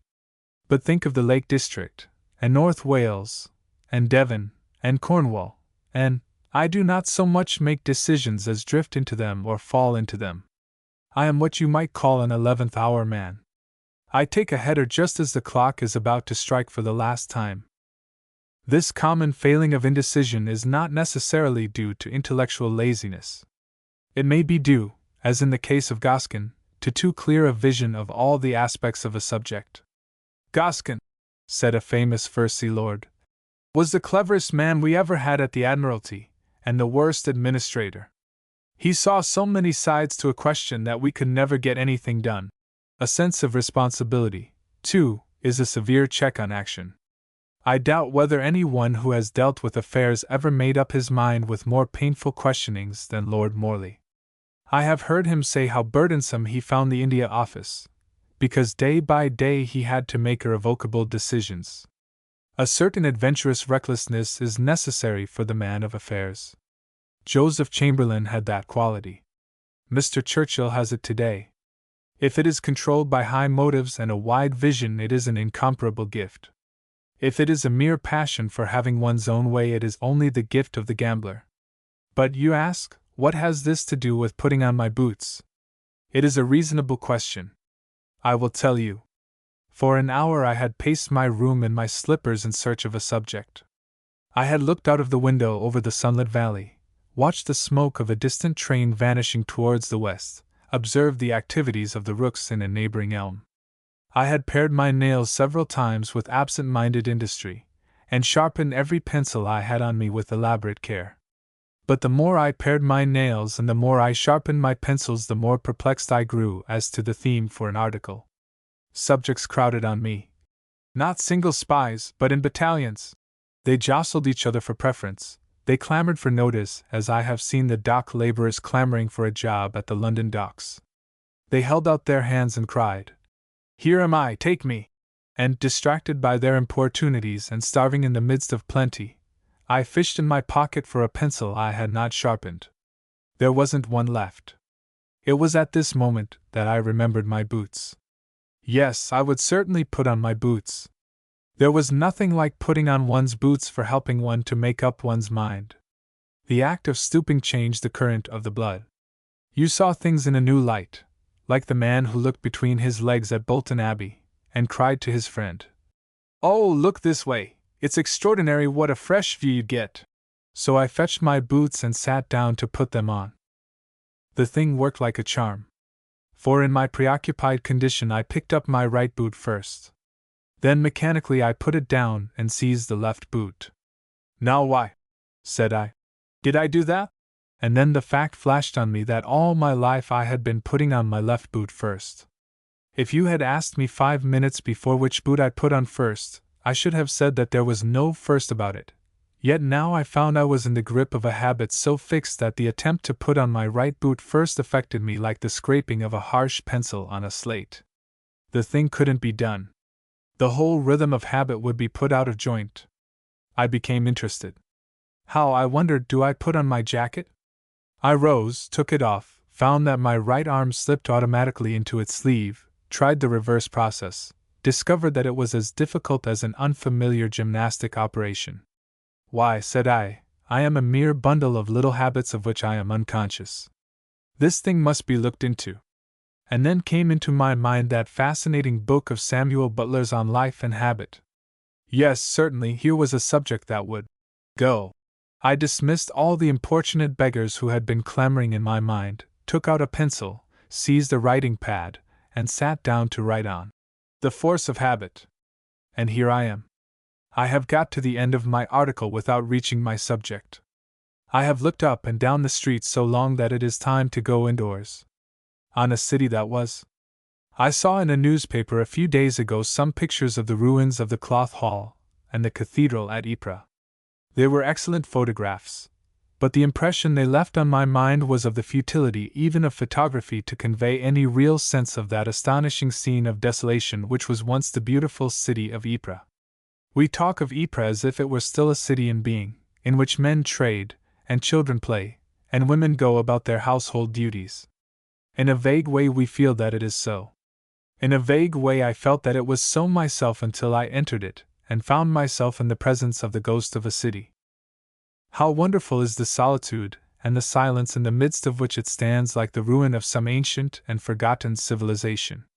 Far behind you have left the hurry and tumult of the great armies, every village seething with a strange and tumultuous life, soldiers bargaining with the women for potatoes and cabbages in the marketplace, boiling their pots in the fields, playing football by the wayside, mending the roads, marching, camping, feeding, sleeping, officers flying along the roads on horseback or in motor cars, vast processions of lorries coiling their way over the landscape, or standing at rest with their death, dealing burdens while the men take their midday meal, giant caterpillars, dragging great guns along the highway.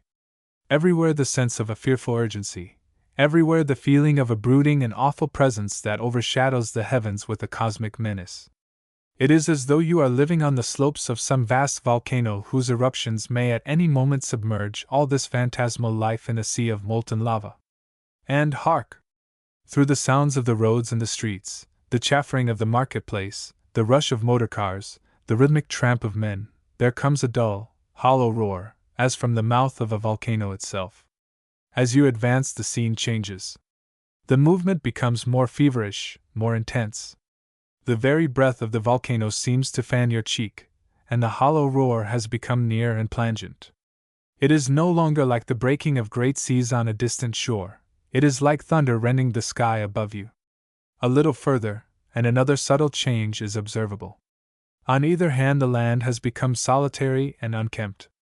All the life of the fields has vanished, and the soldiers are in undisputed possession. Then even the soldiers seem left behind, and you enter the strange solitude where the war is waged. Before you rises the great mound of Ypres. In the distance it looks like a living city with quaintly broken skyline, but as you approach you see that it is only the tomb of a city standing there desolate and shattered in the midst of a universal desolation. It is midday as you pass through its streets, but there is no moving thing visible amidst the ruins. The very spirit of loneliness is about you, not the invigorating loneliness of the mountain tops, but the sad loneliness of the grave. I have stood upon the ruins of Carthage, but even there I did not feel the same sense of solitude that I felt as I walked the streets of Ypres. There, at least, the birds were singing above you, and the Arab sat beside his camel on the grass in the sunshine. Here nature itself seems blasted by some dreadful flame of death. The streets preserve their contours, but on either side the houses stand like gaunt skeletons, roofless and shattered, fronts knocked out, floors smashed through or hanging in fragments, bedsteads tumbling down through the broken ceiling of the sitting room, pictures askew on the tottering walls, household treasures of forlorn wreckage, hats still hanging on the hat pegs, the tablecloth still laid, the fireplace lusterless with the ashes of the last fire. And in the center of this scene of utter misery the cathedral and the cloth hall, still towering above the general desolation, sublime even in their ruin, the roofs gone, the interiors a heap of rubbish, the rubbish of priceless things, the outer walls battered and broken, but standing as they have stood for centuries. Most wonderful of all, as I saw it, a single pinnacle of the cloth hall still standing above the wreck, slender and exquisitely carven, pointing like an accusing finger to the eternal tribunal. For long the Germans had been shelling that finger of Ypres. They shelled it the afternoon I was there and filled the marketplace with great masses of masonry from the walls. But they shelled it in vain, and as I left Ypres in the twilight, when the thunder of the guns had ceased, and looked back on the great mound of the city that was, I saw above the ruins the finger still pointing heavenward. But if the solitude of Ypres is memorable, the silence is terrible. It is the silence of imminent and breathless things, full of strange secrets, thrilling with a fearful expectation, broken by sudden and shattering voices that speak and then are still, voices that seem to come out of the bowels of the earth near at hand and are answered by voices more distant, the vicious hiss of the shrapnel, the crisp rattle of the machine guns, the roar of "Mother!" That sounds like an invisible express train thundering through the sky above you. The solitude and the silence assume an oppressive significance. They are only the garment of the mighty mystery that envelopes you.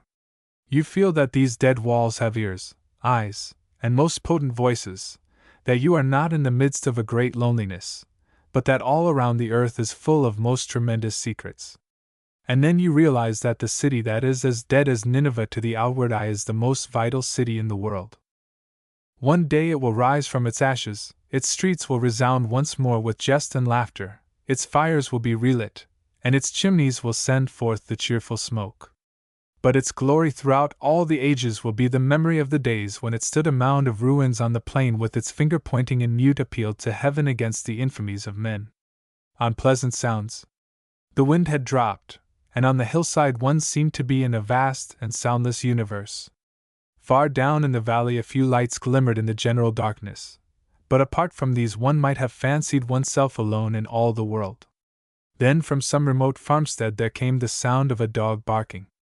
It rang through the night like the distant shout of a friend. It seemed to fill the whole arch of heaven with its reverberations, and to flood the valley with the sense of companionship. It brought me news from the farm. The day's tasks were over, the cattle were settled for the night, the household were at their evening meal, and the watchdog had resumed his nocturnal charge.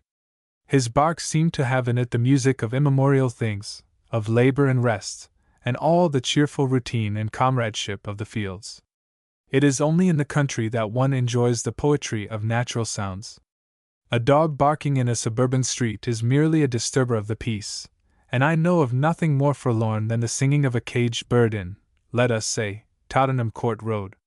Wordsworth's Poor Susan found a note of enchantment in the song of the thrush that sang at the corner of Wood Street, off Cheapside. But it was only an enchantment that passed into deeper sadness as the vision of the green pastures which it summoned up faded into the drab reality.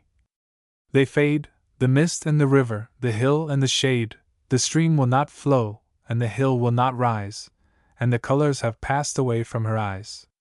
There is something in the life of towns which seems to make the voices of the country alien and sorrowful. They are lost in the tumult, and if heard, sound only like a reproach against a fretful world, an echo from some Eden from which we have been exiled. In the large silence of the countryside sounds have a significance and intimacy that they cannot have where life is crowded with activities and interests. In a certain sense life here is richer because of its poverty, because of its freedom from the thousand distractions that exhaust its emotion and scatter its energies. Because we have little we discover much in that little. Take the sound of church bells. In the city it is hardly more pleasing than the song of the bird in Tottenham Court Road. It does not raise my spirits, it only depresses them. But when I heard the sound of the bells come up from the valley last evening, it seemed like the bringer of a personal message of good tidings. It had in it the rapture of 1,000 memories, memories of summer eves and snowy landscapes, of vanished faces and forgotten scenes. It was at once stimulating and calming, and spoke somehow the language of enduring and incommunicable things.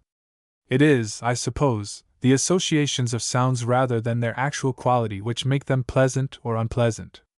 The twitter of sparrows is, in itself, as prosaic a sound as there is in nature, but I never hear it on waking without a feeling of inward peace. It seems to link me with some incredibly remote and golden morning, and with a child in a cradle waking for the first time to light and sound and consciousness. And so with that engaging ruffian of the feathered world, the rook.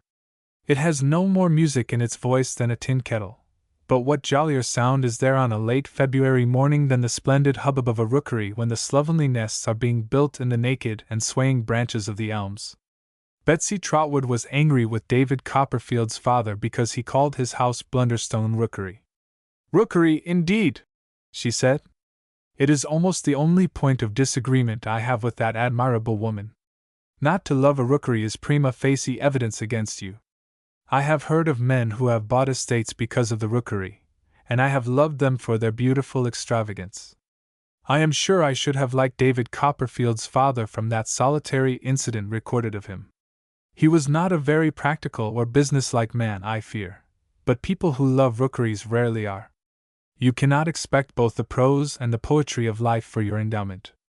How much the feeling created by sound depends upon the setting may be illustrated by the bagpipes. The bagpipes in a London street is a thing for ribald laughter, but the bagpipes in a Highland glen is a thing to stir the blood, and make the mind thrill to memories of old, unhappy, far-off things, and battles long ago. It is so even with the humble concertina. That instrument is to me the last expression of musical depravity. It is the torture which Dante would provide for me in the last circle of hell. But the sound of a concertina on a country road on a dark night is as cheerful a noise as I want to hear. But just as Omar loved the sound of a distant drum, so distance is an essential part of the enchantment of my concertina. And of all pleasant sounds, what is there to excel the music of the hammer and the anvil in the smithy at the entrance to the village? No wonder the children love to stand at the open door and see the burning sparks that fly, and hear the bellows roar. I would stand at the open door myself if I had the pluck, for I am as much a child as anyone when the hammer and the anvil are playing their primeval music. It is the oldest song of humanity played with the most ancient instruments. Here we are at the very beginning of our story. Here we stand in the very dawn of things. What lineage so noble as that of the smith? What task so ancient and so honorable? With such tools the first smiths smote music out of labor, and began the conquest of things to the accompaniment of joyous sounds. In those sounds I seem to hear the whole burden of the ages. I think I will take another stroll down to the village. It will take me past the smithy. On slackening the bow. I was in a company the other evening in which the talk turned upon the familiar theme of the government, and its fitness for the job in hand. The principal assailant was what I should call a strenuous person. He seemed to suggest that if the conduct of the war had been in the hands of earnest-minded persons, like himself, for example, the business would have been over long ago. "What can you expect?" he said, the veins at the side of his forehead swelling with strenuousness. "From men who only play at war? Why, I was told by a man who was dining with Asquith not long ago that he was talking all the time about Georgian poetry, and that apparently he knew more about the subject than anybody at the table. Fiddling while Rome is burning, I call it. Did you want him to hold a cabinet council over the dinner table?" I asked. The strenuous person killed me with a look of scorn. But all the same, so far from being shocked to learn that Mr. Asquith can talk about poetry in these days, the fact, if it be a fact, increases my confidence in his competence for his task. I should suffer no pain even if I heard that he took a hand of cards after dinner, and I hope he takes care to get a game of golf at the weekend. I like men who have great responsibilities to carry their burdens easily, and to relax the bow as often as possible. The bigger the job you have in hand, the more necessary it is to cultivate the habit of detachment. You want to walk away from the subject sometimes, as the artist walks away from his canvas to get a better view of his work. I never feel sure of an article until I have put it away, forgotten it, and read it again with a fresh mind, disengaged from the subject and seeing it objectively rather than subjectively. It is the affliction of the journalist that he has to face the light before he has had time to withdraw to a critical distance, and to see his work with the detachment of the public. There is nothing more mistaken than the view that because a thing is serious you must be thinking about it seriously all the time. If you do that, you cease to be the master of your subject, the subject becomes the master of you. That is what is the matter with the fanatic. He is so obsessed by his idea that he cannot relate it to other ideas, and loses all sense of proportion, and often all sense of sanity. I have seen more unrelieved seriousness in a lunatic asylum than anywhere else. The key to success is to come to a task with a fresh mind. That was the meaning of the very immoral advice given by a don to a friend of mine on the day before an examination. "What would you advise me to read tonight?" asked my friend, anxious to make the most of the few remaining hours. "If I were you," said the don, "I shouldn't read anything. I should get drunk." He did not mean that the business was so unimportant that it did not matter what he did. He meant that it was so important that he must forget all about it, and come to it afresh from the outside. And he used the most violent illustration he could find to express his meaning. It is with the mind as with the soil. If you want to get the best out of your land, you must change the crops, and sometimes even let the land lie fallow. And if you want to get the best out of your mind on a given theme, you must let it range and have plenty of diversion. And the more remote the diversion is from the theme, the better. I know a very grave man whose days are spent in the most responsible work, who goes to see Charlie Chaplin once or twice every week, and laughs like a schoolboy all the time. I should not trust his work less on that account. I should trust it all the more. I should know that he did not allow it to get the whip hand of him, that he kept sane and healthy by running out to play, as it were, occasionally. I think all solemn men ought to take sixpennyworth of Charlie Chaplin occasionally. And I'm certain they ought to play more. I believe that the real disease of Germany is that it has never learned to play. The bow is stretched all the time, and the nation is afflicted with a dreadful seriousness that suggests the madhouse by its lack of humor and gaiety. The oppressiveness of life begins with the child. Germany is one of the 2 countries in the world where the suicide of children is a familiar social fact. Years ago, when I was in Cologne, I christened it the city of the elderly children, and no one, I think, can have had any experience of Germany without being struck by the premature gravity of the young. If Germany had had fewer professors and a decent sprinkling of cricket and football grounds, perhaps things might have been different. I don't generally agree with copybook maxims, but all work and no play does make Jack, or rather, Hans, a dull boy. Perhaps it is true that we play too much, but I'm quite sure that the Germans have played too little, and if there must be a mistake on one side or the other, let it be on the side of too much play. On the intelligent golf ball.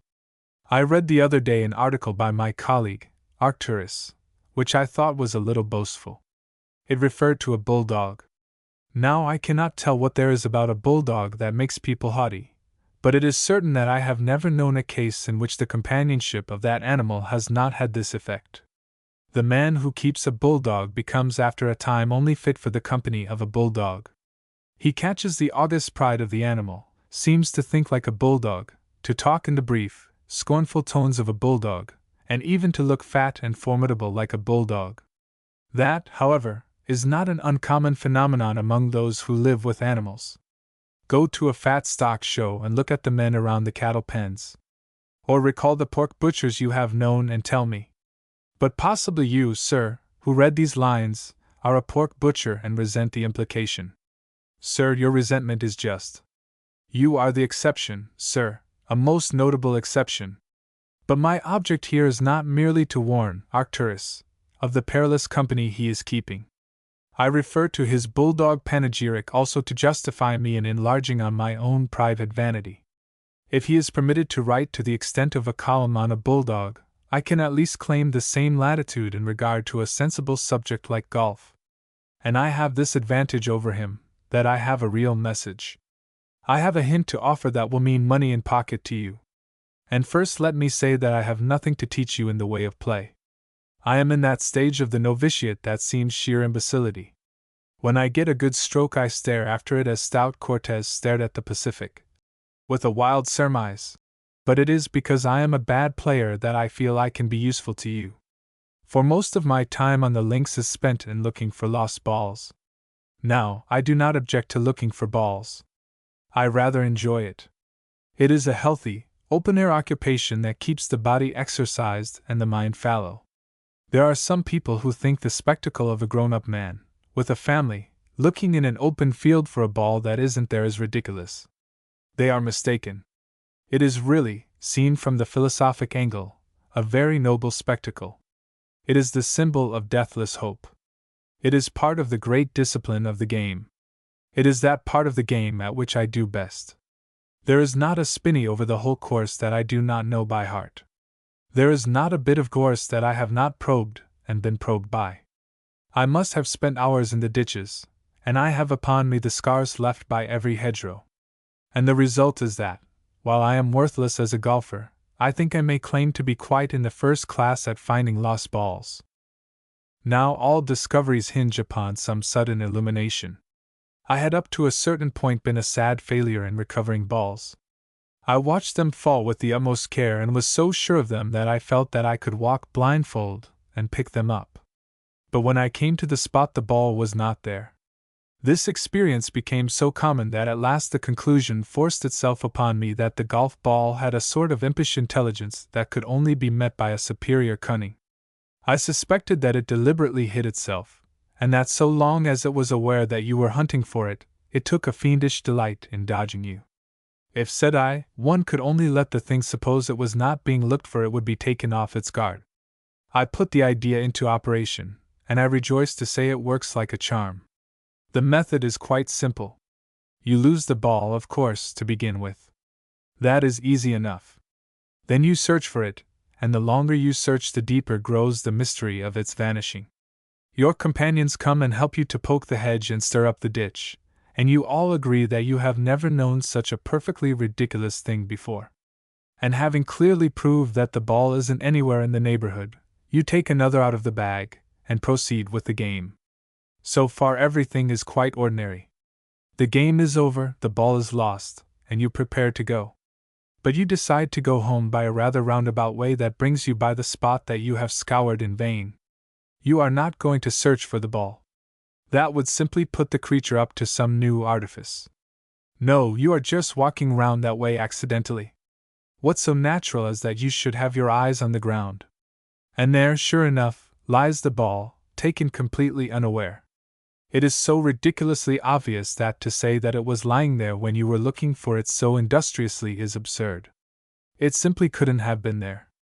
You suspect that if after your search, instead of going on with the play you had hidden behind the hedge and watched, you would have seen the creature come out from its hole. I do not expect to have my theory that the golf ball has an intelligence accepted. The mystery is explicable, I am told, on the doctrine of the fresh eye. You look for a thing so hard that you seem to lose the faculty of vision. Then you forget all about it and find it. The experience applies to all the operations of the mind. If I get stuck in writing an article, I go and do a bit of physical work, ride a bicycle, or merely walk round the garden, and the current flows again. Or you have a knotty problem to decide. You think furiously about it all day and get more hopelessly undecided the longer you think. Then you go to bed, and you wake in the morning with your mind made up. Hence the phrase, "I will sleep on it." It is this freshness of the vision, this faculty of passive illumination, that Wordsworth had in mind when he wrote, "Think you, mid all this mighty sum of things forever speaking, that nothing of itself will come, but we must still be seeking? And yet I cannot quite get rid of my fancy that the golf ball does enjoy the game." On a prisoner of war. There are still a few apples on the topmost branches of the trees in the orchard. They are there because David, the laborer, who used to come and lend us a hand in his odd hours, chiefly when the moon was up, is no longer available. You may remember how David opened his heart to me about enlisting when he stood on the ladder picking the pears last year. He did not like to go, and he did not like to stay. All the other chaps had gone, and he didn't feel comfortable like in being left behind, but there was his mother and his wife and his Aunt Jane, and not a man to do a hand's turn for 'em or to dig their gardens if he went. And there was the allotment, that UD run to weeds. And, well, the allotment has run to weeds. I passed it today and looked over the hedge and saw the chickweed and the thistles in undisputed possession. For David has gone. It will take a long time to turn him into a soldier. We said when we saw him leave his thatched roof last spring to join up, and watched him shambling down the lane to the valley and the distant station, "The war will be over before he gets into the trenches," I said cheerfully to his wife, his mother, and Aunt Jane as they sat later in the day mingling their tears in the parlor, that apartment sacred to Sundays, funerals, and weddings. "Poor boy, what'll he do without his comfortable bed?" moaned his mother. But by May there came news that David was in France. By June he was in the trenches, and woe sat heavy on the three women to whom the world without David was an empty place. Then came silence.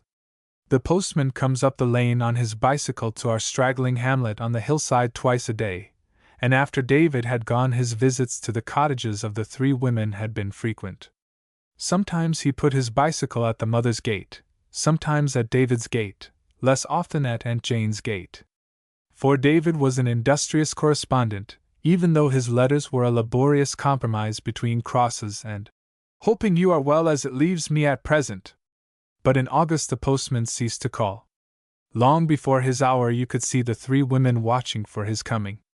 I think the postman got to dread turning the corner and facing the expectant women with empty hands. He could not help feeling that somehow he was to blame. At first he would stop and point out elaborately the reasons for delay in the post. Then, when this had become thin with time, he adopted the expedient of riding past the cottages very hard with eyes staring far ahead, as though he was going to a fire or was the bearer of an important dispatch. But at the end of a fortnight, or so he came round the corner one morning more in the old style. The women observed the change and went out to meet him. But their faces fell as they looked at the letter and saw that the handwriting was not David's. And the contents were as bad as they could be. The letter was from a lad in the valley who had joined up with David. He wrote from a hospital asking for news of his comrade, whom he had seen knocked over, in the advance in which he himself had been wounded. For the rest of the day, it was observed, the cottage doors were never opened. Nor did any one venture to break in on the misery of the women inside. The parson's wife came up in her gig from the valley, having heard the news, but she did not call. She only talked to the neighbors, who had had the details from the postman. Every one felt the news like a personal blow, and even the widow Wiggly, who lives down in the valley, was full of sympathy. She had never quite got over her resentment at the funeral of David's father. Her own husband had been carried to his grave on a handbier, but at the funeral of David's father there was a horse-drawn hearse and a carriage for the mourners. They were always such people for show, said Mrs. Wiggly, and the memory had rankled. But now it was buried. Next day we saw the mother and the wife set out down the lane for the village post office, and thereafter daily they went to await the arrival of letters, returning each day silent and hopeless. At last, in reply to inquiries which had been made at the War Office, there came the official statement that David had been reported wounded and missing. We learned that this usually meant that the man was dead, but the women did not know this. And curiously enough, David's mother, who had been the most despairing of women, and seemed to regard David as dead even before he started, now discovered a genius for hopefulness. She had heard of a case from a neighboring village of a man who had been reported dead, and who afterwards wrote from a prison camp in Germany, and she clung to this precedent with a confident tenacity that we did not try to weaken. It was foolish, of course, we said. She was pinning her faith to a case in 1,000, but the hope gave the women something to live for, and the wound would heal the better for the illusion. And, after all, she was right. This morning we saw the postman call at the cottage. He handed a postcard to the wife, and it was evident that something wonderful and radiant had happened. The women fell on each other, laughing happy. No more going into the house to shut the door on the world. They came out to share the great tidings with their neighbors. David is alive! David is a prisoner in Germany. He's wounded, but he's going on all right. He can't write yet, but he will. Yes, there was the postcard all right. The English was not very good and the script was German, but the fact that David was alive in hospital shone clear and indisputable. It's as though he's raised from the dead, cried the wife through her tears. The joy of the old mother was touched with solemnity. She is a great chapel-goer, and her utterance is naturally colored by the book with which she is most familiar. My son was dead, and is alive again, she said simply. He was lost and is found. When I went out into the orchard and saw the red-cheeked apples still clinging to the topmost branches, I thought, perhaps David will be able to lend me a hand with those trees next autumn after all. On the world we live in. In one of those charming articles which he writes in the New Statesman, Mr. J. Arthur Thomson tells of the wonderful world of odors to which we are largely strangers. No doubt in an earlier existence we relied much more upon our noses for our food, our safety, and all that concerned us, and had a highly developed faculty of smell which has become more or less atrophied. Fee, fi, fo, fum, I smell the blood of an Englishman, said the giant in the story. But that was long ago. If we were left to the testimony of our noses, we could not tell an Englishman from a hippopotamus. To the bee, on the other hand, with its 2,000 or 3,000 olfactory pores, the world is primarily a world of smell. If we could question that wonderful creature, we should find that it thought and talked of nothing but the odors of the field. We should find that it had a range of experience in that realm beyond our wildest imaginings. We should find that there are more smells in heaven and earth than are dreamt of in our philosophy. We talk of the world as if our sensations were the sum total of experience. But the truth is that there is an infinity of worlds outside our comprehension, worlds of vision and hearing and smell that are beyond our finite capacity, some so microscopic as to escape us at one end of the scale, some so vast and intangible as to escape us at the other end. I went into the garden just now to pick some strawberries. One of them tempted me forthwith by its ripe and luxuriant beauty. I bit into it, and found it hollowed out in the center, and in that luscious hollow was a colony of earwigs. For them that strawberry was the world, and a very jolly world too, abundance of food, a soft bed to lie on, and a chamber of exquisite perfumes. What, I wonder, was the thought of the little creatures as their comfortable world was suddenly shattered by some vast, inexplicable power beyond the scope of their vision and understanding? I could not help idly wondering whether the shell of our comfortable world has been broken by some power without which is as far beyond our apprehension as I was beyond the apprehension of the happy dwellers in the strawberry. And it is not only the worlds which are peculiar to the myriad creatures of diverse instincts and faculties which are so strangely separate. We ourselves all dwell in worlds of infinite variety. I do not mean the social and professional worlds in which we move, though here, too, the world is not one but many. There is not much in common between the world as it appears to Sarah Ellen, who runs 4 looms in a Lancashire weaving shed during 51 weeks in the year, and my Lady Broadacres, who suns herself in Mayfair. But I am speaking here of our individual world, the world of our private thought and emotions. My world is not your world, nor yours mine. We sit and talk with each other, we work together and play together, we exchange confidences and share our laughter and our experiences. But ultimately we can neither of us understand the world of the other, that world which is the sum of a million factors of unthinkable diversity, trifles light as air, memories, experiences, physical emotions, the play of light and color and sound, attachments and antipathies often so obscure that we cannot even explain them to ourselves. We may feel a collective emotion under the impulse of some powerful event or personality. We may ebb and flow as a tide to the rhythm of a great melody or to the incantation of noble oratory. The news of a great victory in these days would move us to our common center and bring all our separate worlds into a mighty chorus of thanksgiving. But even in these common emotions there are infinite shades of difference, and when they have passed we subside again into the world where we dwell alone. Most of us are doomed to go through life without communicating the mysteries of our experience. Alas for those who never sing, but die with all their music in them. It is the privilege of the artist in any medium to enrich the general life with the consciousness of the world that he alone has experienced. He gives us new kingdoms for our inheritance, makes us the sharers of his visions, opens out wider horizons, and floods our life with richer glories. I entered such a kingdom the other afternoon. I turned out of the Strand, which was thronged and throbbing with the news of the great advance. It was the first day of the Battle of the Somme, and entered the Aldwych Theatre. As if by magic, I passed from the thrilling drama of the present into a realm full of sweet dreams and health and quiet breathing. Into a sunlit world, where the zephyrs fan your cheek like a benediction and the brooks tinkle through the gracious landscape and melody is on every bough and joy and peace are all about you, the idyllic world where the marvelous child, Mozart, reigns like an enchanter.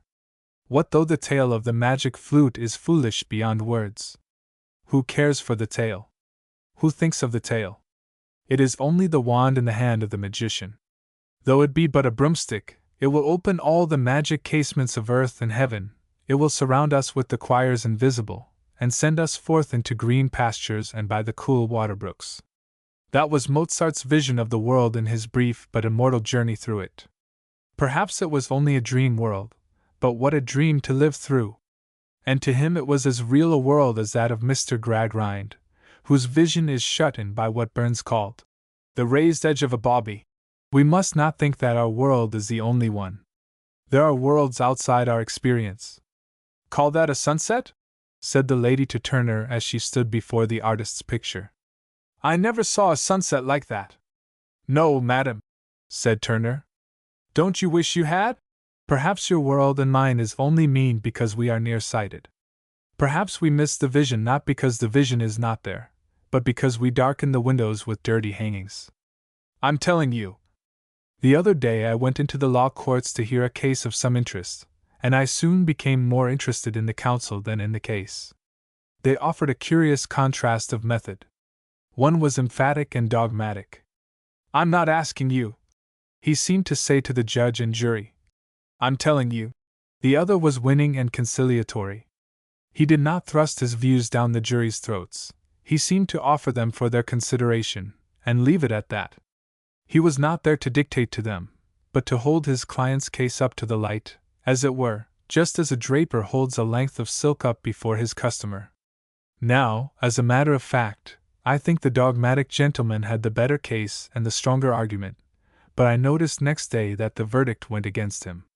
He won his argument and lost his case. That is what commonly happens with the dogmatic and argumentative man. He shuts up the mind to reason. He changes the ground from the issue itself to a matter of personal dignity. You are no longer concerned with whether the thing is right or wrong. You are concerned about showing your opponent that you are not to be bullied by him into believing what he wants you to believe. Even Johnson, who was, perhaps, the most dogmatic person that ever lived, knew that success in the argument was often fatal to success in the case. Dr. Taylor once commended a physician to him, and said, "I fight many battles for him, as many people in the country dislike him.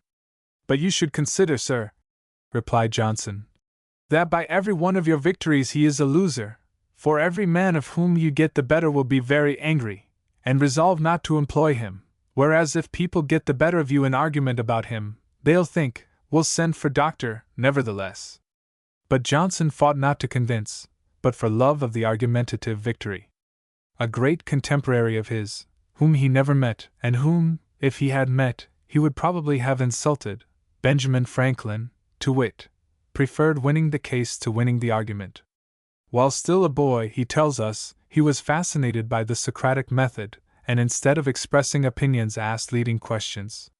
He ceased to use words like "certainly, undoubtedly," or anything that gave the air of positiveness to an opinion, and said, "I apprehend," or "I conceive," a thing to be so and so. "This habit," he says, "has been of great advantage to me when I have had occasion to inculcate my opinions and persuade men into measures that I have been engaged from time to time in promoting.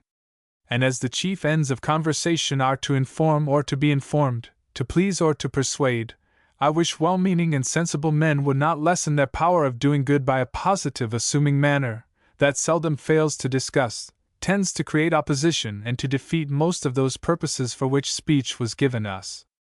In fact, if you wish to instruct others, a positive dogmatical manner in advancing your sentiments may occasion opposition and prevent a candid attention. If you desire instruction and improvement from others, you should not at the same time express yourself fixed in your present opinions. Modest and sensible men, who do not love disputation, will leave you undisturbed in the possession of your errors. It is really, I suppose, our old friend, compulsion, again. We hate Prussianism in the realm of thought as much as in the realm of action. If I tell you you've got to believe so and so, your disposition is to refuse to do anything of the sort. It was the voluntary instinct that breathes in all of us that made Falstaff refuse to give Prince Hal reasons. "I give thee reasons? Though reasons were as plenty as blackberries, I would not give thee reasons on compulsion. I was once talking to a member of Parliament, who was lamenting that he had failed to win the ear of the House. He was puzzled by the failure. He was a fluent speaker, he knew his subject with great thoroughness, and his character was irreproachable. And yet when he rose the house went out. He was like a dinner bell. He couldn't understand it. Yet everybody else understood it quite well. It was because he was always telling you. And there is nothing the House of Commons dislikes so much as a schoolmaster. Probably the most successful speaker, judging by results, who ever rose in the House of Commons was Cobden. He was one of the few men in history who have changed a decision in Parliament by a speech. He did it because of his extraordinarily persuasive manner. He kept the minds of his hearers receptive and disengaged. He did not impress them with the fact that he was right and they were wrong. They forgot themselves when they saw the subject in a clear, white light, and were prepared to judge it on its merits rather than by their prejudices. One of the few persuasive speakers I have heard in the House of Commons in recent years is Mr. Harold Cox.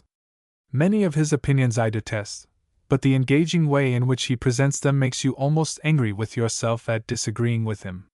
You feel, indeed, that you must be wrong, and that such open-mindedness and such a friendly conciliatory manner as he shows must somehow be the evidence of a right view of things. As a matter of fact, of course, he is really a very dogmatic gentleman at the bottom, none more so. As indeed Franklin was. But he has the art to conceal the emphasis of his opinions, and so he makes even those who disagree with him listen to his case almost with a desire to endorse it. It is a great gift. I wish I had got it. On courage. I was asked the other day to send to a new magazine a statement as to the event of the war which had made the deepest impression on me. Without hesitation I selected the remarkable Christmas demonstrations in Flanders. Here were men who for weeks and months past had been engaged in the task of stalking each other and killing each other, and suddenly under the influence of a common memory, they repudiate the whole gospel of war and declare the gospel of brotherhood. Next day they began killing each other again as the obedient instruments of governments they do not control and of motives they do not understand. But the fact remains. It is a beam of light in the darkness, rich in meaning and hope. But if I were asked to name the instance of individual action which had most impressed me, I should find the task more difficult. Should I select something that shows how war depraves, or something that shows how it ennobles? If the latter, I think I would choose that beautiful incident of the sailor on the Formidable. He had won by ballot a place in one of the boats. The ship was going down, but he was to be saved. One pictures the scene. The boat is waiting to take him to the shore and safety. He looks at the old comrades who have lost in the ballot, and who stand there doomed to death. He feels the passion for life surging within him. He sees the cold, dark sea waiting to engulf its victims. And in that great moment, the greatest moment that can come to any man, he makes the triumphant choice. He turns to one of his comrades. "You've got parents," he says. "I haven't." And with that word, so heroic in its simplicity, he makes the other take his place in the boat and signs his own death warrant. I see him on the deck among his doomed fellows, watching the disappearing boat until the final plunge comes and all is over. The sea never took a braver man to its bosom. Greater love hath no man than this. Can you read that story without some tumult within you, without feeling that humanity itself is ennobled by this great act and that you are, in some mysterious way, better for the deed? That is the splendid fruit of all such sublime sacrifice. It enriches the whole human family. It makes us lift our heads with pride that we are men, that there is in us at our best this noble gift of valiant unselfishness, this glorious prodigality that spends life itself for something greater than life. If we had met this nameless sailor, we should have found him perhaps a very ordinary man, with plenty of failings, doubtless, like the rest of us, and without any idea that he had in him the priceless jewel beside which crowns and coronets are empty baubles. He was something greater than he knew. How many of us could pass such a test? What should I do? What would you do? We neither of us know, for we are as great a mystery to ourselves as we are to our neighbors. Bob Acres said he found that a man may have a deal of valor in him without knowing it, and it is equally true that a man may be more chicken-hearted than he himself suspects. Only the occasion discovers of what stuff we are made, whether we are heroes or cowards, saints or sinners. A blustering manner will not reveal the one any more than a long face will reveal the other.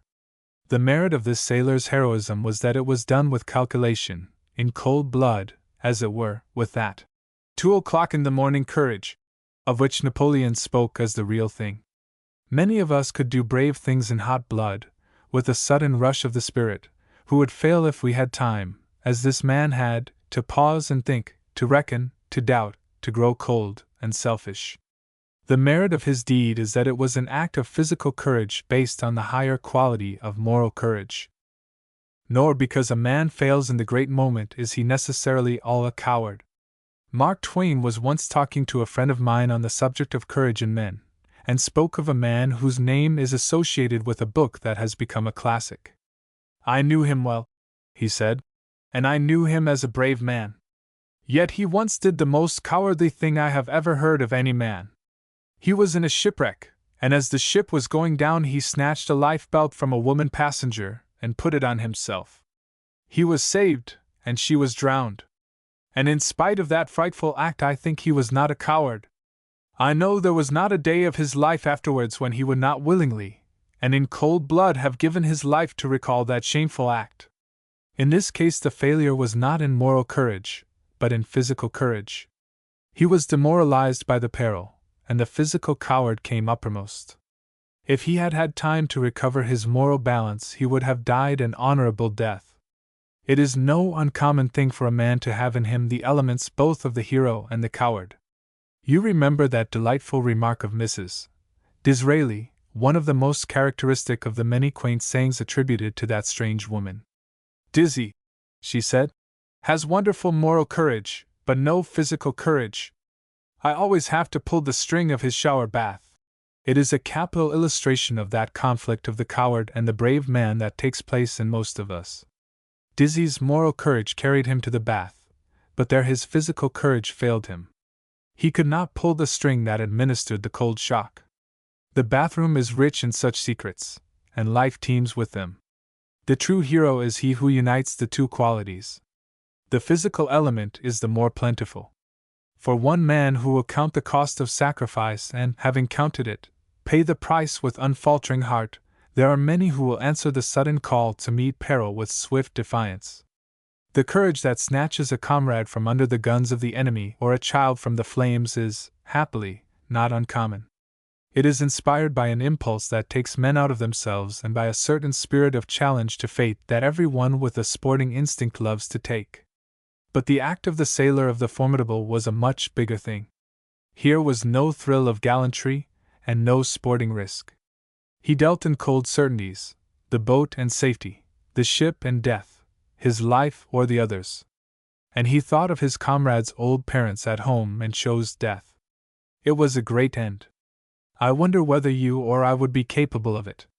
I would give much to feel that I could answer in the affirmative, that I could take my stand on the spiritual plane of that unknown sailor. On spendthrifts. While every one, I suppose, agrees that Lady Ida Sitwell richly deserves her 3 months' imprisonment, there are many who will have a sneaking pity for her. And that not because she is a woman of family who will suffer peculiar tortures from prison life. On the contrary, I have no doubt that a spell of imprisonment is just what she needs. In fact, it is what most of us need, especially most of those who live a life of luxurious idleness. To be compelled to get up early, to clean your cell, to wear plain clothes, to live on plain food, to observe regular hours, and do regular duties, this is no matter for tears, but for thankfulness. It is the sort of discipline that we ought to undergo periodically for our spiritual, and even bodily health. No, the sympathy that will be felt for Lady Ida is the sympathy which is commonly felt for the spendthrift, for the person who, no matter what his income, is congenitally incapable of making ends meet. The miser has no friends, but the spendthrift has generally too many. We avoid Harpagon as though he were a leper, but Falstaff, who, like Lady Ida, could find no cure for this intolerable consumption of the purse, never lacked friends, and even Justice Shallow, it will be remembered, lent him 1,000 crowns.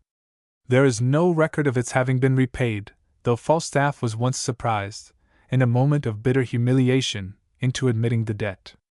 And Charles Surface and Micawber, who can deny them a certain affection? I have no doubt that Mrs. Micawber's papa, who lived to bail Mr. Micawber out many times until he died lamented by a wide circle of friends, loved the fellow as you and I love him. I should deem it a privilege to bail out Micawber. But Elwes, the miser, ugh! The very name chills the blood. The difference, I suppose, proceeds from the idea that while the miser is the soul of selfishness, the spendthrift is at bottom a good-natured fellow and a lover of his kind. No doubt the vice of the spendthrift has a touch of generosity, but it is often generosity at other people's expense, and is not seldom as essentially selfish as the vice of the miser. It is rather like the generosity of the man who, according to Sidney Smith, was so touched by a charity sermon that he picked his neighbor's pocket of a guinea and put it in the plate. I have no doubt that Lady Ida, if she had got Miss Dobbs's money, would have scattered it about with a very free hand, and would have contributed to the collection plate quite handsomely. But she was selfish none the less. It was her form of selfishness to enjoy the luxury of spending money she hadn't got, just as it was Elwes's form of selfishness to enjoy the luxury of saving money that he had got. The point was very well stated by a famous miser whose son has since been in Parliament, I will not say on which side. The old man had accumulated a vast fortune, but, in the Scotch phrase, would have grudged you the smoke off his porridge. He died, by the way, properly enough, through walking home in the rain because he was too mean to take a cab. He was once asked why he was so anxious to increase his riches, since his son would probably squander them, and he replied, "If my son gets as much pleasure out of squandering my money as I have had out of saving it, I shall not mind." Both the hoarding and the spending, you see, were in his view equally a matter of mere selfish pleasure. But I admit that the uncalculating spirit that lands people in debt is a more engaging frailty than the calculating spirit of the miser. I know a delightful man who seems to have no more knowledge of the relation of income and expenditure than a kitten. If he gets £100 unexpectedly, he does not look at it in relation to his whole needs. He does not remember rent, rates, taxes, baker, butcher, tailor. No, on the strength of it, he will order a new piano in the morning, buy his wife a sealskin jacket in the afternoon, and by the next day be deeper in the mire than ever, and wonder how he got there. And there is Jones's young wife, a charming woman, who is dragging her husband into debt with the same kittenish irresponsibility. She will leave Jones on the pavement with a remark that suggests that she is going into the shop to buy some pins, and will come out with a request for £10 for some perfectly lovely thing that has caught her eye. And Jones, being elderly, and still a little astonished at having won the affection of such a divinity, has not the courage to say no. To the people afflicted with these loose spending habits, I would commend the lesson of a little incident I saw in a tram on the Embankment the other evening. There entered and sat beside me a working man, carrying his kit in a handkerchief, and wearing a scarf round his neck, a cloth cap, and corduroy trousers, obviously a laborer earning perhaps 25s a week. He paid his fare, and then he took from his pocket a packet tied up in a handkerchief. He untied the knot, and there came forth a neat pocket-book with pencil attached. He opened it, and began to write. My curiosity was too much for my manners. Out of the tail of my eye I watched the motion of his fingers, and this is what he wrote. Tram 1.5D.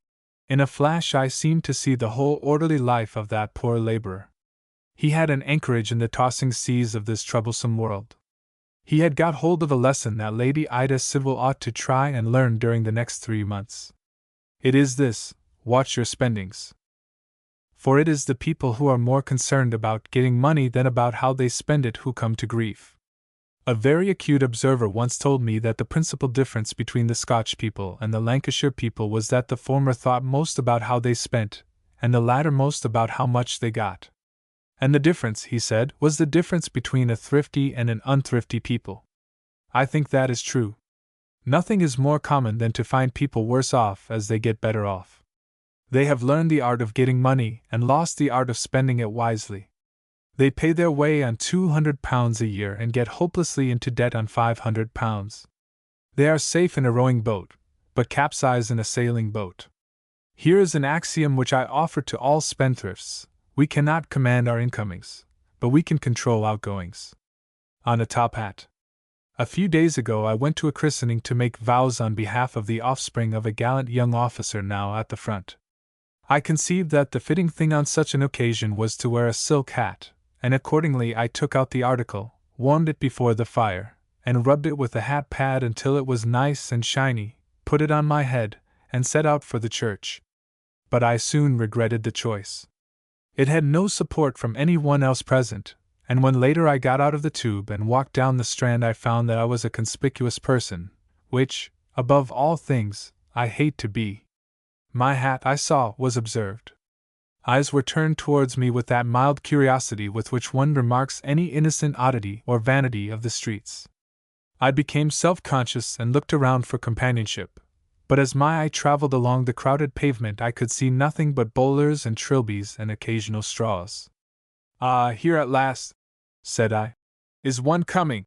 But a nearer view only completed my discomfiture, for it was one of those greasy shiny hats which go with frayed trousers and broken boots, and which are the symbol of better days, of hopes that are dead, and drinks that dally, of a social status that has gone and of a suburban villa that has shrunk to a cubicle in a Rowton lodging house. I looked at Greasy Hat and Greasy Hat looked at me, and in that momentary glance of fellowship we agreed that we were out of it. I put my silk hat away at night with the firm resolution that nothing short of an invitation to Buckingham Palace, or some similar incredible disaster, should make me drag it into the light again. For the truth is that the war has given the top hat a knockout blow. It had been tottering on our brows for some time. There was a very hot summer a few years ago which began the revolution. The tyranny of the top hat became intolerable, and quite respectable. People began to be seen in the streets with Panamas and straws. But these were only concessions to an irresponsible climate, and the silk hat still held its ancient sway as the crown and glory of our city civilization. And now it has toppled down and is on the way, perhaps, to becoming as much a thing of the past as wigs or knee breeches. It is almost as rare in the Strand as it is in Market Street, Manchester. Cabinet ministers and other sublime personages still wear it, coachmen still wear it, and my friend Greasy Hat still wears it, but for the rest of us it is a splendor that is past, a memory of the world before the deluge. It may be that it will revive. It would not be the first time that such a result of a great catastrophe was found to be only temporary. I remember that Pepys records in his diary that one result of the Great Plague was that the wig went out of fashion. People were afraid to wear wigs that might be made of the hair of those who had died of infection. But the wig returned again for more than a century, though you may remember that in the Rivals there is an early hint of its final disappearance. There was never probably a more crazy fashion, and like most crazy fashions, it began, as the Alexandra limp of our youth began, in snobbery. Was it not a fact that a bald-headed king wore a wig to conceal his baldness, which set all the flunky world wearing wigs to conceal their hair? This aping of the great is always converting some defect or folly into a virtue. When Lady Percy in Henry IV is lamenting Hotspur, she says, "He was, indeed, the glass wherein the noble youth did dress themselves. He had no legs that practised not his gait, and speaking thick, which nature made his blemish, became the accents of the valiant, for those that could speak low and tardily, would turn their own perfection to abuse. To seem like him." In the case of the top hat, the disappearance is due to the psychology of the war. The great tragedy has brought us down to the bedrock of things and has made us feel somehow that ornament is out of place, and that the top hat is a falsity in a world that has become a battlefield. I don't think women have shared this feeling to the same extent. I am told there were never so many sealskin coats to be seen as during last winter. But perhaps the women will say that men have been only too glad to use the war as an excuse for getting rid of an incubus. And they may be right. We had better not make too great a virtue of what is, after all, a comfortable change. Let us enjoy it without boasting. Our enjoyment may be short-lived. We must not be surprised if this incredible hat returns in triumph with peace. It has survived the blasts of many centuries and infinite changes of fashion. It is, I suppose, the most ancient survival in the dress that men wear. There is in the Froissart collection at the British Museum an illumination, dating from the 15th century, showing the expedition of the French and English against the Barbary corsairs. And there seated in the boats are men clad in armor. They have put their helmets aside and are wearing top hats. And it may be that when Macaulay's New Zealander, centuries hence, takes his seat on that broken arch of London Bridge to sketch the ruins of St. Paul's, he will sit under the shelter of a top hat that has outlasted all our greatness. There must be some virtue in a thing that is so immortal. If the doctrine of the survival of the fittest applies to dress, it is the fittest thing we have. Trousers are a thing of yesterday with us, but our top hat carries us back to the Wars of the Roses and beyond. It is not its beauty that explains it. I have never heard any one deny that it is ugly, though custom may have blunted our sense of its ugliness. It is not its utility. I have never heard any one claim that this strange cylinder had that quality.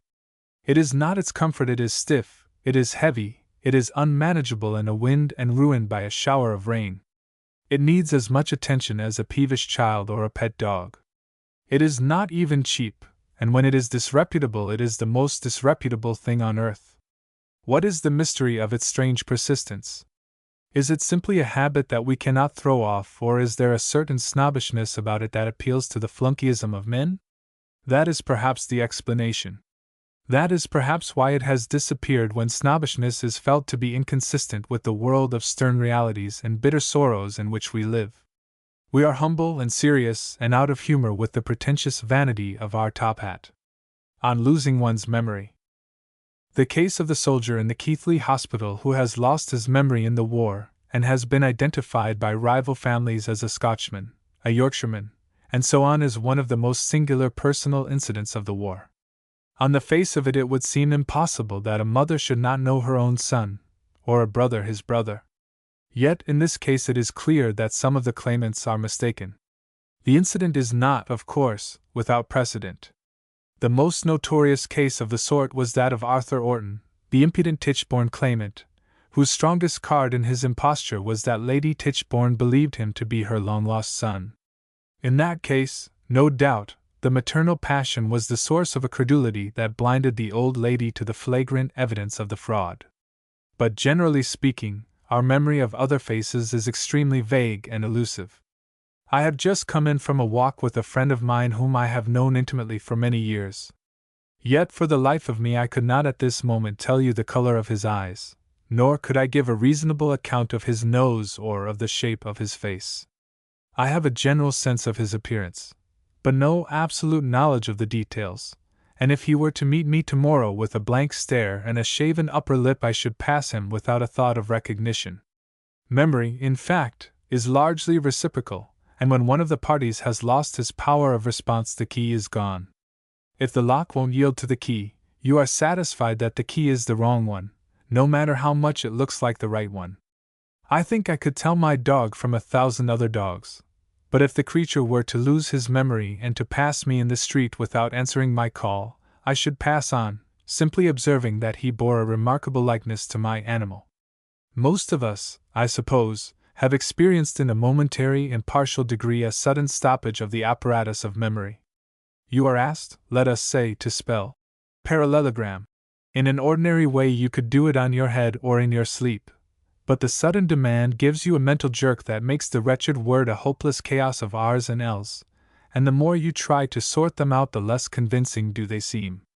Or walking with a friend you meet at a turn in the street that excellent woman, Mrs. Orpington Smith. You know her as well as you know your own mother, but the fact that you have got to introduce her by her name forthwith sends her name flying into space. The passionate attempt to capture it before it escapes only makes its escape more certain, and you are reduced to the pitiful expedient of mumbling something that is inaudible. The worst experience of a lapse of memory that ever came to me was in the midst of a speech which I had to make before a large gathering in a London hall. I had got to the middle of what I had to say when it seemed to me that the whole machine of the mind suddenly ceased to work. It was as though an immense loneliness descended on me. I saw the audience before me, but apart from vision I seemed bereft of all my faculties. If I had in that instant been asked for my name, I am doubtful whether I could have got anywhere near it. Happily someone in a front row, thinking I was pausing for a word, threw out a suggestion. It was like magic. I felt the machine of memory start again with an almost audible puff, puff, and I went on to the end quite comfortably. The pause had seemed terribly long to me, but I was surprised afterwards to find that it had been so brief as to be generally unnoticed or regarded as an artful way of emphasizing a point. I let it go at that, but I knew myself that in that moment I had lost my memory. Even distinguished and expert orators have been known to suffer from this absolute lapse of memory. The Rosebery incident, was it in the Chesterfield speech, is perhaps the best known, but I once heard Mr. Redmond, the calmest and most assured of speakers, come to an impasse in the House of Commons that held him up literally for minutes. We are creatures of memory, and when, as in the Keighley case, memory is gone, personality itself has gone. Nothing is left but the empty envelope.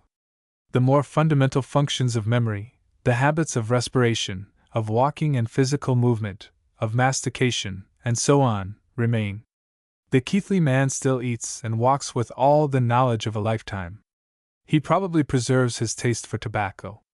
But these things have nothing to do with personality. That is the product of the myriad mental impressions that you have stored up in your pilgrimage. There is not a moment in your life that is not charged with the significance of memory. You cannot hear the blackbird singing in the low bough in the evening without the secret music of summer eves long past being stirred within you. It is that response of the inner harp of memory that gives the song its beauty. And so everything we do and see and hear is touched with 1,000 influences which we cannot catalogue, but which constitute our veritable selves. An old hymn tune, or an old song, a turn of phrase, a scent in the garden, a tone of voice, a curve in the path, everything comes to us weighted with its own treasures of memory, bitter or sweet, but always significant. It is a mistake to suppose that memory is merely a capacity to remember facts. In that respect there is the widest diversity of experience.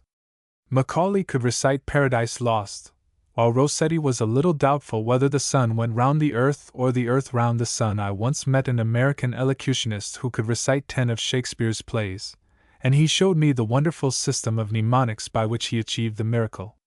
But he was a mere recording machine, a dull fellow.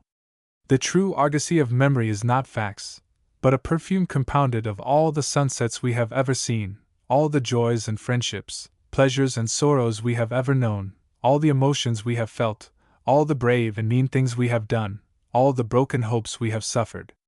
To have lost that argosy is to be dead, no matter how healthy an appetite we retain. On wearing a fur-lined coat. A friend of mine, one of those people who talk about money with an air of familiarity that suggests that they have got an outcrop of the Rand Reef in their back gardens, said to me the other day that I ought to buy a fur-lined coat. There never was such a time as this for buying a fur-lined coat or a sealskin jacket, said he. What with the war, and the sales, and the tradesmen's need of cash, they were simply being thrown at you. You could have them almost for the trouble of carrying them away. A trifle of 15 or 20 pounds would buy one a coat that would be cheap at 60 guineas. And remember, there was wear for 20 years in it. And think of the saving in doctors' bills, for you simply can't catch colds if you wear a fur coat. In short, not to buy a fur coat at this moment was an act of gross improvidence, a wrong to one's family, and then he looked, with the cold disapproval of a connoisseur, at the coat I was wearing. And in the light of that glance I saw for the first time that it was, yes, certainly, it was not what it had been. Now I am not going to pretend that I have a soul above fur-lined coats. I haven't, I love them. And by fur coats, I don't mean those adorned with astrakhan collars, which I abominate. A man in an astrakhan coat is to me a suspicious character, a stage baron, one who is probably deep in treasons, stratagems, and spoils. The suspicion is unjust to the gentleman in the astrakhan coat, of course. Most suspicions are unjust. And if you ask me to give reasons for this unreasoning hostility to astrakhan, I do not know that I could find them. Perhaps it is the dislike I have for artificial curls. Perhaps it is that the astrakhan collar reminds me of those unhappy pet dogs who look as though they had been put in curl papers overnight and sent out into the streets by their owners as a poor jest. Yes, I think it must be that sense of artificiality which is at the root of the dislike. No doubt the curls are natural. No doubt the woolly sheep of Astrakhan do wear their coats in these little heaven-sent ringlets. But, well, I do not like the Dr. Fell.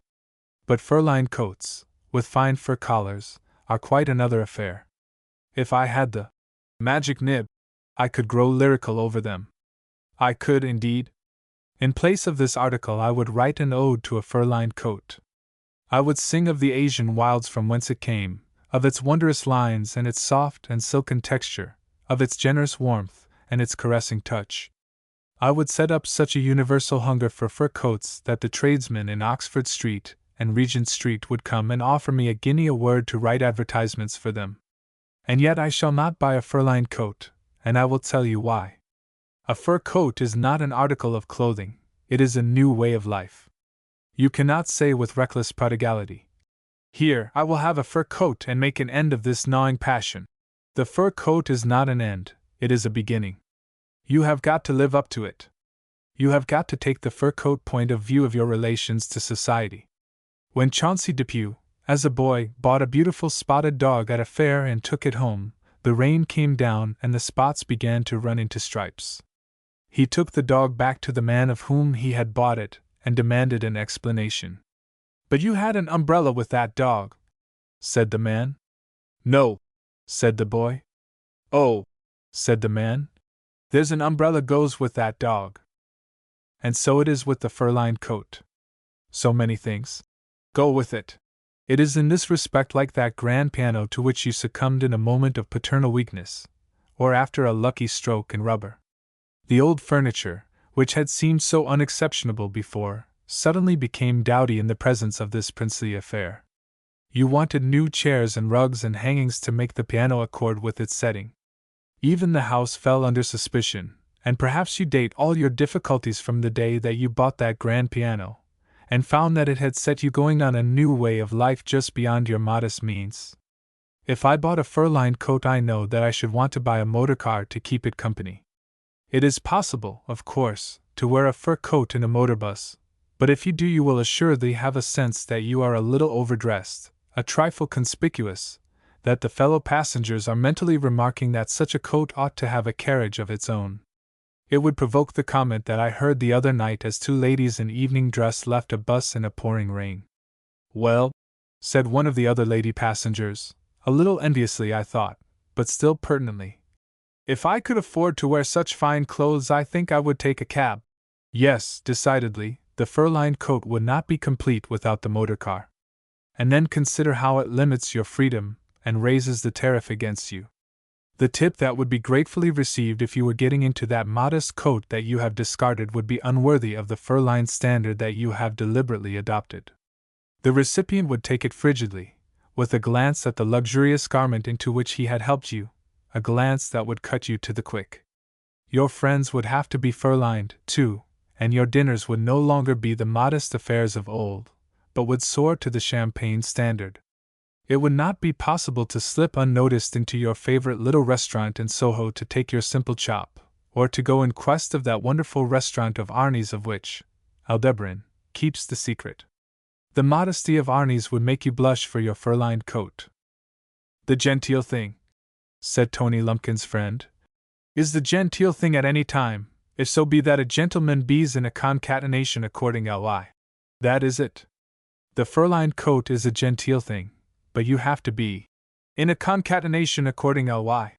And there's the rub. It is not the coat, but its trimmings, so to speak, that give us pause. When you put on the coat, you insensibly put off your old way of life.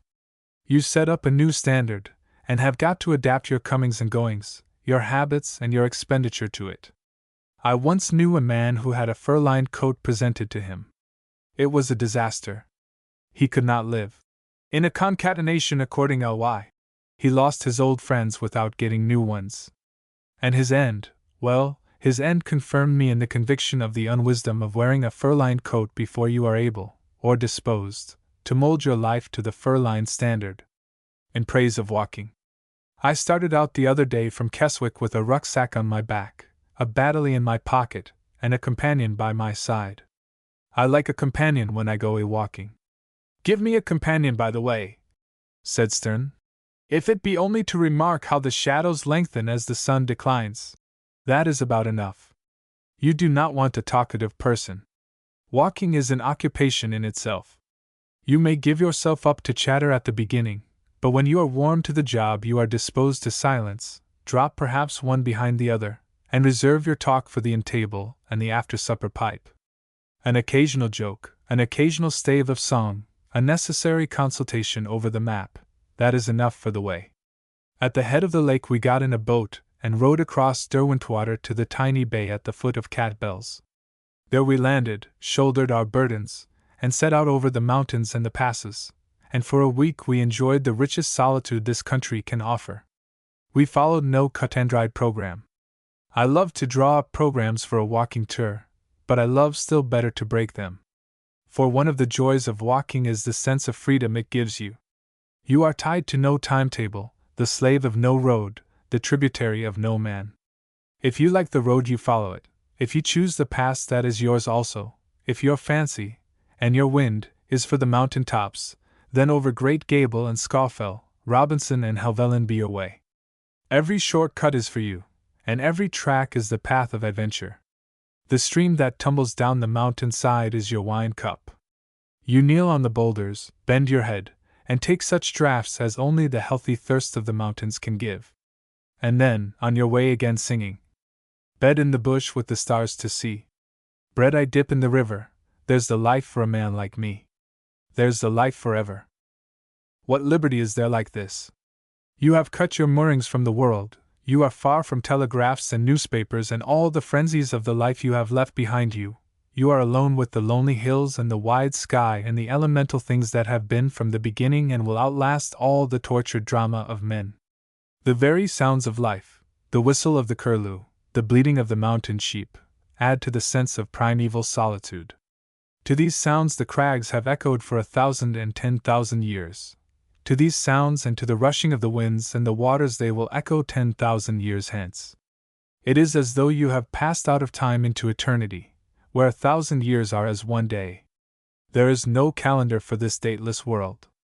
The buzzard that you have startled from its pool in the gully and that circles round with wide flapping wings has a lineage as ancient as the hills, and the vision of the pikes of Langdale that bursts on you as you reach the summit of Eskhausa is the same vision that burst on the first savage who had ventured into these wild fastnesses of the mountains. And then as the sun begins to slope to the west you remember that, if you are among immortal things, you are only immortal yourself, that you are getting footsore, and that you need a night's lodging and the comforts of an inn. Whither shall we turn? The valleys call us on every side. Newland's wide vale we can reach, or cheerful Borrowdale, or lonely Ennerdale, or, yes, tonight we will sup at Wasdale, at the jolly old inn that Aldwell Ritson used to keep, that inn sacred to the cragsmen, where on New Year's Eve the gay company of climbers foregather from their brave deeds on the mountains and talk of handholds and footholds and sing the song of the rope, and join in the chorus as the landlord trolls out. I'm not a climber, not a climber, not a climber now, my weight is going 14 stone, I'm not a climber now. We shall not find Gaspard there tonight, Gaspard, the gay and intrepid guide from the Dauphin, beloved of all who know the lonely inn at Wasdale. He is away on the battlefield fighting a sterner foe than the rocks and precipices of Great Gable and Scawfell. But old Joe, the shepherd, will be there. Old Joe, who has never been in a train or seen a town, and whose special glory is that he can pull uglier faces than any man in Cumberland. He will not pull them for anybody, only when he is in a good humor, and for his cronies in the back parlor. Tonight, perchance, we shall see his eyes roll as he roars out the chorus of "D'ye ken John Peel? Yes, Wasdale shall be tonight's halt." And so over Black Sail, and down the rough mountain side to the inn whose whitewashed walls hail us from afar out of the gathering shadows of the valley. Tomorrow? Well, tomorrow shall be as today. We will shoulder our rucksacks early, and be early on the mountains, for the first maxim in going a journey is the early start. Have the whip hand of the day, and then you may loiter as you choose.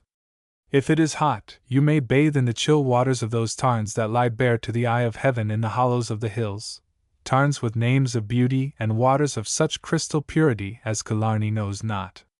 And at night we will come through the clouds down the wild course of Rossett Gill and sup and sleep in the hotel hard by Dungeon Gill, or, perchance, having the day well in hand, we will push on by Blee Tarn and Udale to Coniston, or by Easdale Tarn to Grasmere, and so to the Swan at the foot of Dunmayo Raise.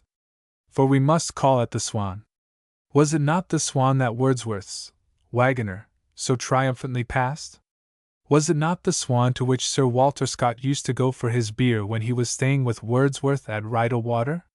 And behind the Swan is there not that fold in the hills where Wordsworth's Michael built, or tried to build, his sheepfold? Yes, we will stay at the Swan whatever befalls. And so the jolly days go by, some wet, some fine, some a mixture of both, but all delightful, and we forget the day of the week, know no news except the changes in the weather and the track over the mountains, meet none of our kind except a rare vagabond like ourselves, with rope across his shoulder if he is a rockman, with rucksack on back if he is a tourist, and with no goal save some far-off valley in where we shall renew our strength, and where the morrow's uprising to deeds shall be sweet. I started to write in praise of walking, and I find I have written in praise of Lakeland. But indeed the two chants of praise are a single harmony, for I have written in vain if I have not shown that the way to see the most exquisite cabinet of beauties in this land is by the humble path of the pedestrian. He who rides through Lakeland knows nothing of its secrets, has tasted of none of its magic. On rewards and riches. We have all been so occupied with the war in Europe that few of us, I suppose, have even heard of another war which has been raging in the law courts for 150 days or so between two South African corporations over some question of property. It seems to have been marked by a good deal of frightfulness. In the closing scenes, Mr. Hughes, one of the counsel, complained that he had been called a fool, a liar, a scoundrel, and so on by his opponent, and the judge lamented that the case had been the occasion of so much barristerial bitterness. But it was not the light which the case threw on the manners of counsel that interested me. After all, these things are part of the game. They have no more reality than the thumping blows which the two Macs exchange in the pantomime. I have no doubt that after their memorable encounter in the Bardell v. Pickwick case, Sergeant Buzzfuz and Sergeant Snubbin went out arm in arm, and over their port in the Temple, where the wine is good and astonishingly cheap, made excellent fun of the whole affair. The wise juryman never takes any notice of the passion and tears, the heroics and the indignation of counsel. He knows that they are assumed not to enlighten but to darken his mind. I always recall in this connection the remark of a famous lawyer who rose to great eminence by the exercise of his emotions. He was standing by the graveside of a departed friend and observed that one of the mourners, a fellow lawyer, was shedding real tears. "What a waste of raw material!" he remarked in a whisper to his neighbor.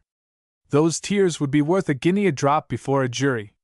What interested me in the case was the statement that the legal costs had been £150,000, and that Mr. Upjohn, K.C., alone had had a retainer of £1,000, and had been kept going with a refresher of £100 a day. I like that word, refresher. It has a fine bibulous smack about it. Or perhaps it is a reminiscence of the Ring. Buzzfuz feels a bit pumped by the day's round. He has perspired his £100, as it were, and is doubtful whether he can come up to the scratch without a refresher. And so he is taken to his corner by his client and dosed with another £100. Then all his ardor returns. He sees the thing as clear as daylight, the radiant innocence of the plaintiff, the black perfidy of the defendant. Tomorrow evening the vision will have faded again, but another £100 will make it as plain as ever. Yes, it is a good word, refresher, a candid word, an honest word. It puts the relation on a sound business footing. There is no sham sentiment about it. "Give me another refresher," says Buzzfuz, "and I'll shed another pailful of tears for you, and blacken both the defendant's eyes for him." But as I read of these princely earnings, I could not help thinking of what an irrational world this is in the matter of rewards. Here are a couple of lawyers hurling epithets and cases at each other at £100 a day.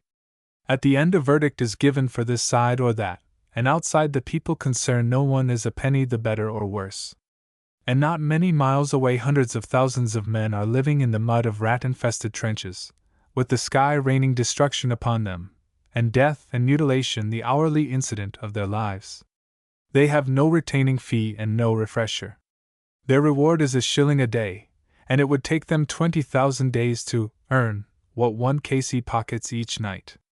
Could the mind conceive a more grotesque inversion of the law of services and rewards? You die for your country at £1 a day, while at home Snubbin, K.C., is perspiring for his client at £100 a day. This is old, cheap, and profitless stuff, you say. What is the good of drawing these contrasts? We know all about them. They are a part of the eternal inequality of things. Services and rewards never have had, and never will have, any relation to each other. Please do not remind us that Charlie Chaplin, or Charles Chaplin as he desires to be known, earns £130,000 a year by playing the fool in front of a camera, and that Wordsworth did not earn enough to keep himself in shoelaces out of poetry which has become an immortal possession of humanity, and had to beg a noble nobody, the Earl of Lonsdale, I think, to get him a job as a stamp distributor to keep him in bread and butter. Do not, my dear sir, be alarmed. I am not going to work that ancient theme off on you. And yet I think it is necessary sometimes to remind ourselves of these things. It is especially necessary now when there is so much easy talk about equality of sacrifice, and so much easy forgetfulness of the inequality of rewards. It is useful, too, to remind ourselves that riches have no necessary relation to service. The genius for getting money is an altogether different thing from the genius for service. I suppose the Guinnesses, to take an example, are the richest people in Ireland. And I suppose Tom Kettle was one of the poorest. But who will dare apply the money test as the real measure of the values of these men to humanity, the one fabulously rich by brewing the black stuff, as they call it in Ireland, the other glorious in his genius for spending himself, without a thought of return, on every noble cause and dying freely for liberty in the full tide of his powers? Which means the more to the world. Perhaps one effect of the war will be to give us a saner standard of values in these things, will teach us to look behind the money and title to the motives that get the money and the title. It is not the money and title we should distrust so much as the false implications attaching to them. And after all, we exaggerate the importance of the material rewards. They must often be very much of a bore. As the late Lord Salisbury once said, a man doesn't sleep any better because he has a choice of 40 bedrooms in his house. He can only take one ride even though he has 50 motor cars. He cannot get more joy out of the sunshine than you or I can. The birds sing and the buds swell for all of us, and in the great storehouse of natural delights there is no money taken and no price on the goods.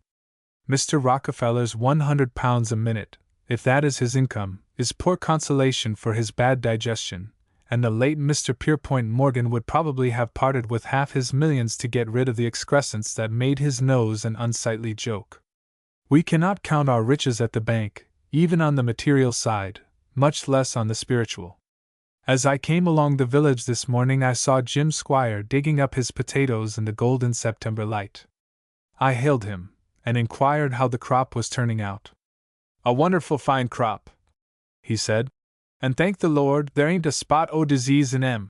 And as he straightened his back, pointed to the tubers strewn about him, and beamed like the sun at his good fortune, he looked the very picture of autumn's riches. On taste. I was in a feminine company the other day when the talk turned on war economies, with the inevitable allusion to the substitution of margarine for butter. I found it was generally agreed that the substitution had been a success. "Well," said one, "I bought some butter the other day, the sort we used to use, and put it on the table with the margarine which we have learned to eat.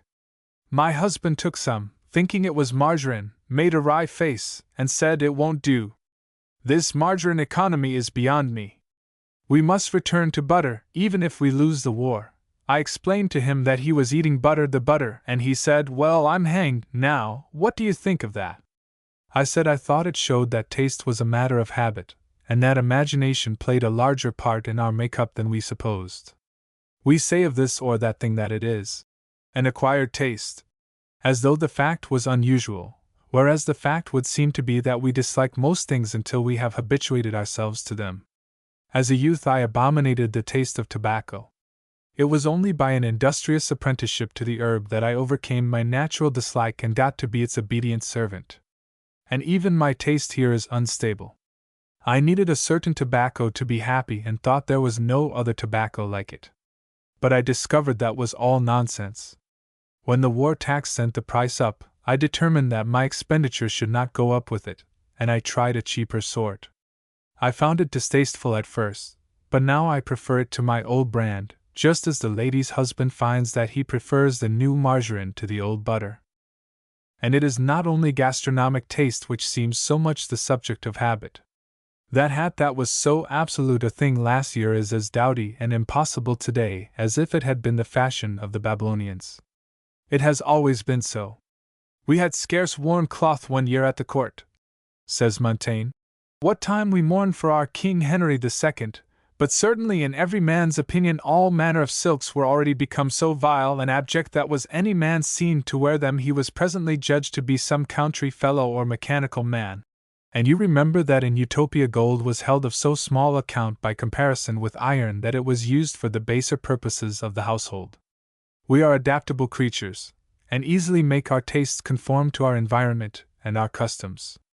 There are certain savage tribes who wear rings through their noses. When Mrs. Brown, of Tooting, sees pictures of them, she remarks to Mr. Brown on the strange habits of these barbarous people. And Mr. Brown, if he has a touch of humor in him, points to the rings hanging from Mrs.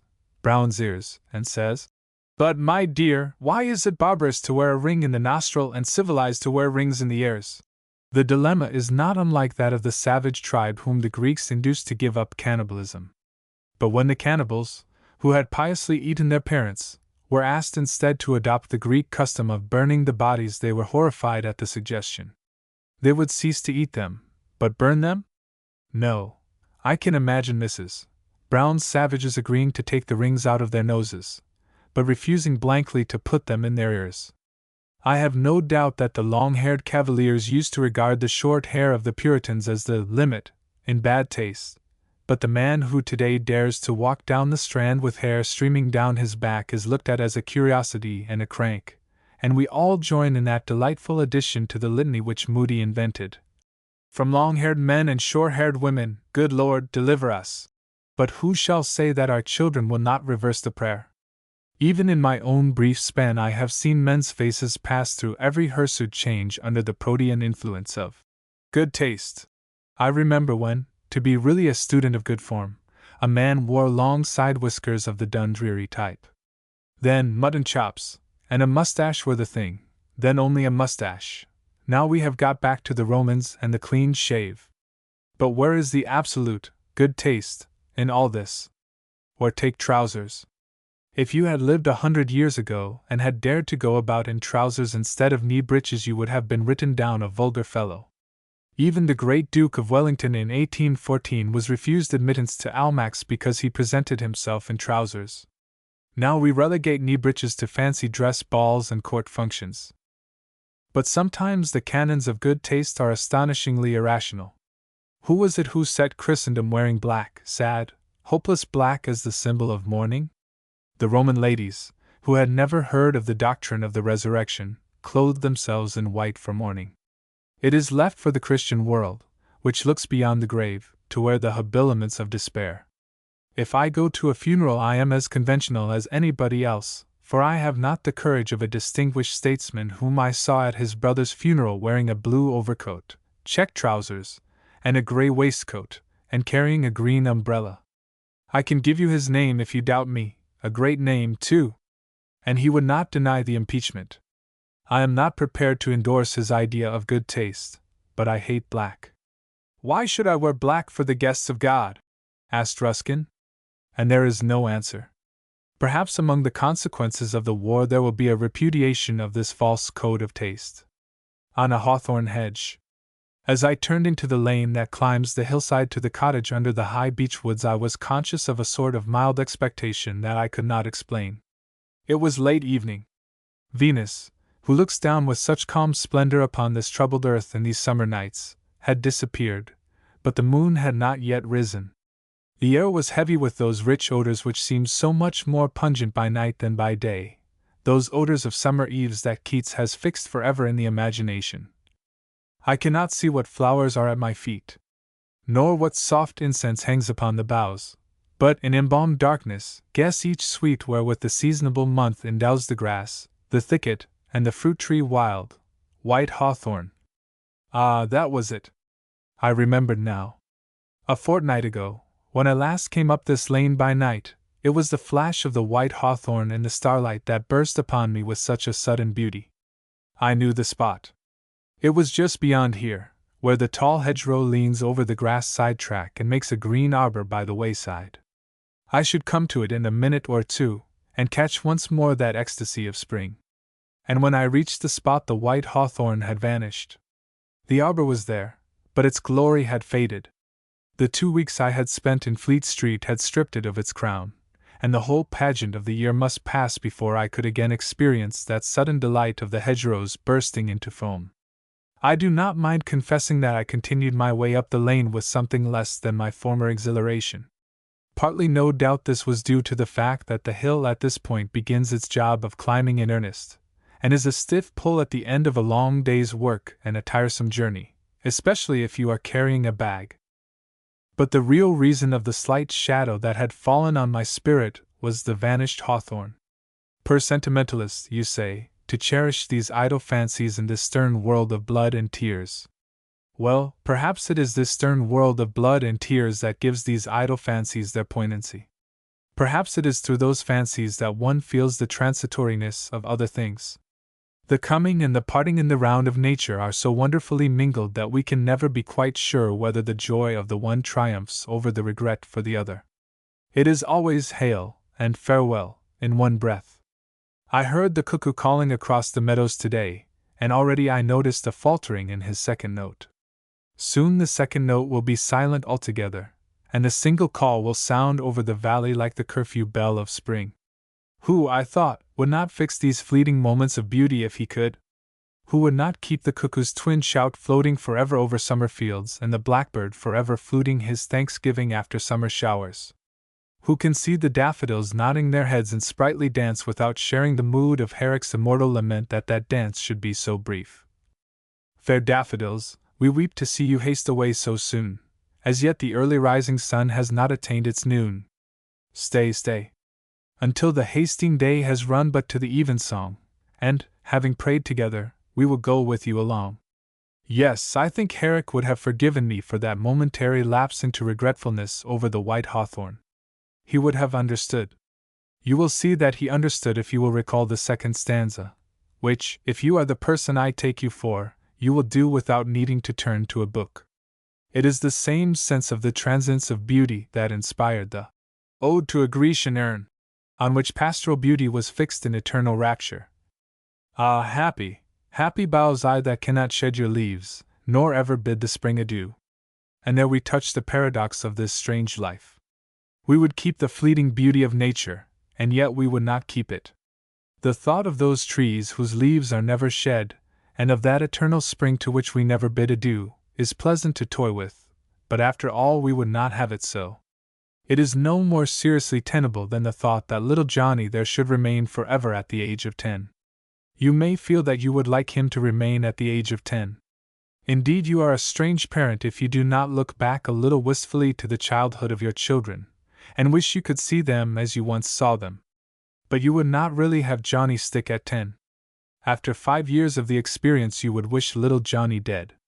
For life and its beauty are a living thing, and not a pretty fancy sculptured on a Grecian urn. And so with the pageant of nature. If the pageant stopped, the wonder itself would stop. I should have no sudden shock of delight at hearing the first call of the cuckoo in spring or seeing my hawthorn hedge burst into snowy blossoms. I should no longer remark the jolly clatter of the rooks in the February trees which forms the prologue of spring, nor look out for the coming of the first primrose, or the arrival of the first swallow. I should cease, it is true, to have the pangs of farewell, but I should cease also to have the ecstasy of hail. I should have my Grecian urn, but I should have lost the magic of the living world. By the time I had reached the gate I had buried my regrets for the vanished hawthorn. I knew that tomorrow I should find new miracles in the hedgerows, the wild rose and the honeysuckle, and after them the blackberries, and after these again the bright-hued hips and haws. And though the cuckoo's note should fail him, there would remain the thrush, and after the thrush that constant little fellow in the red waistcoat would keep the song going through the dark winter days.